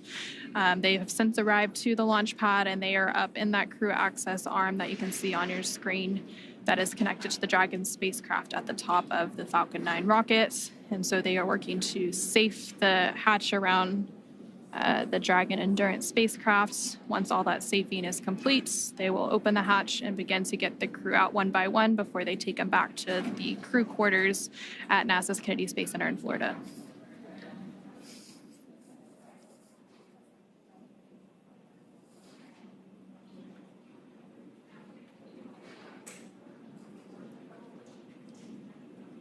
So leading up to today's launch attempts, the crew actually ingressed or entered the spacecraft around 4:58 p.m. Eastern, so several hours ago now. There you can see the ground crew team currently working on those hatch safing and opening operations.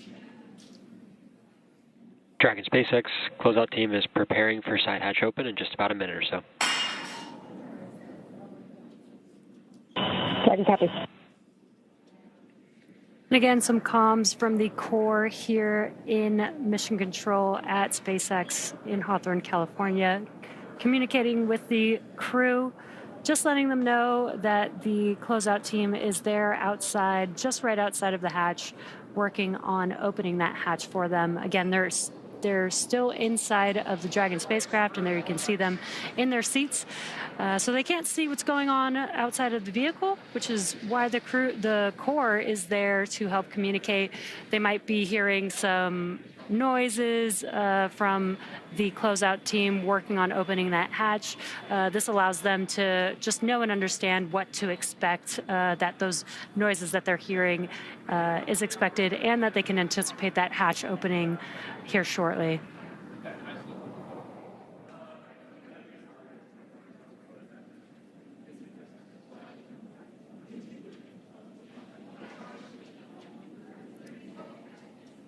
And the crew there using their pads that they would use during their flight. Those tablets hold their procedures, so they can, if they're wondering where, what they need to work through, what's coming up next in the procedure, they can look there on those tablets very easily. They were also taking some selfies earlier.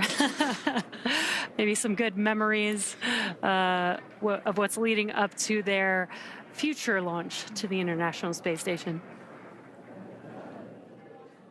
You got to make the most of it, that's for sure. Absolutely. And the two of the crew members there on your screen are veteran astronauts that they've flown previously. So Anne McClain as well as Takuya Onishi have both been to the International Space Station before, so I'm sure they're familiar with launch scrubs and all the procedures and processes that go into that. Again, this is exactly why, we go through a countdown. We have automated checks. We have manual checks. We have a whole team in mission control here in Hawthorne that monitor the vehicle and all of its systems to make sure that everything is good, that we have a team monitoring all the ground systems to ensure everything is good.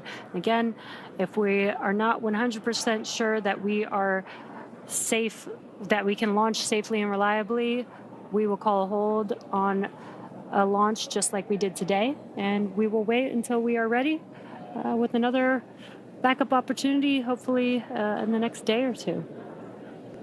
And again, there are several other opportunities this week. The earliest is tomorrow, about 24 hours from now. But again, waiting for confirmation from the NASA and SpaceX teams on when they will schedule that next opportunity, whether it's tomorrow or sometime later this week or even next.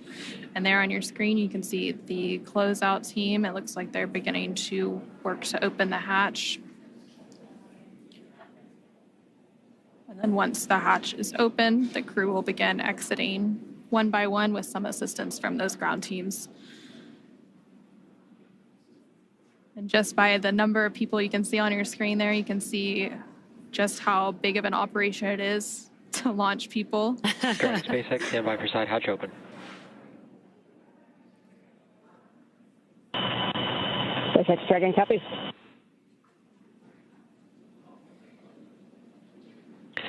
And Dragon SpaceX, hatch is open, so we'll be handing you off to the closeout team for egress. Sorry we couldn't get you off today, but we'll speak to you soon and look forward to trying it again. SpaceX Dragon, we copy. We see the closeout crew. Great working with you today. Kudos to the whole team. I know it was a lot of work to try to get it to go, but like I said earlier, we'll be ready when the equipment is.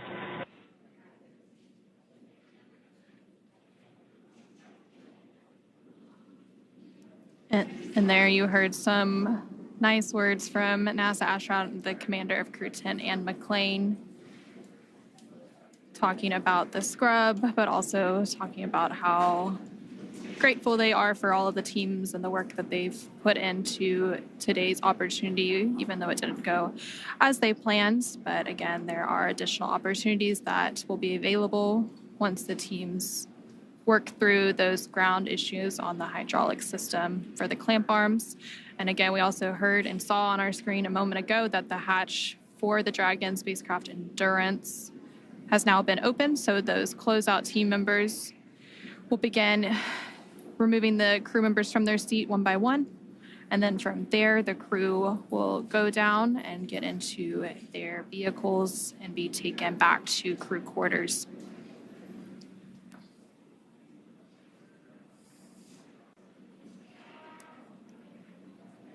When that hatch opened, they waved to the closeout team. This is a team that they've been working with for many, many months, so they're very familiar with each other. And as Anna, you were mentioning, there's a lot of teams involved with a launch like this. Several teams helping to make a crew launch like this happen.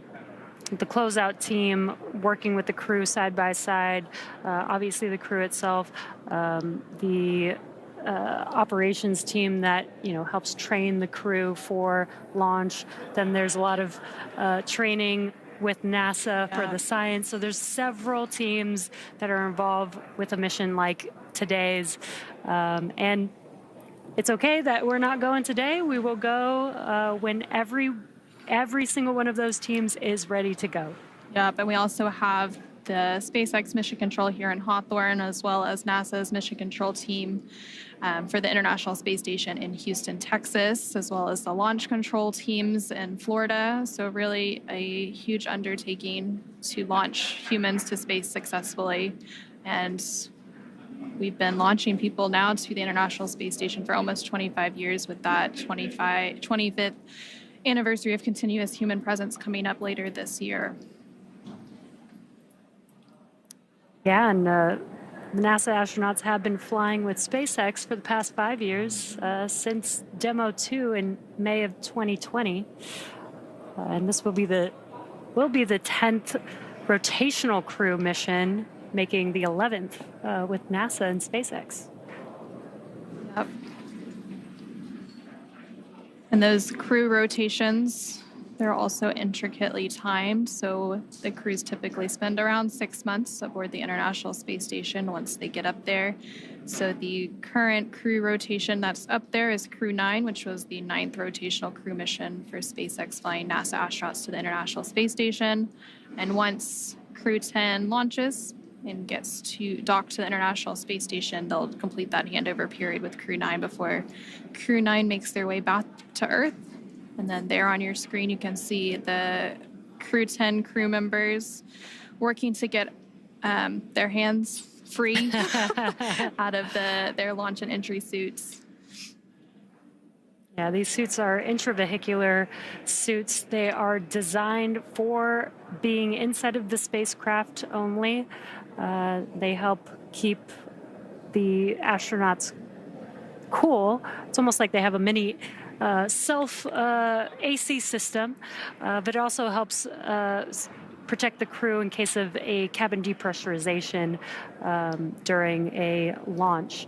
So they're not going to egress those, or egress. I mean, the suits are kind of like a miniature spacecraft, but they won't be getting out of their suits now, but they are just getting their hands free so that they can help safely climb out of their seats and out of the spacecraft. And typically, once we launch and the crew is safely inserted into orbit, the crew will often get out of those suits for the phasing ride as they catch up to the International Space Station to get a little bit more comfortable, since that can be sometimes a lengthy ride. If we had launched today, it was actually on the shorter end for phasing. It would have been about 10 hours to get to the International Space Station.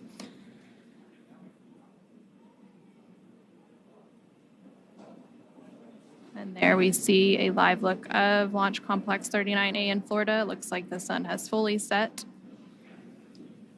And we now have one of the crew members of Crew-10 out of the Dragon Endurance spacecraft, another following right behind. And it looks like those are the two mission specialists for Crew-10, so JAXA astronaut Takuya Onishi and Roscosmos cosmonaut Kirill Peskov. They are now safely out of the Dragon spacecraft, followed there by NASA astronaut Nichole Ayers. And then last but not least, making her way out of the Dragon spacecraft is NASA astronaut McClain. Must be nice for them to be able to stretch their legs after the last few hours sitting in the Dragon spacecraft. They are now currently in the White Room, but they'll be making their way down this crew access arm here in a moment.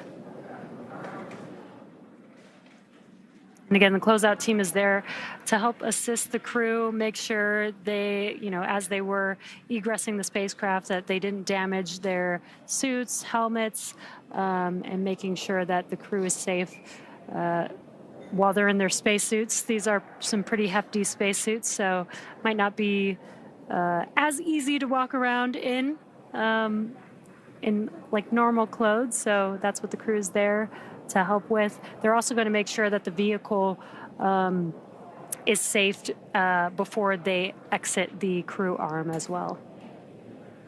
It looks like they're now making their way down the crew access arm, well away from the spacecraft that they just egressed or exited following that launch scrub. Again, the scrub was called with about 45 minutes left in the launch count when we were targeting a 7:48 p.m. Eastern liftoff. That scrub was due to a ground hydraulics issue with the clamp arm on the transporter-erector that the Falcon 9 sits atop. And those clamp arms hold the Falcon 9 in place and typically retract in terminal count.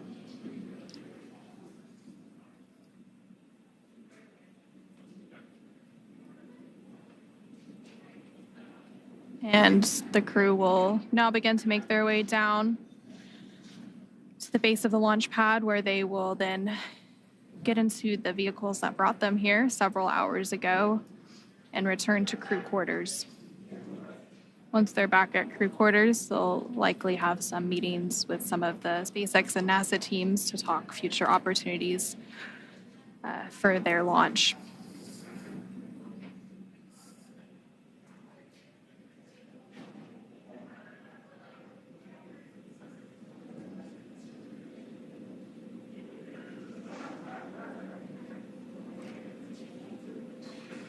Crew-10 members making their way downstairs. This is where they will get access to the elevator that will take them down the tower to the base of the tower to their Teslas that will take them back to their crew quarters.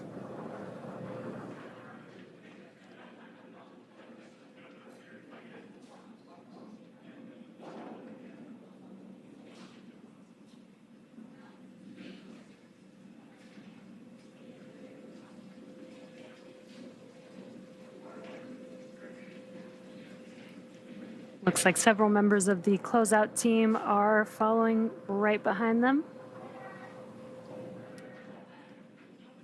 They're getting into the elevator that'll take them down to their vehicles, and then they will drive off back to crew quarters at NASA's Kennedy Space Center in Florida. And there you're seeing a live look of those vehicles standing by for them.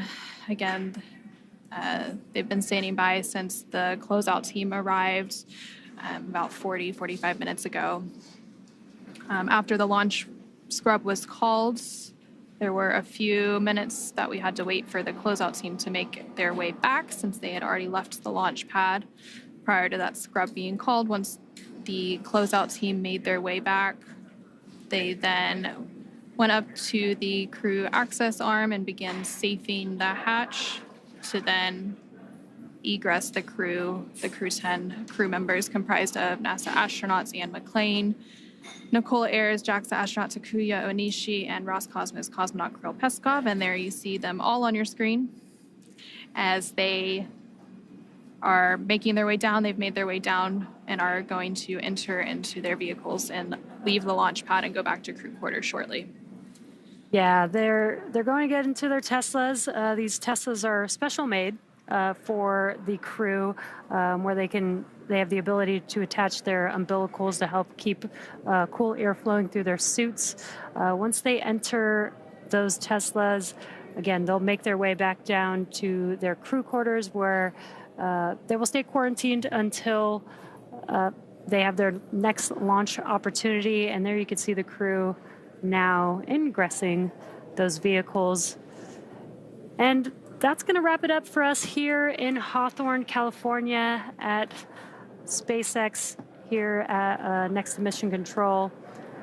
We're going to send it back over to Daryl at KSC to follow the crew the rest of the way. Again, it's unfortunate that we did not launch today, but again, always better to be safe and make sure that we launch when we're ready. Yep, and we'll continue to provide updates on NASA's blog for the Commercial Crew Program, as well as our social media accounts once we have that new launch time ready to share with the world. But for now, we'll go ahead and wrap it up here in Hawthorne, and we'll see you again soon once we have our next launch attempt for the Crew-10 mission. And with that, we'll hand it back over to Daryl at NASA's Kennedy Space Center in Florida. All right, thank you both, ladies, for walking us through the egress of the astronauts from their spacecraft down the launch tower and into their waiting vehicles. For those of you just now tuning in or happen to be catching up on what's happening, we are live at the Kennedy Space Center in Florida, watching Crew-10 make their way back from a launch attempt at Complex 39A. They were scheduled to launch with a T0 of 7:48 and 57 seconds p.m. Eastern Time. However, the launch was scrubbed less than an hour before that due to an apparent hydraulic problem with the Launchpad 39A Falcon 9 hold-down clamp arm system, the system that holds the rocket to the strong back.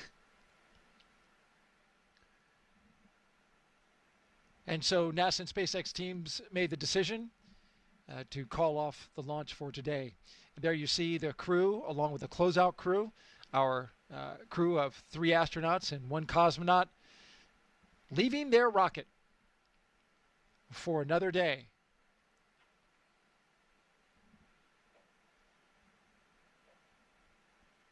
So, of course, Jessica, the understanding is, with astronauts that they're always ready, but they got to be feeling some disappointment.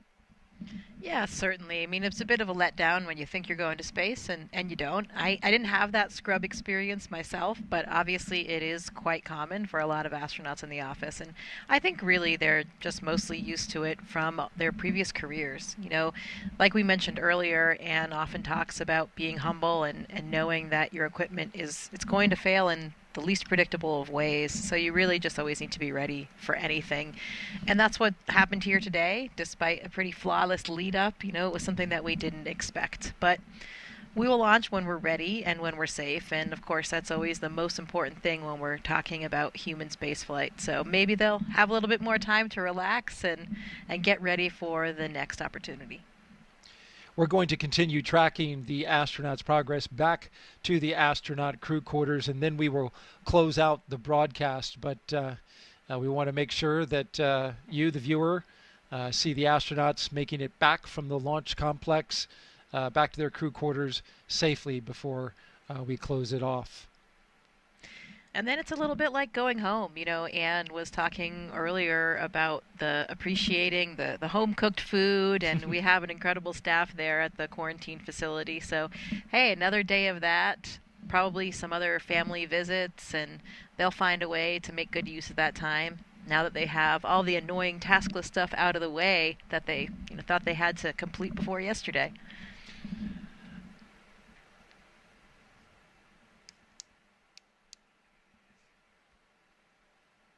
From what I've heard, things do stay pretty busy right up until the last minute here. So, it is probably still a little bit stressful. You're trying to reply to those last emails and send those last text messages and keep people up to date and close out different questions that people are coming to you with. So this could be a nice relaxing day for them tomorrow. Well, it's certainly beautiful outside, as you can see here, as we are in the late twilight of today, Wednesday, March 12th. It was a beautiful day all day long today. Pleasant temperatures outside.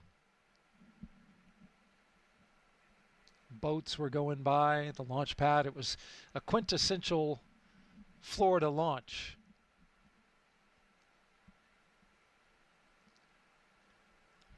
This is that kind of scene that I was talking about earlier when the cars were going in the other direction, and now at night it's even more dramatic with all of the lights. And and the entourage leading them back. I wonder if they're playing their theme music again.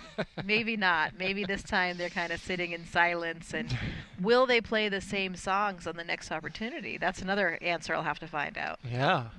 I mean, it's an opportunity to change up your playlist if you've got the time to do so.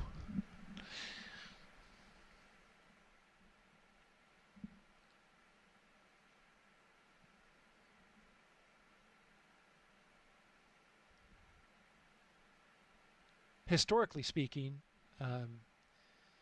when crews back in shuttle days were faced with delays that they knew were going to be long, they had use of the astronaut beach house, and there were opportunities to spend a little more time out there, and families were on hand. So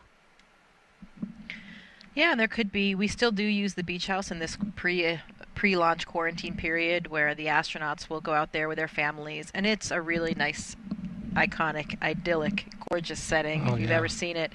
Nice access to the beach and to the ocean, and it just has that real beach house vibe that's pretty relaxing. So I'm not sure whether or not they'll get another opportunity to do that, but you know, always a good option. Maybe a final run down the beach.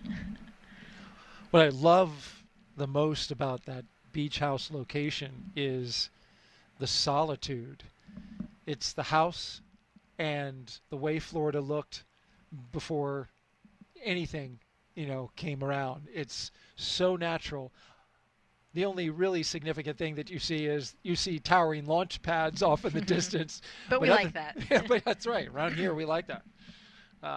But it's so pristine, and because obviously this is a national wildlife refuge, and it's a secure area, there's so much solitude out there. It's so isolated, and it's so natural. Those sea oats waving in the breeze between the beach and the beach house. My parents had a place just a little bit further up the coast here, so same kind of familiar coastline, and my mom was always commenting on the sea oats and how beautiful they were, and it's so nice to keep all those natural elements. So if they don't get a chance to go out there and relax, and maybe they can use those images that they had when they were out there earlier this week and get into a relaxing kind of state of mind. That's the one thing about the ocean, right? There's always just something so relaxing about looking at the water. It is so true.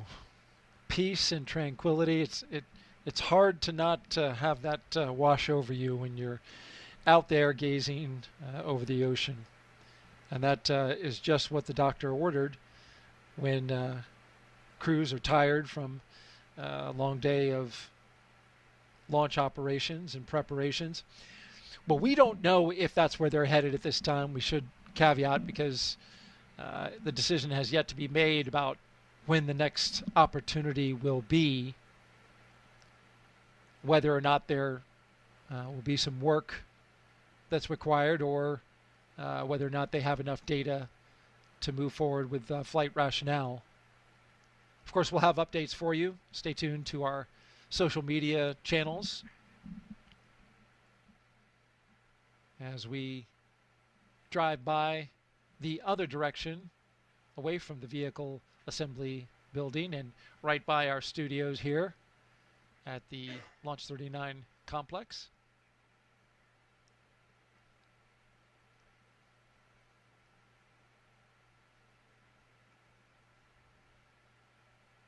If you were commander of this crew, what would you do?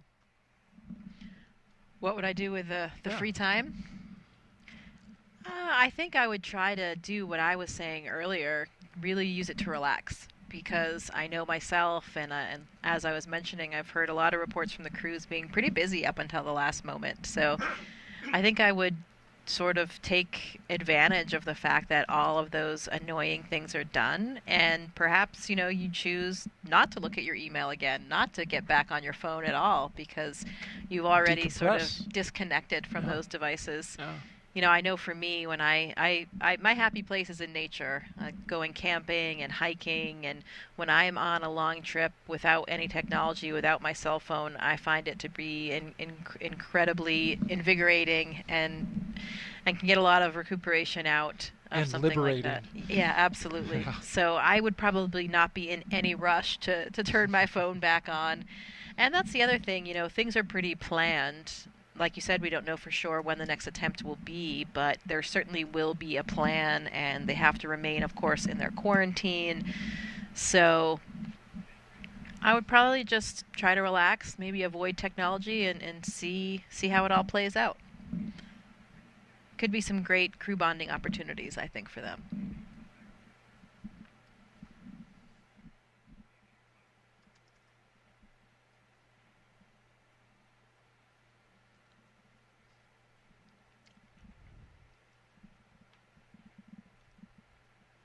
You're watching the crew from NASA SpaceX's Crew-10 making their way back to astronaut crew quarters at the ONC.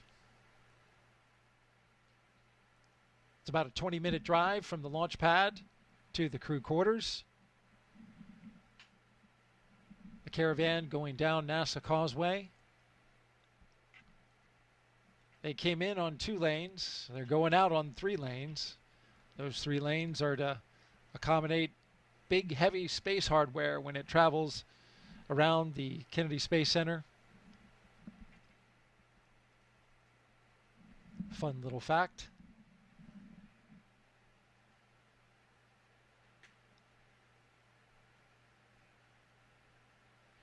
Certainly a great time of year to be launching, though. This weather has been phenomenal, and it's so pleasant to just be outside, which is not always the case here in Florida. Yeah, you were asking me, prior to coming out here, like, how's the weather? I'm like, oh, man.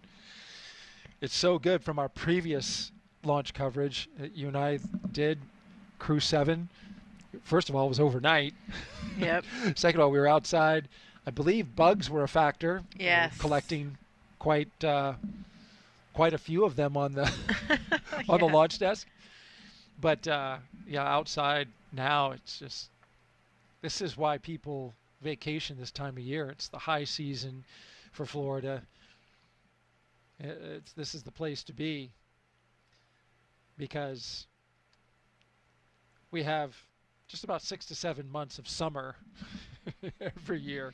So I cherish these days in February and March. Yeah, we know how that feels in Houston, too. Oh, yes, you do. We've been pretty fortunate with the weather there lately as well.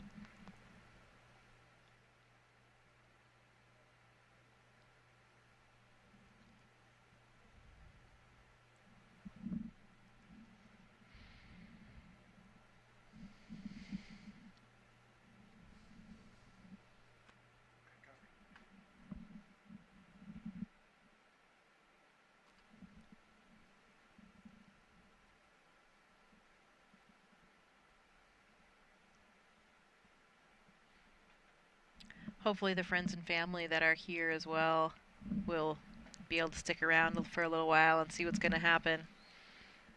That's always something, when we have these constant changes that can kind of become a stressor for us, is that it's difficult for people to change their schedules and their time off work to be here. So we always feel for that. And I know that happened once already with the change that they had moving off of the February plan. So see how it all works, but we will be here supporting them, and our colleagues at NASA are in it until the end for sure. So we're here to support them all the way and send them off eventually to space. 100%.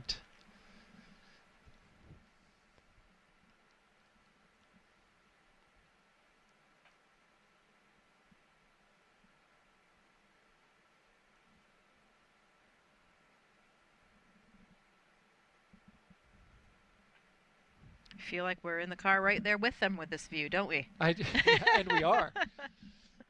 I wonder if they're putting in their order to the fine cooks and chefs at crew quarters for dinner tonight, because it's been a while since they ate. Yeah, absolutely. And probably that will be definitely a bright spot on the horizon, because their meals in Dragon, there's no way to heat up the food. So it has to be something, you do get some choice in what you can bring along. You can use you can bring along some of the elements of our standard food menu that we have on ISS and some other kind of off-the-shelf varieties as well. But there's no way to heat it, so you have to have something that tastes good at the ambient temperature. So at least they will have a hot meal tonight, which they wouldn't have had otherwise on Dragon. Absolutely. A little bit less fun when your food's not floating, though, I have to say. There is that fun factor. Absolutely. It's room temperature, but capturing it out of midair. Yeah, it's okay to play with your food in space. Don't tell your kids. Right. That's not something that you and I, as parents of toddlers, are currently doing. Yeah, exactly. It would be a different ballgame with a toddler if all of the food was floating. So imagine that. Can you imagine that? Wouldn't that be like such an impetus to get them to eat? Toddlers in space would be cute, but very messy. Oh, no doubt about that.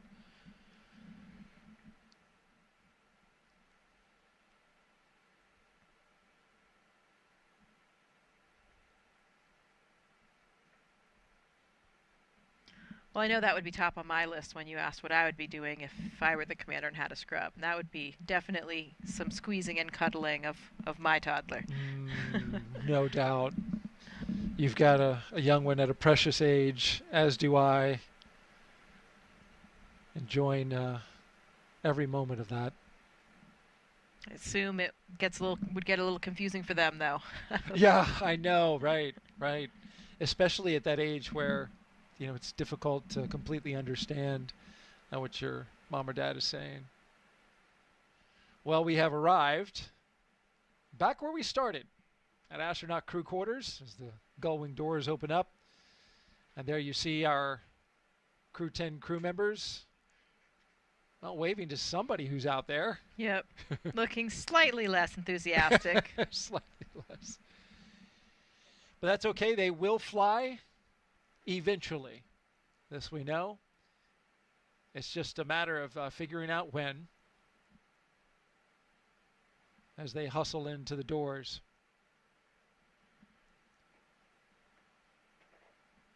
Well, folks, that's going to do it for us today. We really appreciate you joining us for this launch attempt of NASA and SpaceX's Crew-10 launch to the International Space Station. Thank you so much, Jessica, for being here with us on this first attempt. You'll be with us on the next one. We greatly appreciate that as well. Yeah, thank you. It is a pleasure, really an honor to be here supporting my colleagues on their journey to space. And this is all just part of the journey. Everyone's is different. Absolutely. Just to recap really quickly, we had an issue with some ground equipment, the hydraulic equipment that controls the clamp arms on the Falcon 9 transporter-erector, holds the rocket to the pad. It releases at about 4.5 minutes. There was an issue, and they're going to look at that, look at the data, and then decide whether or not to have some work to do or maybe some further data reviews before they decide on a launch date. So make sure you stay tuned to updates that we will have for you. Just head to nasa.gov/blogs/Crew-10. You see it at the bottom of your screen there. We'll have all the information you need to know once we have that available on the next launch attempt. For everybody here at NASA and SpaceX, I'm Daryl Nail for Jessica Muir. We'll see you next time.